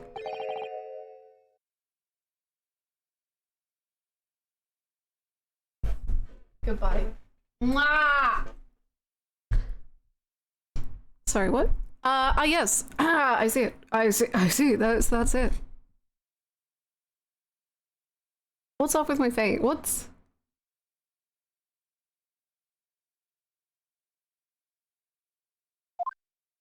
No, come back. I miss you. The truth is as clear to me as day. My faculties of observation have revealed it again. What are you talking about? You, Mr. Naruhodo. You have, this very morning, met with a surprise. Yeah, I said that out loud, verbally. I'm in love with you.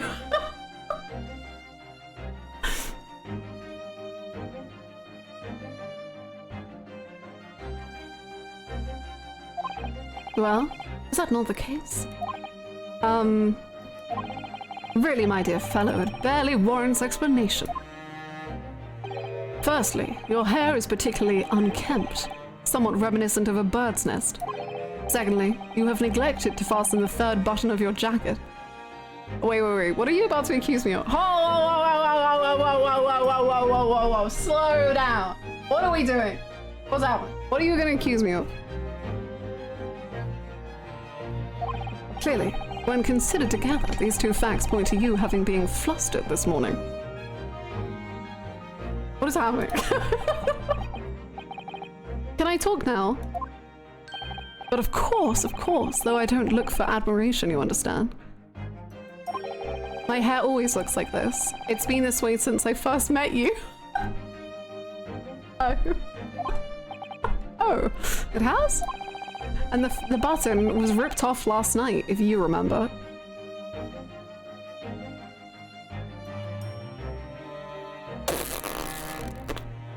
Ew. I'll just think about that for a little while. By you.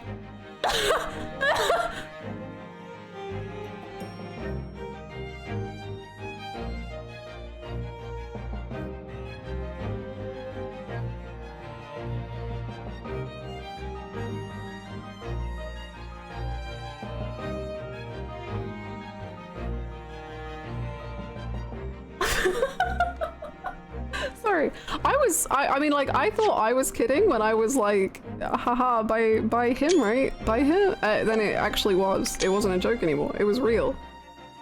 What? Harley, you pulled your button! Iris, you need to leave. Iris, go, Iris. Go to Susto's room for like 5 minutes. 20. An hour. Please.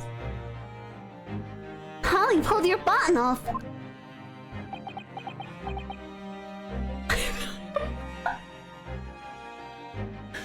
The feedback for the writers took from Great Ace Attorney 1 was clearly no more subtlety. Ah yes, I recall the incident now. It was after supper, was it not? In the warm glow of candles. As the evening advanced, I picked up my violin and began to play the wailing notes of a haunting tune. But then, to my utter dismay, the third string snapped. Why did it have to happen? Why? Little wonder then that in my vexation I grabbed the first button I saw and ripped it from its proper place. You were taking out your frustrations? Well, I'd like it back now, please. It's troubling me that I can't fasten my jacket. And it's troubling me that you expect me to know where it is. Somewhere thereabouts on the floor, one presumes. Helpful. What matters at the present time, my dear fellow, is simply whether or not my deduction was unerring. But Harley, Bruno said it when he came in, didn't he? I had a surprise this morning. He did say that, Iris. You're right. Hello. You gonna kiss me again? What's happening? Are we do it? Lean in? Lean away? What should I do? Well, that really is a surprise. Yes, this man is the pride of the British Empire. This consulting detective, Mr. Harlock Sholmes.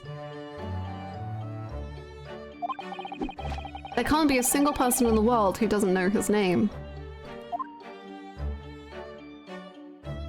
Alright then, enough of this silly conversation. Come and eat this bacon before it goes cold. And I have a new herbal tea for you to try too. My latest special blend. He is also my lover. And here we have Iris Wilson, Mr. Sholmes' lodger and companion. Flatmate, yeah. A truly exceptional young girl who's the author of a highly successful serialization here in London. Yes, The Adventures of Harlock Sholmes, as published in Rand's magazine. So, Mr. Naruhodo, won't you put us out of your misery? Our misery? Your misery. They are allergic to the word daughter, yeah. What surprised you this fine morning? Ah, well, other than you in my bed, I received a letter from Japan. From Susie, you mean? Was it? Really? That's right. And she had some rather startling news, in fact. Ah, intriguing indeed. You must tell us all about it over breakfast. Oh yes, what fun!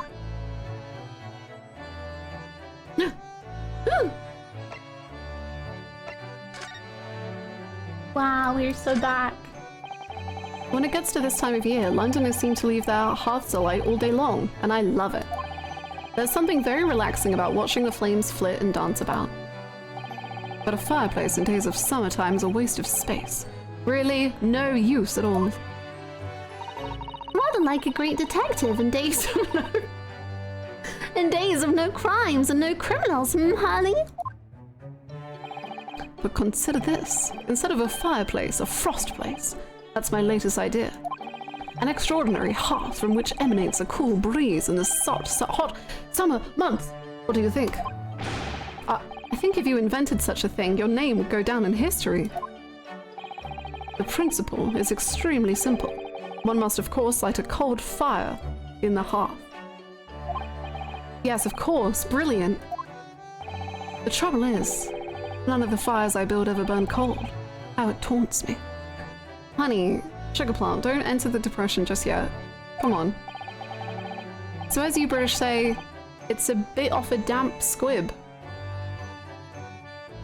Yeah, we say that. I've said that. Ah yes, the huge metal chest with the lace cloth laid on it, being used as a table for tea and coffee. It's very sturdy, that's for sure, and firmly locked shut. Hannah's always saying that. Definitely, like, it wants to stream at least. That chest contains my father's detailed records of Harley's many cases. Yes, so I've been led to believe. Though personally, I've never actually seen inside. And that's the way it will stay. Those papers are a secret between Daddy and me.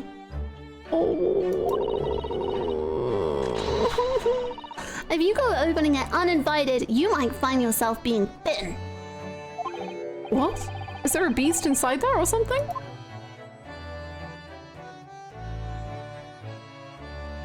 Who's to say? These are different pieces of evidence from cases you've solved, aren't they, Mr. Sholmes? Not quite, Mr. Naruhodo, not quite. These trinkets are a selection from cases I've solved with particular aplomb. They are souvenirs of my success. Memories, Mr. Naruhodo. Memories. Really? So tell me about the case in which the bust of Napoleon featured. I forget. Memories, he says. Wonderful, Mr. Sholmes. Wonderful. I'm so glad that these two are still the sass. Well, when I say these two, I'm so glad Ryunosuke is still the sassiest he could possibly be. Books, papers, scientific implements. These shelves are stuffed to the gunnels. Miss Susato wouldn't be able to help herself if she were here. She can't stand mess. Susie might not be able to stand mess, but she wouldn't dare touch those shelves. Oh, why not? Everything's in intricate balance. Harley spends ages on it. If you were to touch even one thing, the whole lot would come tumbling down.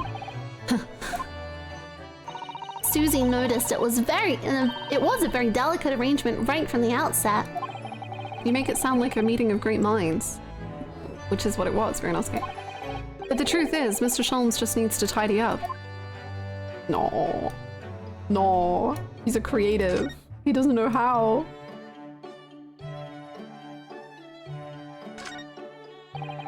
Looks like shit. I look forward to finding out what aroma your tea will have, Iris, every single day. Oh, well, I infuse a different concoction of herbs from the garden every time, so it's never the same twice. When you call it a concoction, it sounds more like a scientific experiment than something for tea time. Yes. That's because that's what it is. That's because different blends can have very different properties. Some calm you down, some make you feel jolly, some give you energy. Today's particular blend is something quite special, so you're really in for a treat. That sounds ominous. I'm glad that the 10-year-old is keeping us drugged every day.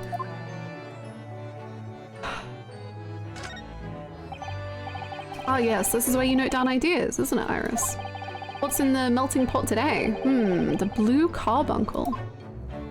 Yes, it's from a case of theft that Harley solved ages ago. The theft of a precious stone. How much has Iris tried to fix with her tea? Isn't that so sad? Like the fact that Harlock does probably have like severe depressive episodes and Iris is just like, I guess I'll try and make tea that will make him happy. And then it probably doesn't work and then it's just miserable. I made myself sad. Okay. A carbuncle is another name for a garnet, you see, especially if it's cut with a rounded top. Oh, really? And this garnet was blue, was it? Well, that's the thing. They're usually red. No blue garnets have ever been discovered. Okay, but what if it does work? True. Oh. So who knows what the stolen gemstone actually was? That's the real mystery of the case. A proper Harlock Sholmes conundrum, huh?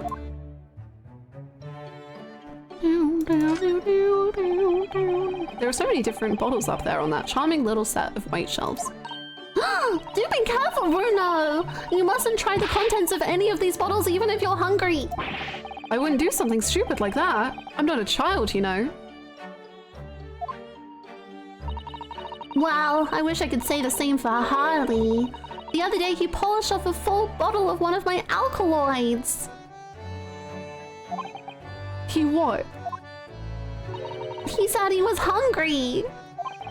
Oh, be extra careful. Well, I bet you had to pay for them yourself as well. I can type with my eyes shut, you know. I can believe it. When a deadline's approaching, you sound like a Gatling gun. That reminds me of a dream I had the other day. It was such a funny one. It woke me, actually. Were you firing a gun? I was typing for a whole hour in the pitch black, but I didn't make a single mistake. That's incredible. But then, when it got light, I found that there wasn't any paper in the machine. Now I wonder if I'd actually been typing at all. I think you might just have fallen asleep on the job. I think you're doing amazing and you're literally perfect and there's never been anyone as good at anything that you are. You're better than them.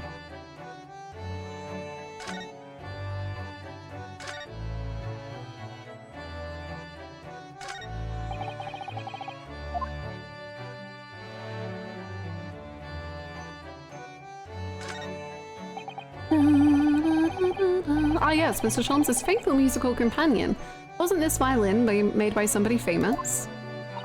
Yes, it's a Stradivarius. Though I'm afraid you'd have to save up for 100 years before you could afford one, Bruno. But didn't you buy it for a song, Mr. Sholmes? I found it at a pawnbrokery among the forfeited articles. It clearly said Stradivarius on the label. What? The ignorant broker had no idea of its true value, you see, so I paid a mere 55 shillings for it. Yes, I have something of a turn for shopping. Sherlock Sholmes, bargain hunter. But is it really a Stradivarius then? But of course, my dear fellow. It said so on the label.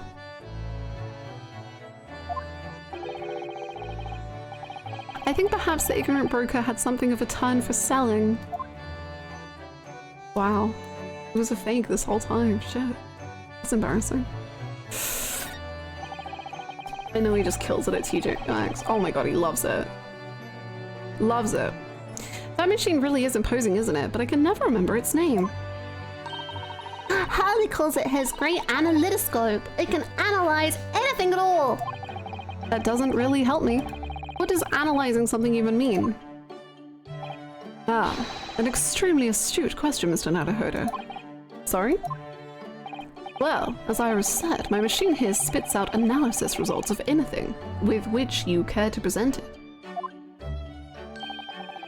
But how to interpret those results, that's the key. And I confess I have no idea. It's so good to be back with you. I love you so deeply. Clearly, I'm going to have to construct a great analytoscope to solve the problem. That might not help. I feel love so deeply in my chest.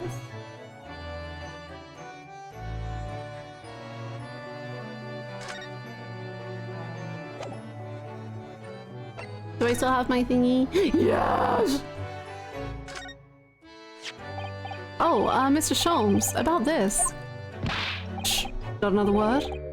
Yes, I see. This would be a collar.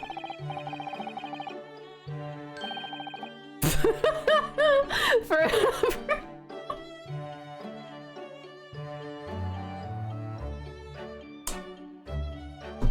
Well, now.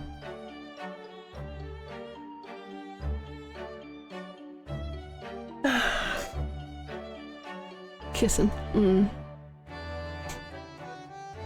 Well, that would be a collar for a breed of miniature canine with a particularly long neck, and for winter use. Gulp. Actually, it's the armband I always wear that symbolizes my role as a defense lawyer and my love of... precisely. Which leads us to but one conclusion. How hard are you about to call Runosuke out right now?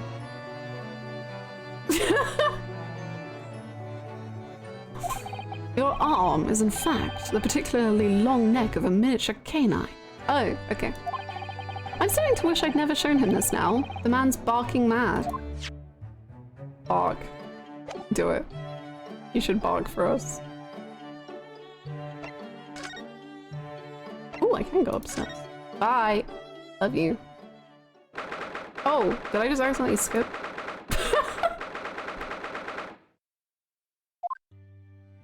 Oh, oh.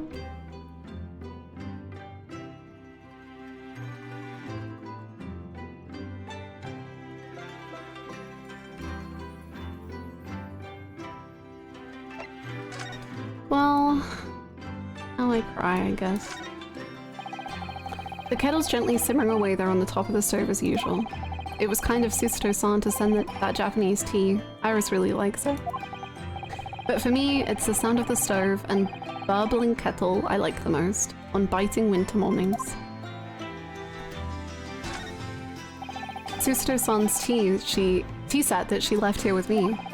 I still think green tea is just too bitter though. Thank goodness for sugar and milk.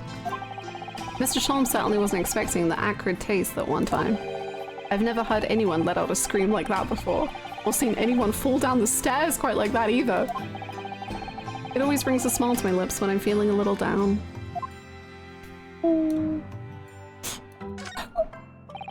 The office spade. Now that Sisto-san's gone, the shovelers aren't represented to correct me. Maybe I'll have to do it myself. That's not a spade, Naruhodo-san, it's a shovel.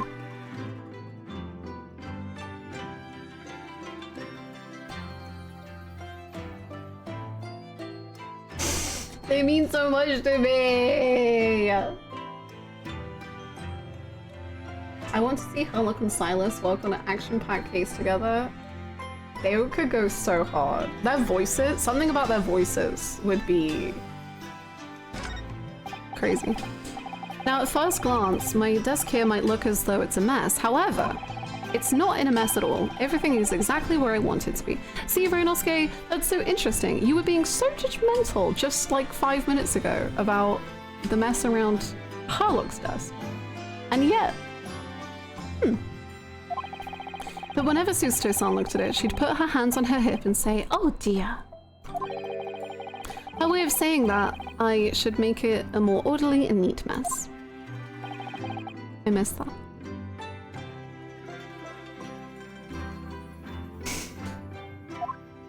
Okay.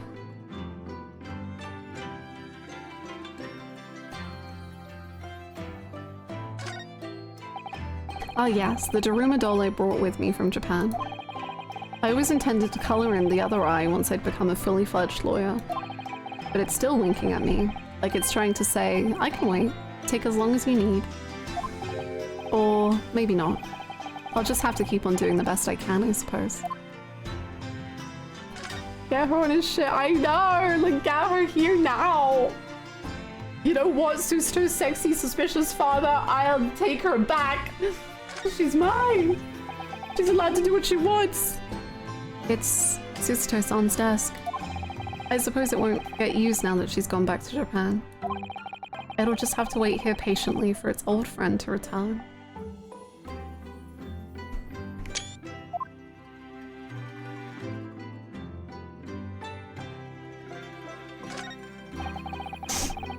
Look at the prawns and anemones! Anemones gently swaying around in the tank. Regular cleaning, some food and fresh seawater is all they need. And some conversation, of course. It seemed like a lot of effort at first, but it was worth it. I'm starting to be able to tell what they're thinking. Are you lonely? Funny to think that so many people in London had aquariums like this once, when they were in vogue. You'd never expect to find sea anemones in the middle of the capital. I think I'll have to name them soon. Ah, the anemones! I never did see what Susto-san's room looks like. I could go in now, of course, but I don't dare. They say a young maiden's private chamber is a place of bittersweet secrets. Although from the laughter I used to hear when Iris would visit, I imagine it's mainly sweet.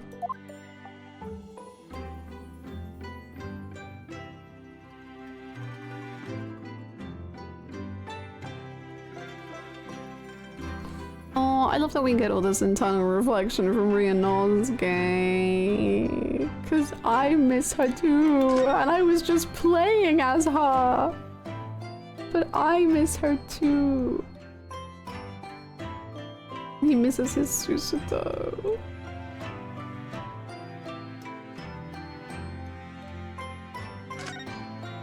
And I bet neither of these boys help Iris with cooking.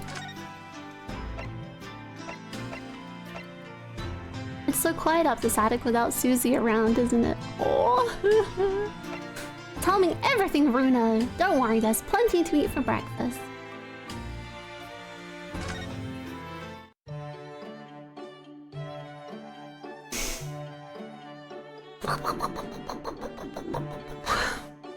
You know?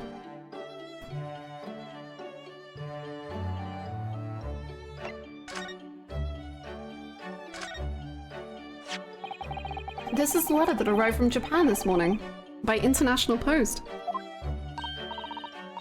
Oh, how lovely! Look at Susie's beautiful writing. I wish I could read it. And how is your judicial assistant faring, may I ask? She's very well, thank you. In fact, according to what she's written, she actually appeared as a lawyer at the Japanese Supreme Court and won a case. Really? Oh, isn't she wonderful? A cut above your good self, my dear fellow. I mean, true. I've won cases too, you know. Apparently, Mr. Natsume appeared in the trial as a witness. Natsume. We have his cat! We own his cat! Natsume. You put him in jail! I don't recall that name. Of course you do. We helped the man. Twice. You know, in those 2 cases that took place on Briar Road 6 months ago. 2 cases. Ah, the moustache-twitchy man with the somewhat feline eyes and the moustache. He didn't have 2 moustaches, Harley. Yes, who could forget those 2 cases? They made a very deep impression on me. Although I must confess the details are a little hazy now. A very deep impression they made on you, clearly. So, what was the startling news penned by Miss Susato? Do you remember the case of the haunted lodgings, Mr. Sholmes? Yes, it's very interesting, you know. I don't feel entirely uncertain that a case of that nature did not occur. Okay. He's totally forgotten then. Anyway, in her letter, Miss Susato asked that we read over her case notes again and investigate further. Though it took place half a year ago, for what purpose? Because of something that Mr. Natsume said to her, apparently. He suggested that the real reason why she was called back to Japan so suddenly might have something to do with that case of the haunted lodgings. Oh. Uh-oh. We've got straight on Herlock. Intimidating stance. On Mr. Natsume's return to Japan, Miss Susato's father questioned him about the case, she says. And something Mr. Natsume said appeared to trouble Professor Mikotoba, prompting him to send that telegram. That case, yes! It was very strange, wasn't it? Straight and Herlock should never be said in the same sentence. Sorry, the... face forward? I was in the kitchen fixing dinner while Ryunosuke was thinking about Susato, but rest assured I was screaming. He misses her so much. I know.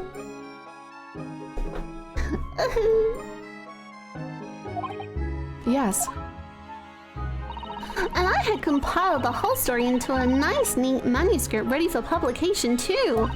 But then Harley here was all funny about it, remember? He was very mean. That story must not be published, you said. Very mysteriously as well. Really? I said that? Are you sure? Do you perhaps know something about it as well, Mr. Sholmes? About why Miss Susato was suddenly told 4 mouths ago? Months. Months. 4 months ago. 4 mouths ago. That she had to return to Japan. I think Ryunosuke is just like looking at Herlock's lips and got a little distracted.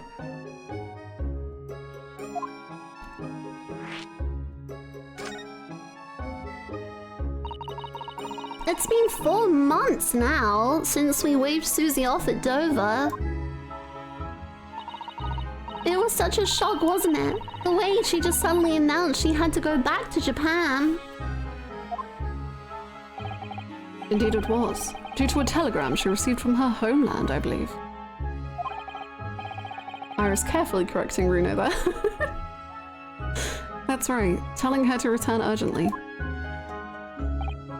Yes, because her father had passed away. No. No. It just said he was suffering from a high fever, the cause of which was unknown. He's not dead. But according to this letter, that news about her father's fever was just a ruse. A ruse! So Susie's daddy lied to her so that she'd make the voyage back home? Why would he do that? I have to admit, I have absolutely no idea. But she believes it's almost certainly related to the case of the haunted lodgings.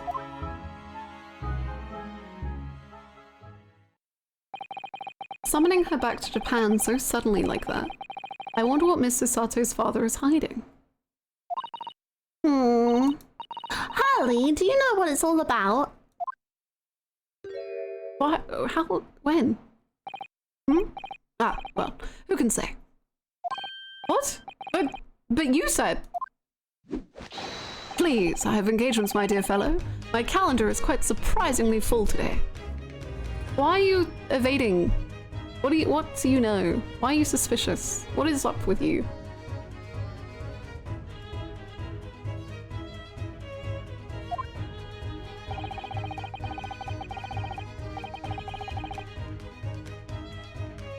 And a stringent analysis of the matter would be excessive, I feel, even if I were quite at leisure.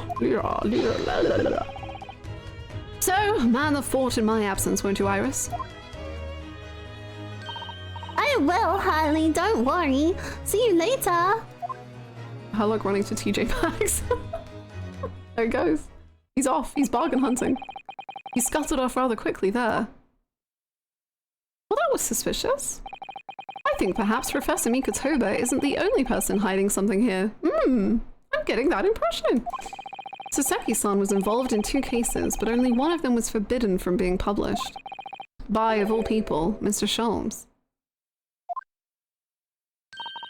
Aha! I found them at last. Iris, are they... The notes about the case, that's right. Susie and I compiled them together. The case of the haunted lodgings. Do you want to read them, Runo? Absolutely. Thank you, Iris. Oh.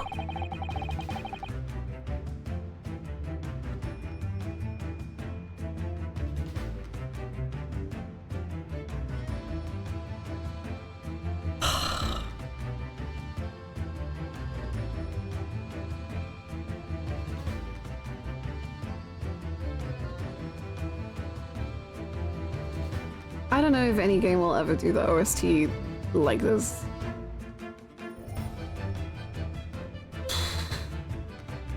I feel like Hollow Sholmes would benefit from 2 or 4 more limbs. Where would they go? I can't wait for you to hear some later songs.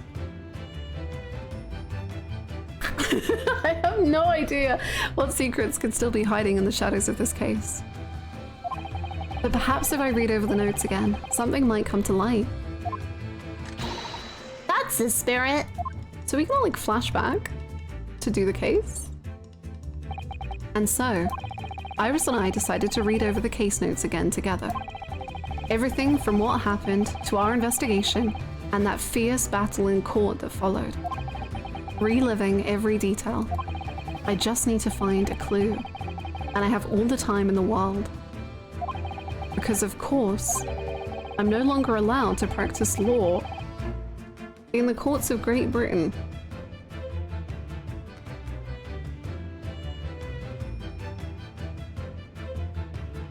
What are you doing? What?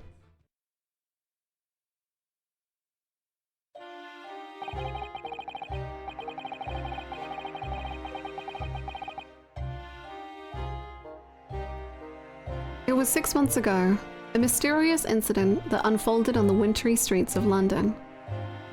Hello, I seem to have joined at a grim part. You know, he's having fun in unemployment, so...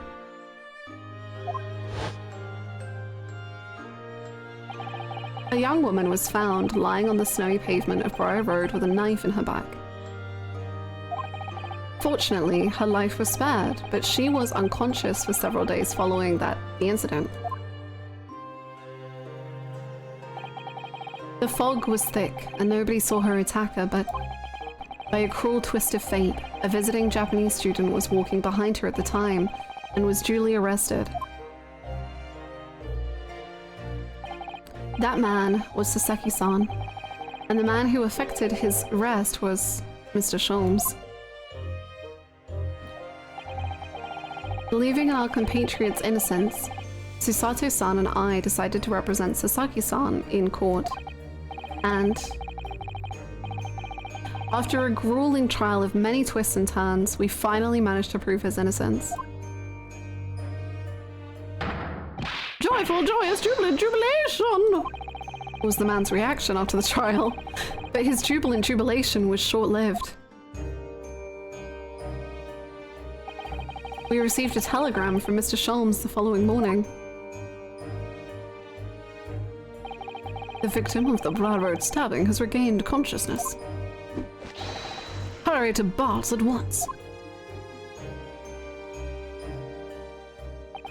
So Susato-san and I summoned a hansom and headed immediately to the hospital.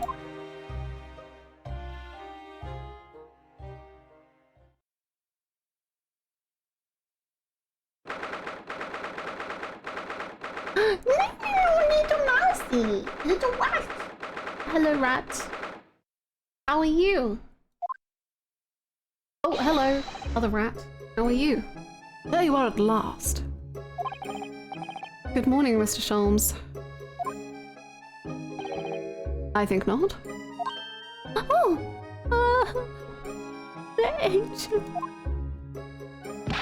You're late. What on earth took you so long? Your telegram only arrived at 5 o'clock, Mr. Sholmes, and it's a 20-minute ride to the hospital. That's right, and it's 5:30 now. I think we made very good time. In the morning? The time is utterly irrelevant. The fact is, I have been waiting for what has felt like an eternity. In point of fact, I myself was awoken at 4 this morning by a telegram boy, and feeling it was somewhat unjust that I alone had been roused at such an hour, I sent one to you. Well, thanks for that. Anyway, you're here now, so the victim is over there. She's only just regained consciousness. I am reminded of this video. I think it went viral. I don't know if anyone saw it. There was this video of this, like, I'll just play it to you. It was like this, it was like patients waking up from anesthesia, and it was like this horse playing the piano at them to wake them up. And it was honestly, like, it was, I suppose, very cute for some people, but to me was like a horror. And this is like what bringing Harlock to a poor woman is like. It's like getting a horse to play the piano as you awaken from anesthesia. Do I still have the video? That sounds terrifying. It does.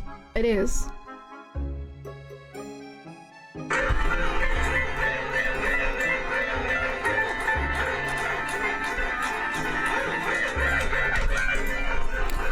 That's Harlock. That's Harlock at this poor woman's bedside at 4 AM. Just being like, hello! Jolly good! Ah, you're awake! Woohoo!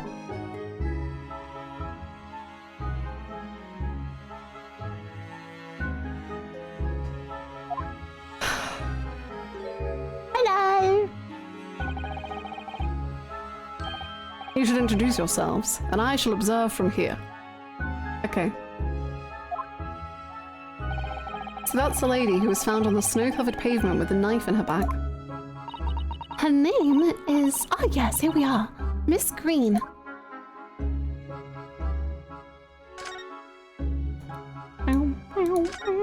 Wake up!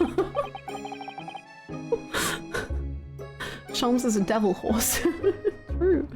This rounded wooden figure isn't the most charming, is it? Huh, I don't think that's a decoration, Mr. Naruhodo. It's an artist's mannequin, I believe. Used when practicing sketching the human form in different poses. Really? It's not exactly what you'd call a typical figure for that purpose, though, is it? No, I suppose not. I confess I've never seen one quite so full-figured before. Holy mo- that was an instant combo one! What the heck? Thank you for more Nightmare Horse. Thank you so much.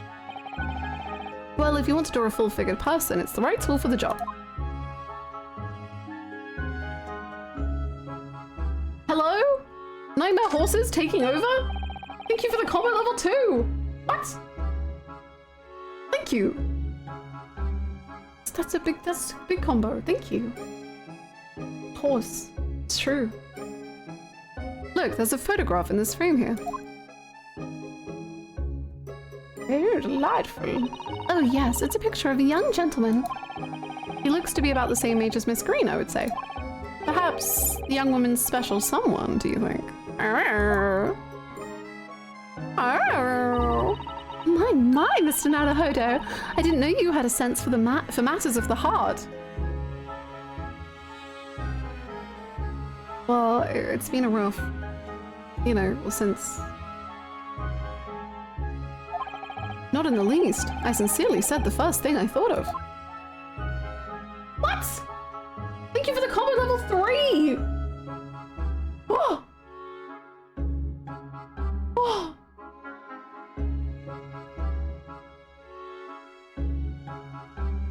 My screen! You don't have a screen anymore, you have horses.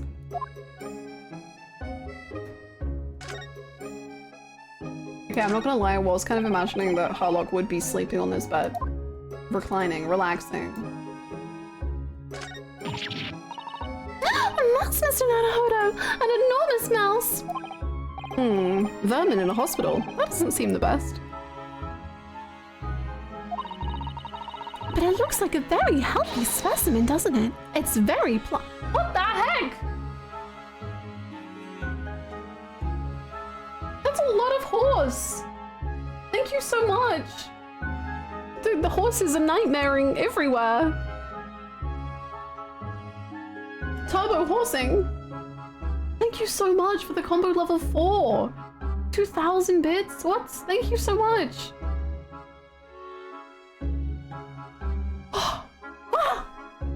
What's happening? Combo level 3? No, 5! 3,000 bits! Combo level 5, what? Thank you so much! Ah! That's a big combo! That's turbo horsing. Wish I could turn off that animation. No, you will have the nightmare horses and you will love them. Why are their tongues so detailed? We've lost control of the horses. The horses are out of control. They're comboing everywhere. It's very plump. I'm not sure we can say that's down to the excellence of this facility, if that's what you were thinking. Oh hell, it's a stampede! What is a stampede? What the frick, man? Combo level 6? Thank you so much. That's a lot. Help, I'm being trampled! Oh my god, the horses are everywhere. They're taking chat out one at a time. Thank you so much for the combo. Oh my god. Think about how many men you can pull with combo level 6 horses. There are all sorts of medicines in this cabinet, look. I'm not sure if it's safe leaving them in reach of everyone like this. Yes, you're right. I can't imagine if you were peckish, you might try a whole bottle or two. Harlock? Well, at least there seems to be a little lock to secure the cabinet doors. And it's all Xavier. No. No. I don't imagine that would stop you if you were hungry. I worry that you'd break the lock. Hunger doesn't turn me into a criminal, you know, Miss Usato. Not yet. What the heck?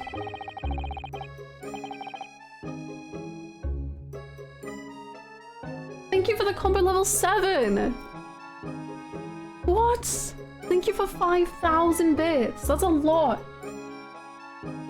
1,009 horses have run over me. I'm so sorry. That's a lot of horses. I don't think that's healthy.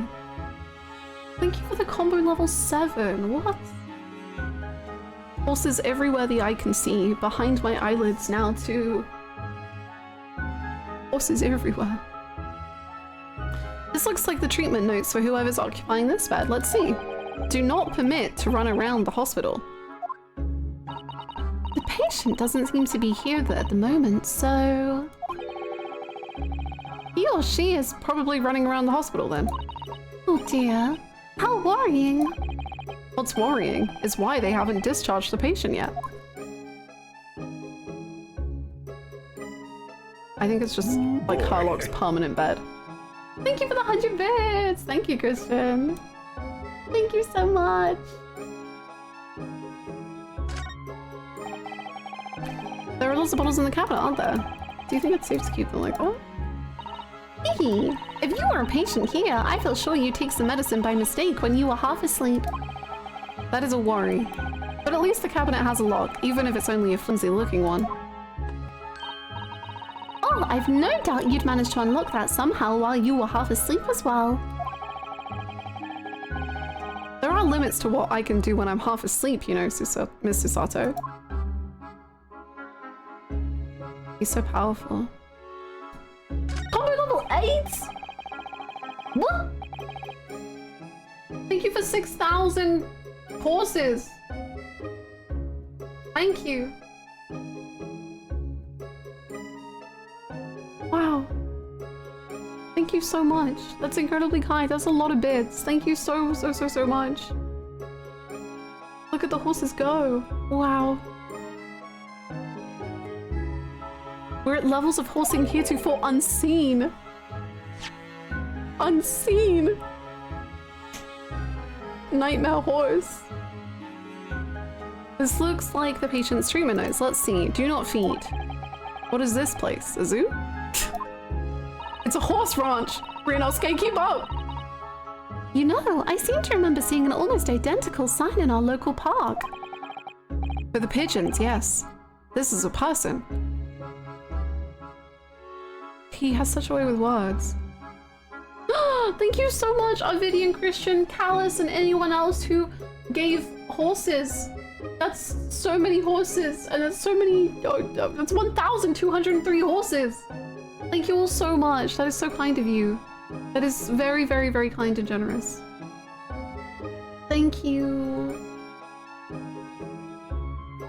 McGilded's creepy theme playing while my screen was flooded with huge horse heads feels so wrong that it was right. Poor woman. I hope she hasn't read this.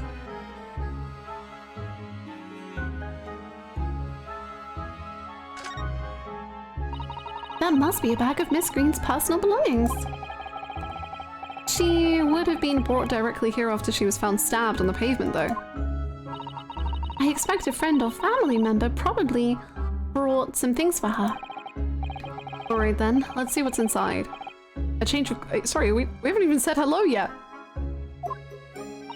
No, Mr. Naruhodo! You must never scrutinize a young maiden's personal belongings. But the young maiden might have chocolates, or biscuits, or caramel. You are greedy, Ryunosuke, and you are impolite.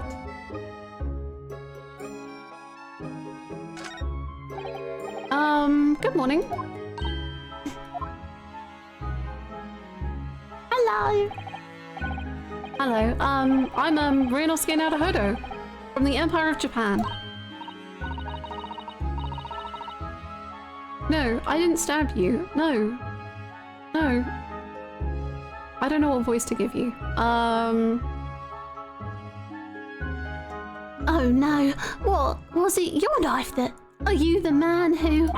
No. I'm a lawyer. And I'm Susato Mikotoba. Pleased to meet you.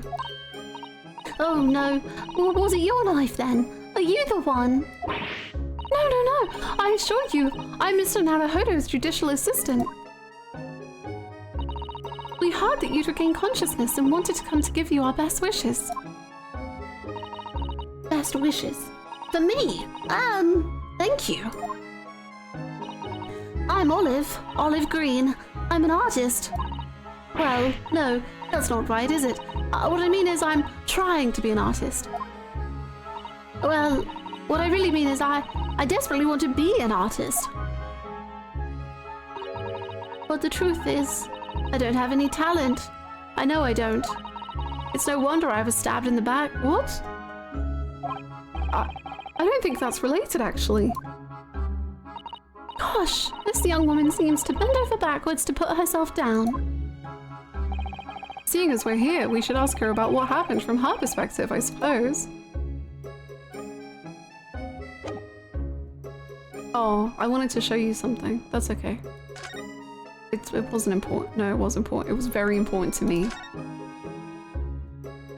Anyway, what about the incident? To suddenly be struck in the back by a blade as you were walking along the pavement, what a terrible experience you had, Miss Green. I was so confused for a second as to why Susato was here, and then I remembered. We're in the past. We're flashing back. It was so cold that day and the fog was so thick, I couldn't see a thing. That was 4 days ago now, I think. Is that right? Yes, that's right. I'm afraid you've been comatose all that time. But the case has been solved, hasn't it? Well, I've been here in hospital, I mean. Oh, hello. Indeed it has, my dear madame. Spectacularly, by none other than I, Herlock Sholmes. Mr. Sholmes, as you well know, it was Mr. Naruhodo's hard-working court that solved the case. I can't believe she's on my side. What the hell? This is incredible. Are you yet to hear what happened, Miss Green? Yes, I'm afraid so. A gentleman from the police force is supposed to be coming to fill me in shortly. Oh, I see. Me coming around seems to have made everyone frantically busy. I'm so sorry. I should never have regained consciousness. It was selfish of me. Oh no! We're also relieved that you're on the mend, Miss Green. Really, we are. With that kind of attitude, maybe her surname should be Blue, not Green.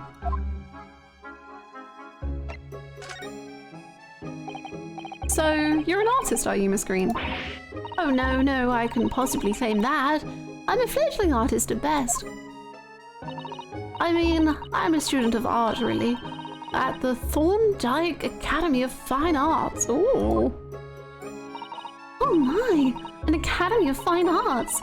Great Britain is such a wonderful country. Tell me, Miss Green, do you live hereabouts? Oh no, actually. I don't deserve it, but I have a little flat on Brixton Road. Why don't you deserve it? I see. How very interesting. Oh no, is it? Brixton is some 10 stops away on the underground from here. And Thorndike Academy is a mere 3-minute walk from Brixton town centre. Does that matter, Mr. Sholmes? Perhaps not, but Briar Road is a far less salubrious part of town by comparison, dwelt in by those of inferior means, including the Maleficent. What? Mr. Moustache? Mr. Inferior means. I suppose Seki-san does fit the bill. Okay.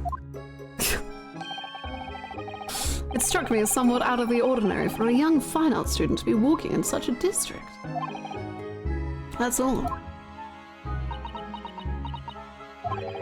What's this? She suddenly clammed up. Mr. Sholmes, you should be ashamed of yourself prying into a young maiden's private affairs. Oh dear me, do forgive me.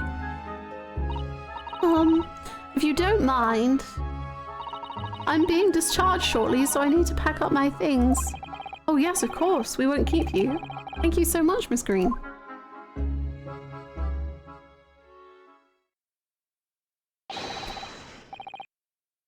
Jesus. Is there a narrow fodder here? Mr. Narrow Fodder. Narrow fodder now. Well, if you're looking for Naruhodo, the lawyer, then that's me, yes, but... Ah, Mr. Narrow Fodder, good. This is for you. It's a message from Mr. Saucy Nutmeg.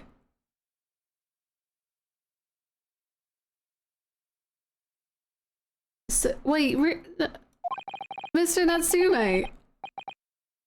Message from me.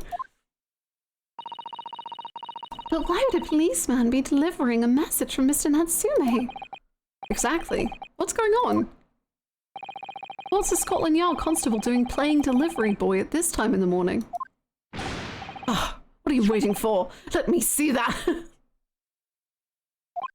Oh. You're so rude. I love you. Well, this is most unexpected. Is something wrong, Mr. Sholmes? Is something wrong, Mr. Sholmes, he says. Have you not seen this note? You ripped it out of my hands! No, how could I have? It would seem that London's criminals have no intention of letting the great detective rest. A new case calls. A case of murder, no less. We must depart at once. Murder? Call a cab. Time is of the essence. But the trouble is, we've yet to read Mr. Natsume's note. I was thinking we ought to pay him a visit in his lodgings once we did. That'll be entirely convenient. Convenient? What do you mean? It's all here in the note, my dear fellows. The murder we must investigate took place at Mr. Moustache's lodgings. You made it. How did you? 4 days? Wait, what? Oh, is it just a day? Oh, because she's been unconscious for 4 days. Yeah.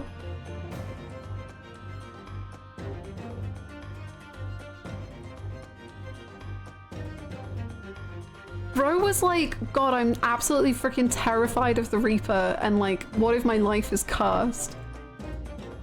And then the world said, yeah, what if?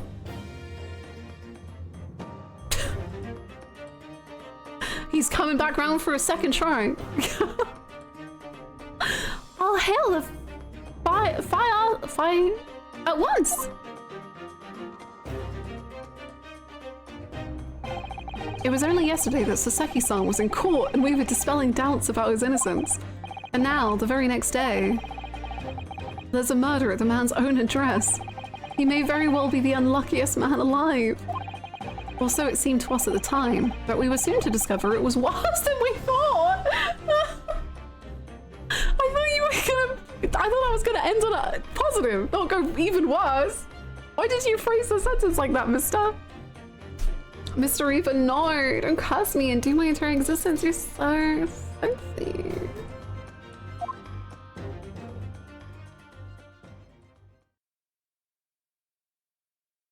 Is the clown dead or gonna be the murderer? Or where is the clown?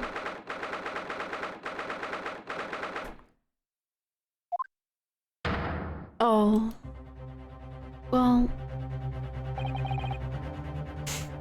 What on earth? Oh my!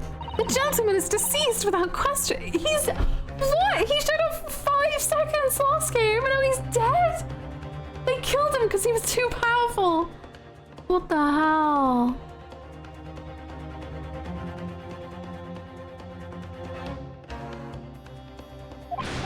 Locum student Mr. Naruhodo Esquire. Honey, it's okay. Do you need a nap or something? Mr. Natsume. Oh, why? Why is this happening? Why to me? Yeah, you're the victim here. I've only just got out of court yesterday. I was finally home after 2 days of misery. And then I wake up the next day to this. No early bird should catch a worm like this. Woeful worm without wiggle! I see you're in high spirits again this morning, Mr. Mustache. Ah, not the horrible hairlock Sholmes! Shoo! Shove off! Show yourself the door! I never invited you! Mr. Sholmes came here with us. I'm quite sure he'll be able to help you, Mr. Natsume. I'm entirely at your disposal, Mr. Mustache. What can I do for you? Oh my.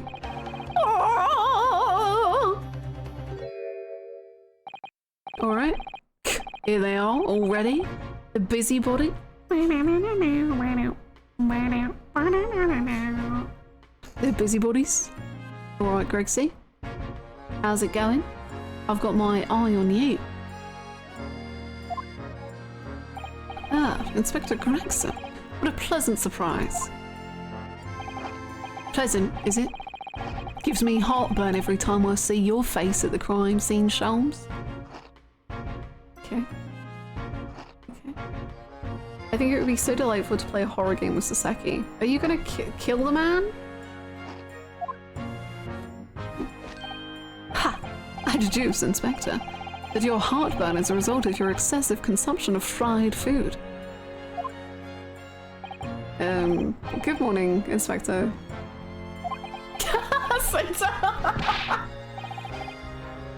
This is a crime scene, don't go touching anything. Or good morning to you too, Sunshine. Oh. Well, hello everyone. Are you... okay. What a scene. It's devastating to see. Clearly man was about to tuck into a meal and they fucking killed him for it. That's not okay. Shouldn't we be able to eat in peace in London town?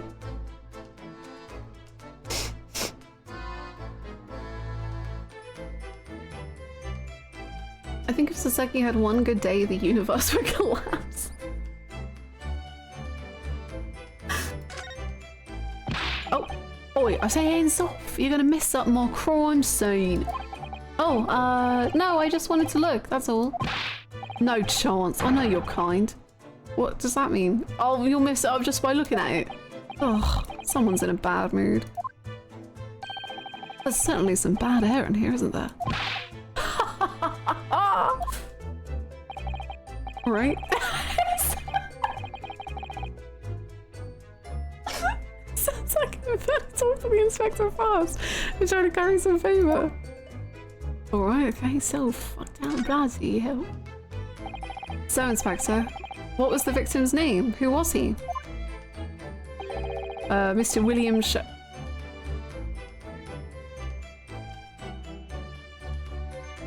Okay. We've killed a legend who is now alive at in this era. So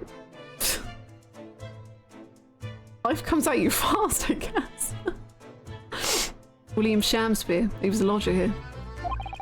As you can probably tell, he was an actor. A bit of a dead loss as it happens, or just dead. Yeah. Oh, Mr. Shamspeare. It was the landlord of Mr. Garadeb and the other lodger, Mr. Natsume, who found him. The fella didn't rise at his usual hour even. So Mr. Garadeb got worried and kicked the door down. But doesn't Mr. Garadeb have a bad leg? Oh yeah, you're right there. It was that jittery Japanese hunchback over there who actually did the kicking. Really? Saseki-san? The victim was pretty hard up, it seems. Even done some time inside for petty crimes. He had no money, no place to go, and no friends. His only acquaintances were the people in this house.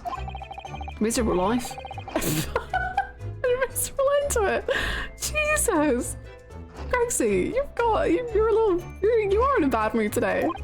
So, what exactly is Mr. Natsume still doing here?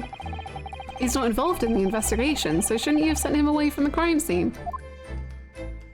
Well, I'm not saying it's because the fella looks odd or anything. Or that he acts suspicious. But you did, like, look at him, and then you looked at Mr. Garadeb. And then you looked back at Saseki, and then you looked back at Mr. Garadeb, and you said, between these two men, I will be going with Saseki-san to stay here.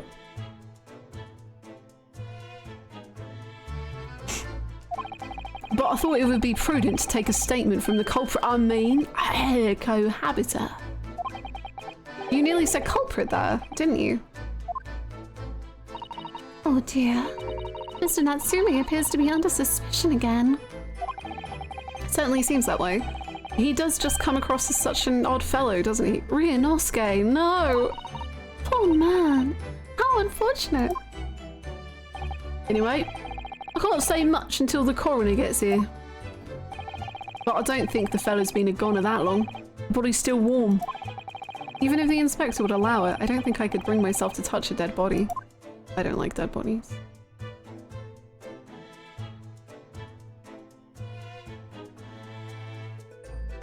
You alright?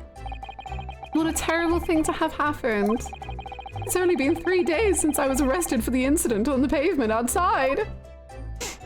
And then, having finally regained my freedom, it starts happening all over again. Endless existence of excruciating experiences. So the victim lived here on the ground floor, and your room is just 1 story up, isn't it? Yes, that's right. In a way, I suppose we were neighbors, I suppose. So did you know the victim? Were you friends? Oh no, not this. Well, you can be honest with me. No judgment, man. Were you friends? Or... Okay. Or... What's the matter with Saseki-san now? It was an innocent enough question, wasn't it? Why does he seem so shaken by it? Oh, well, I suppose he wasn't a complete stranger. But did he ever invite me to his room? Never! Did you always go to yours? On my honor, I swear it. What an extreme reaction. You're probably wishing you'd never asked now, aren't you, Mr. Naruhodo? When we found him here, I felt wretched, which is why I sent word asking you to come. Through that inspector over there. Yes, I see someone wants attention and is feeling a little left out of the conversation.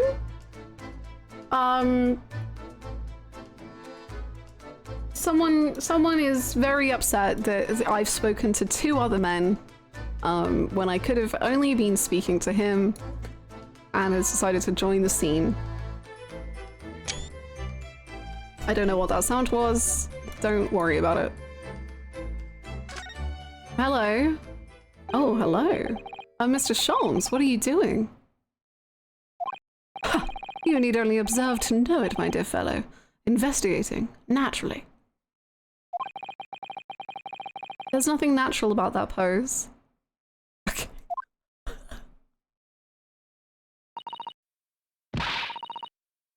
Mr. Sholmes, have you made some miraculous discovery? Patience, my dear madame, patience. We have not been here in this room 5 minutes. So far, all I've managed to deduce is what actually happened. Okay, you are the most insufferable yet beautiful being. My goodness! But isn't that everything we need to know, Mr. Sholmes? Now that you propose the idea, I believe one could indeed see it that way. At the present time, I have managed to draw 2 incontrovertible conclusions. Sometimes I really wish we could see Ryunosuke's face so we could watch him stare in disappointment at everything Sholmes does, right? Like, he's so sassy, I just need to see him I need to see him just roll his eyes at Hot Sholmes. Yeah, go on, do your dance of deduction. Sholmes identifies sexually as a problem. Yeah. Yeah. Yeah.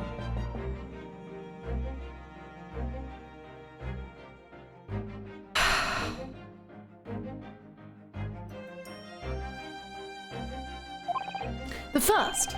Oh, are we getting close again? Are we gonna kiss again? What's happening?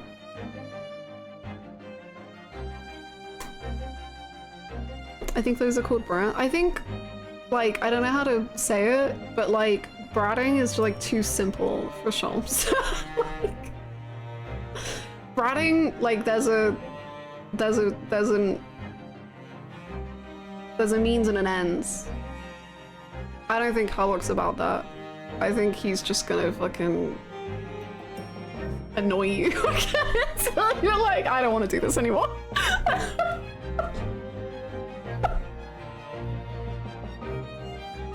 Can you stop dancing around the room and just sit down? Can we just... Please? The first, that there was a physical struggle here last night in which the victim fought for his life. Ah! What's up? Mr. Natsume, what's wrong? Is something that Mr. Sholmes said significant somehow? Bratting implies a simple solution of which Sherlock has never been. Exactly. Like, bratting, it's like... There's stuff you do, there's stuff that happens, there's stuff that occurs, etc. He's not gonna let that happen. He just is a problem. He's just a problem. No! Don't mind me! Forget I was here! I can't forget. And my second conclusion is that there was a poison lingering in the air here last night that passed the victim's lips. Oh, nonsense! Ah. All right, Mr. Natsume. Why are you reacting so extremely to Mr. Sholmes' deductions? No! Please, pretend I'm not here! Invisible! Ineffable! Inscrutable! Insignificant! Impossible to ignore. You must tell us everything, Mr. Sholmes. Spare no detail.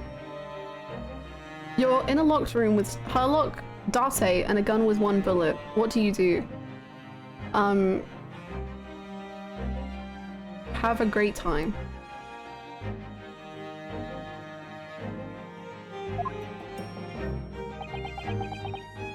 I'm taking myself out of the equation.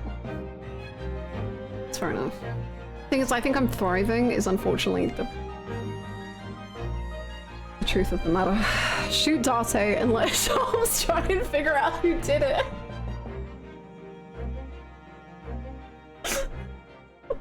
But of course.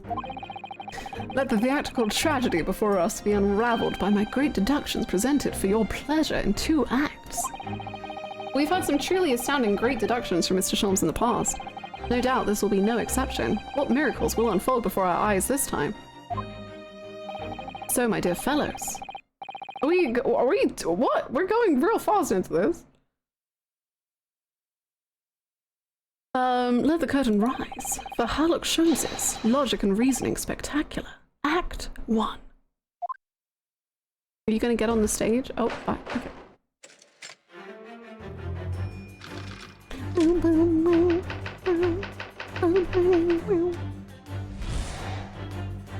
Cinema! Cinema! Cinema! So beautiful!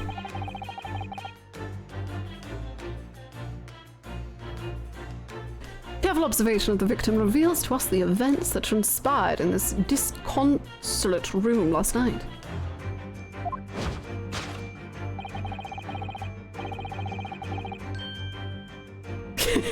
True proof. Foam at the... Oh, he is foaming at the mouth. He's grey. Foam at the mouth of the deceased clearly indicates the use of poison. Next to the victim, we notice a large dining plate which contains, you'll observe, 1/2 of a sizable bar of soap. Meaningful, indubitably. Why is this soap set so purposely upon the dish? Like the victim's last supper, in fact, yes. Could it be that the man was about to eat it? Of course, the fork reveals the answer. Why is... Whoa, he's looking dead at it. Whoa! Okay, Sasaki. It appears that the young man's appetite was his undoing. Taking up arms in the form of his cutlery, the victim engaged in a deadly battle for his life. Yet the struggle against his hunger was in vain, for in the end he couldn't resist devouring the slippery feast.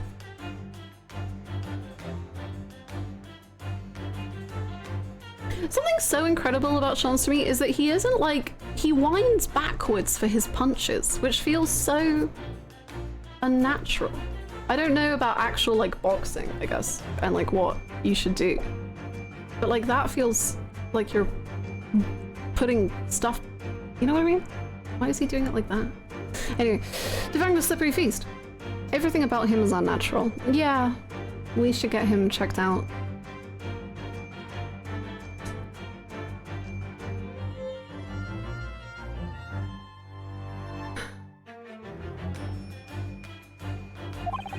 But London's foul soap is besmirched by foul poison.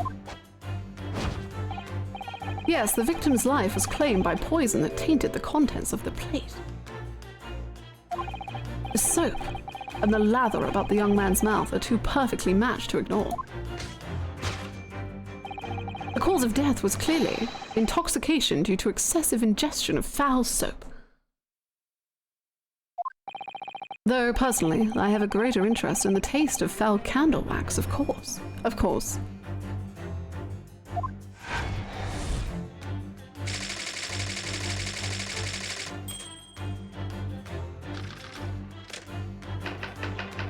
Suicide or murder.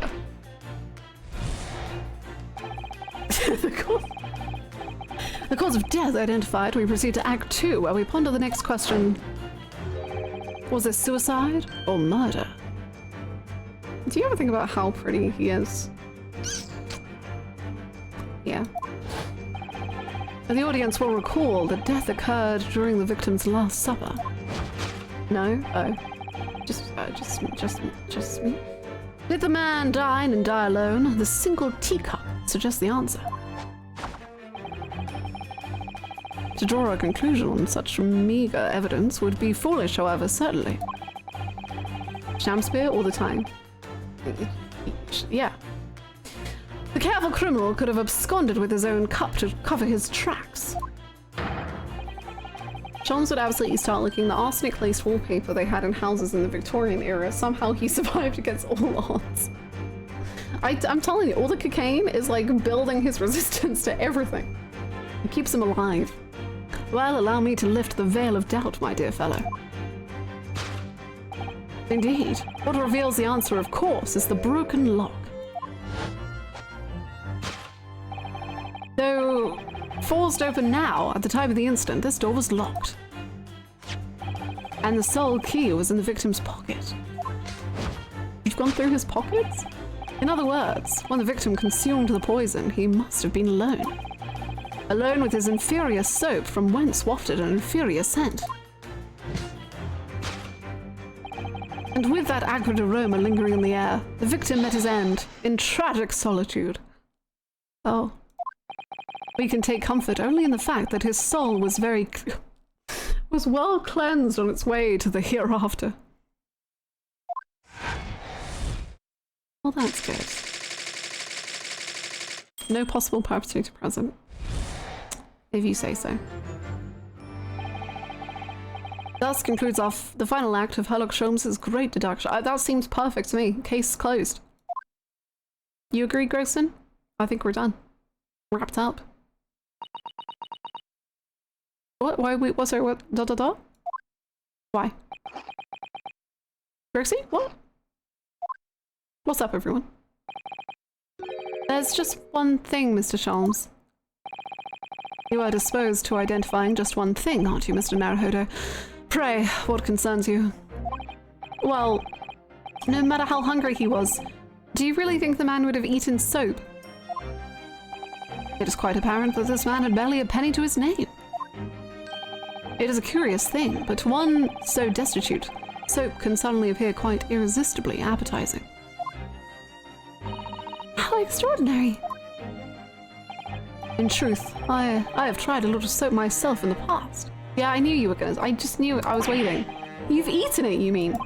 My dear fellow, it was some time ago now. My postulation was that it would cleanse my gut. Why did your gut need cleansing? And did it? As I writhed in agony on the floor and spilt the contents of my stomach, yes, I believe it did.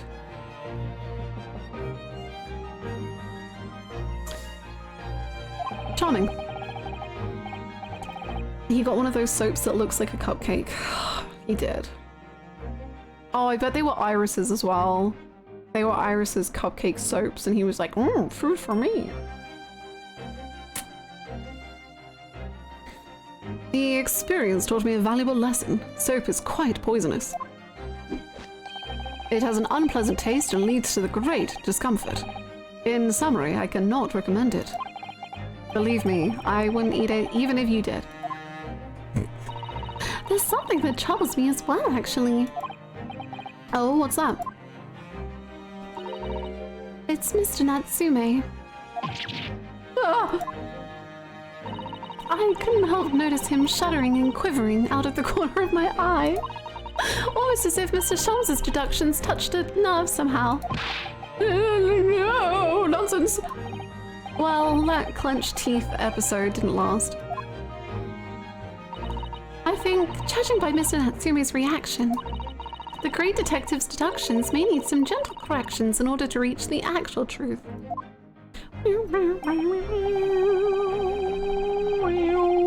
Yes, Mr. Sholmes' observations and deductions are sometimes a little too sharp. He has a tendency to hit the nail on the side of the head and drive it in at an obtuse angle. Oh, but he looks so pretty. When he does that, it falls to us to straighten things out. Why would you do that? He doesn't need to be straighter. Alright then, let's see what we can do. Yes, we must pick out the key words in Mr. Sholmes' quite brilliant deductions, and discreetly exchange them for something that makes a little more sense.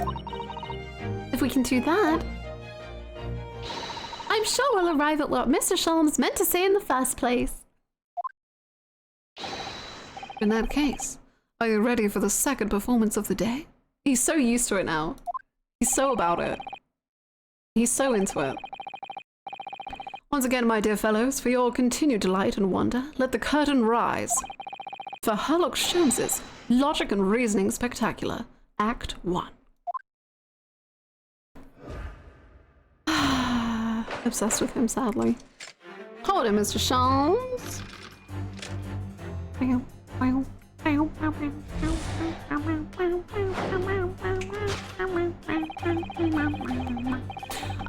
Okay, it's a crazy place to stop, but I think we should stop there. Partly because my voice is starting to... Oh, I meant to save one on each thingy, but I messed up. I meant to do like episode 1, episode 1, episode 2, episode 2. I failed.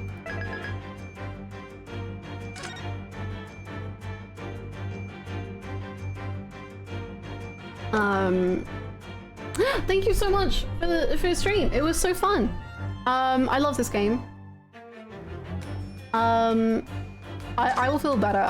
It's not that I feel sick or anything. It's just that doing a lot of voices after almost 6 hours, it kind of starts to get on my throat a little bit.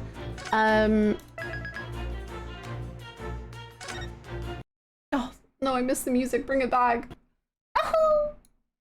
For next week, is there going to be a 2-day other game, 2-day Greatest Attorney?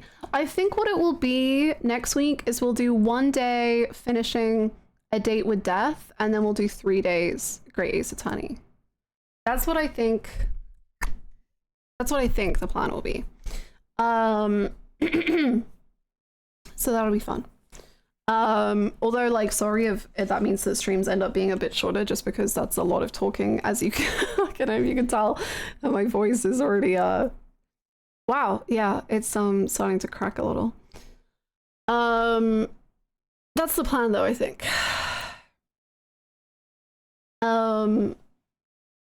Wow, it's so silent. I miss Great Ace Attorney.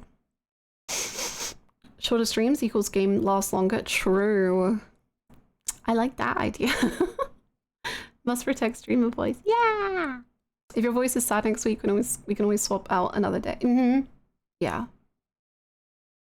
I said I would finish Great Ace Attorney 2 and I haven't yet. I now have more time to procrastinate.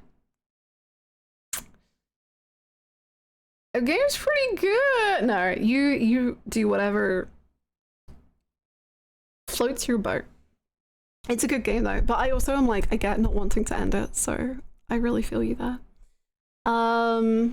Pace yourself, your streams have been a delight. Oh, thank you! Thank you all so much for having so much fun. I love these streams. I love Great Ace Attorney. It's so cool. So now it's my few days off. So please feel free to join the Discord if you'd like to see the schedule. We have an Ace Attorney channel. It's cool in there. You can join if you want. Thank you for following the channel. Thank you for the subs and the bits. Thank you so much. And I hope everyone has an amazing weekend, and I'll see you in the Discord, or I'll see you next week. I hope you enjoy a few days safe from Herlock. Me as well.